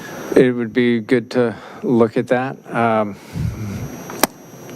But it could be, if it's the council's desire, we could just clarify that the projections cannot be allowed into that 5 foot, or into the minimum setback zone. Can you give, so what would be an example of a projection? It would be like some sort of column or? Well, it's typically like what is the word? A bay window. But we're not allowing windows now because they can only, if it's not clear story windows, it has to be 10 feet setback. So within the 5 feet, you're not going to have a bay window. Correct? Correct. Yeah, I would be curious to know like exactly what projections would be likely, or like what we're even expecting. They're very common throughout the city. If you see, almost any new house is going to, up from the foundation, they're going to have a projection. And so it's like a 3 foot Like sort a of bump cantilevered out something. of the building, cantilevered out over the foundation. So it's a very common construction technique. But like bay windows are the one that would not happen because of that Yeah, so clear story discussion. the fenestration is not allowed already, so But I mean, that was may address it, but- over the first story, right? So I mean, this all Yeah, assumes that's true. privacy screens, and there's nothing in the code to actually mandate like landscaping buffers or privacy screens. And so I think it assumes that the same time a person puts up like an AD, that if there were no fence or there were like a chain link fence, that they would put up a wooden fence, right? That you weren't seeing through to the other property, but you could potentially have on a 5 foot setback that is open to the adjacent lot and doesn't have a tree as a screen or doesn't have a solid fence as a screen, a like bay window on the kitchen of that AD that is looking out to the neighboring lot. Now, is it smart to build that way? No, because your neighbor might put up like a solid wall in front of your bay window. But I'm just saying, like, it's not to say that it couldn't exist on the first floor, right? On the first floor, yeah. The regulations, if you're under 10 feet, no windows that aren't clear story, meaning you can see through them and you're on eye seeing level with the window when it's facing the adjacent property. So the bump outs that I'm thinking of typically do, they very often do have that window, that's part of the definition of what allows that bump out. There are some other examples of it where there's a gas, like a gas fireplace, and so the back of the fireplace is sort of projecting out into the setback area. That's an allowed use for homes now as well. Dave, you have your hand up, or 2 hands up? Yeah, I just think what we're in essence now permitting is a 2 foot setback. I mean, in reality, and I really, honestly, if we're going to do this, I think we got to have more respect for the neighboring homeowners than we're showing. And this just like basically says it's now a 2 foot setback based upon what Wyatt said, which is absolutely right. You cantilever the house, so you're adding more square footage internally, and you're really bumping the whole thing out so that you really got a 2 foot setback in reality. So I just think I think you lose credibility with the ordinance when you permit that kind of thing. Mary Beth, your hand's up.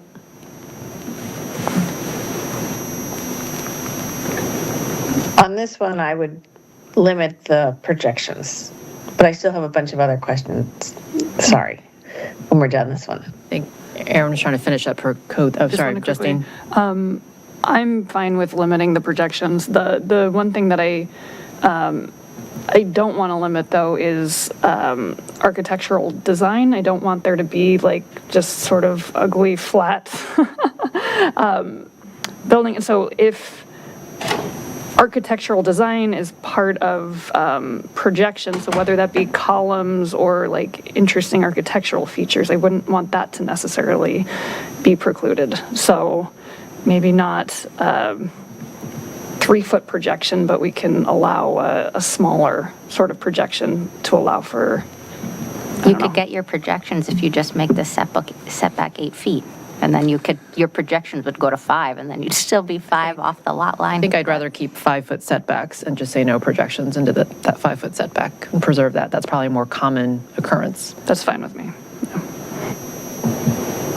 Debbie, any thoughts? Okay, we will, Yeah, I agree with that. No projections, but in that 5-foot window.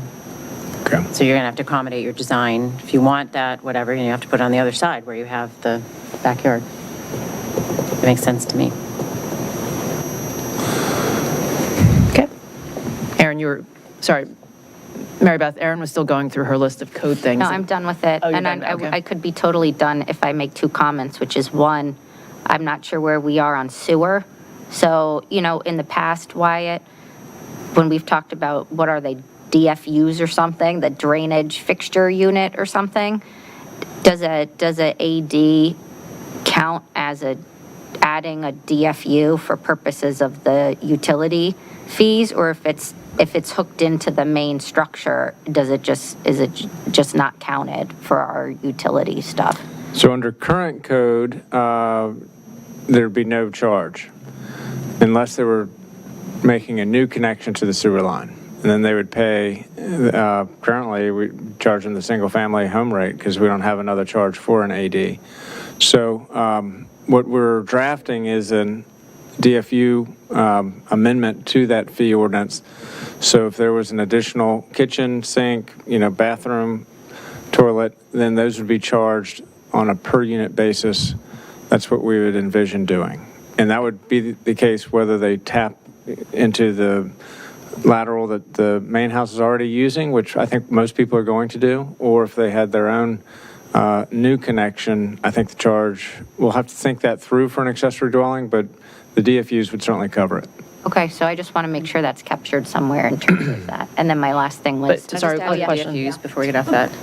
Yeah, so Just so, I was going to talk about the PUC, Public Utilities Commission, talked about DFUs at our last meeting, whether it's ADs, new construction, because new construction, you could add 6 bathrooms and you don't pay anything new because you're already hooked to it. And so there's discussion that there should be a charge. So the commission is looking at that and wants to make some recommendations on changing DFUs, no matter what you're adding. If you're adding more, then you should have to pay something more for that. So that's not ordinance. I mean, they're going to make recommendations to council on that, but just wanted to add that in this discussion. But why, that's the intent, though, is that DFUs would apply to all types of housing. Yes. Great. Okay, Aaron, you had one more? My very last thing is, Jack, I don't know if it's possible when you come back to have a mock-up of what a permit would look like. Because I just have concerns that there are so many things here, like, you're going to get AD applications starting to come in, and is all of this captured in a way that's both clear to the owner and clear to the person applying like all of these rules, that what's intended is actually what ends up getting approved in terms of the building permit?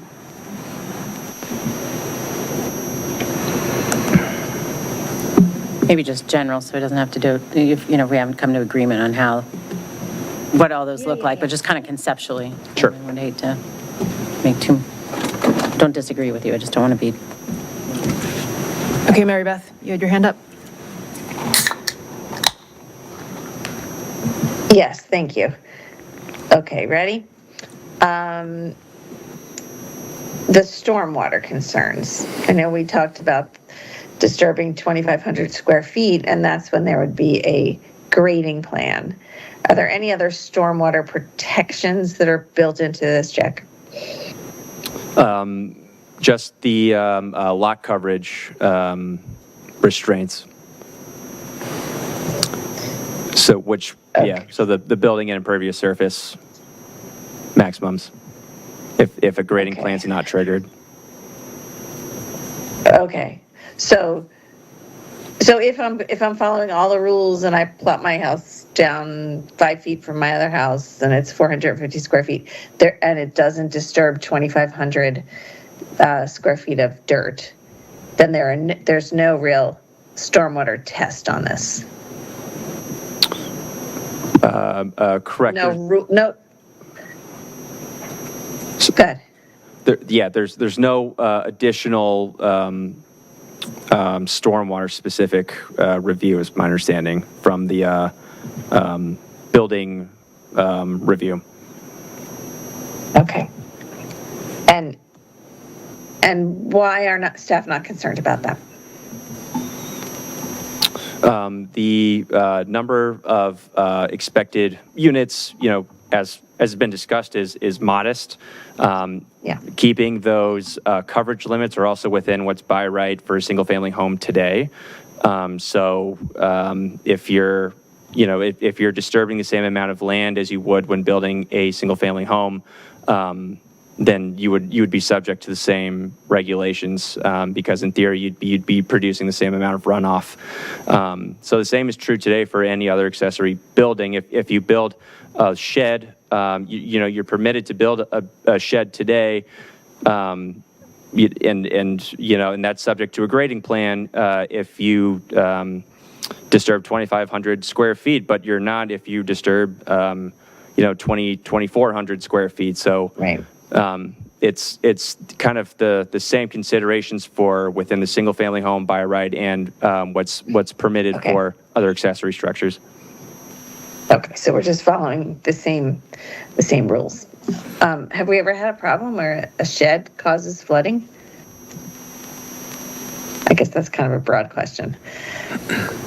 Well, the same rule also applies if you're doing an addition, like an interior AD, right? So you're doing a side bump out. Interior to your house right now, you can build up to 2,499 and not disturb, but you're still subject to the same 25-35% limits, and that happens by right. Right. Okay. Sometimes when people do a large house and they want to make it taller, they build up the ground around it so that the house is sitting higher than the original house had been. Is there anything in this ordinance to make sure that doesn't happen? Like the height. So the height of the house might be 15 feet, but if someone's built it up higher, that changes stormwater and everything. Is there any prevention to that in the code? No, height would be measured the same way, so to the midline. I'm not sure kind of how the city looks at or mitigates how someone might do that for other structures, but the short answer is that the height would be measured the same way.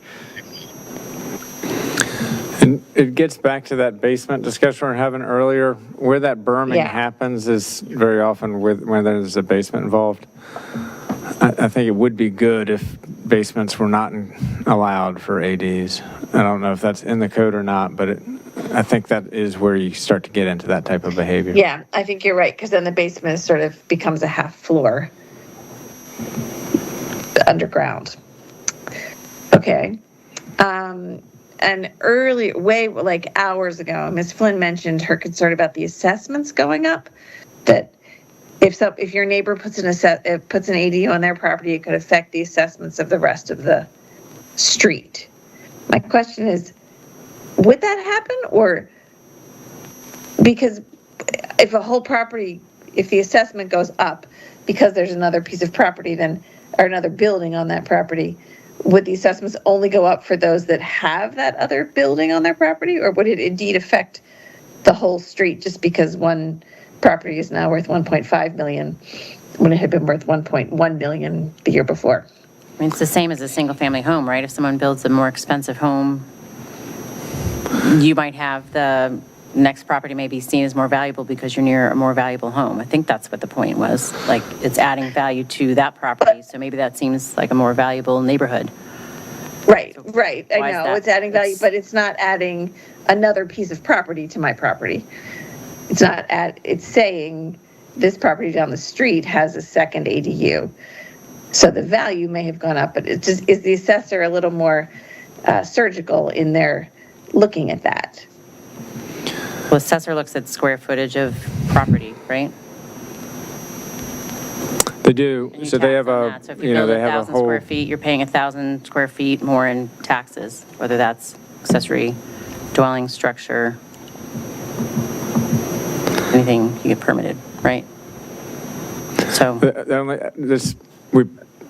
this is a long, complicated conversation. I would only Yeah, say that there is the ability to make all of the gradations of value because of, you have a finished basement, you don't have a finished basement, you have an AD, you don't have an AD, that's all going to be in the system. So it would not have a blanket impact on neighborhood values. It would be value specific to that property, is my general response to that. Okay. So, because that at first sounded to be a big concern, but may or may not be a concern. And it would definitely be something that if your property went up because your neighbor has an ADU, you could question that, appeal that, because you don't have that improvement upon your property. Okay, do you have others? I think that's all. Thank you for your patience tonight. Thank you to everybody. Final things that are not either in the code or the framework.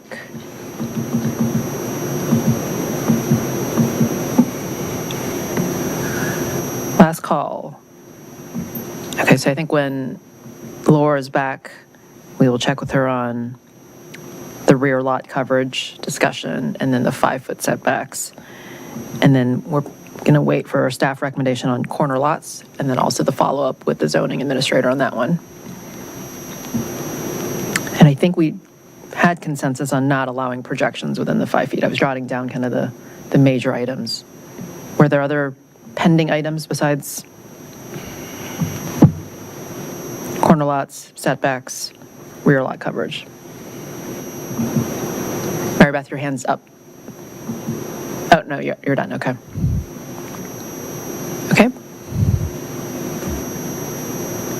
Jack, did you get what you wanted from us? And then some? I think so, and I'll check the recording for everything else. Thank you in advance. And again, my thanks to you for the really detailed follow-up. I think all the ratios and the charts showing kind of the different scenarios was really helpful for me to understand the different considerations. So I appreciate your work as well as, again, the community engagement. Thank you. Thank you. Okay, Council. Lydia, I do have one. Can I have one question on the schedule now? So this was our final work session. When we're going to circle back with Laura and hear back from staff, will that come at a work session? Will that just come as an email? How will the community know what changes or decisions were made? Wyatt. So we could, at an upcoming meeting, just provide a written response to kind of here's what we heard, here's what the language looks like, and we could schedule that either on the 17th or more likely on the 24th so that the council could just read that in advance of the 14th.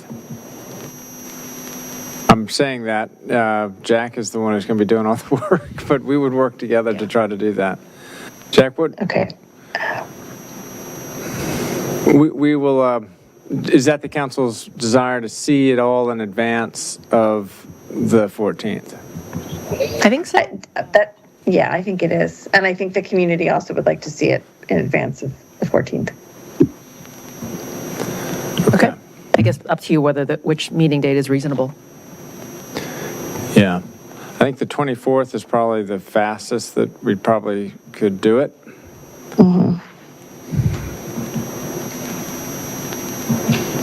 I just want to make sure the public can see where this sits at this point. And then make sure they have adequate opportunity to comment in the public hearing and the other ways that they comment. I think as soon as you can get it done would be a good thing for the public. But the expectation is not a thorough work session like we've had tonight where we've spent, I don't know how many hours now going through this. It would be reporting back on these were the pending 3 items that we talked about and correct. Well, I do want to reserve the ability to look at this again. I mean, you always have the right to propose an amendment until it's finally approved, so.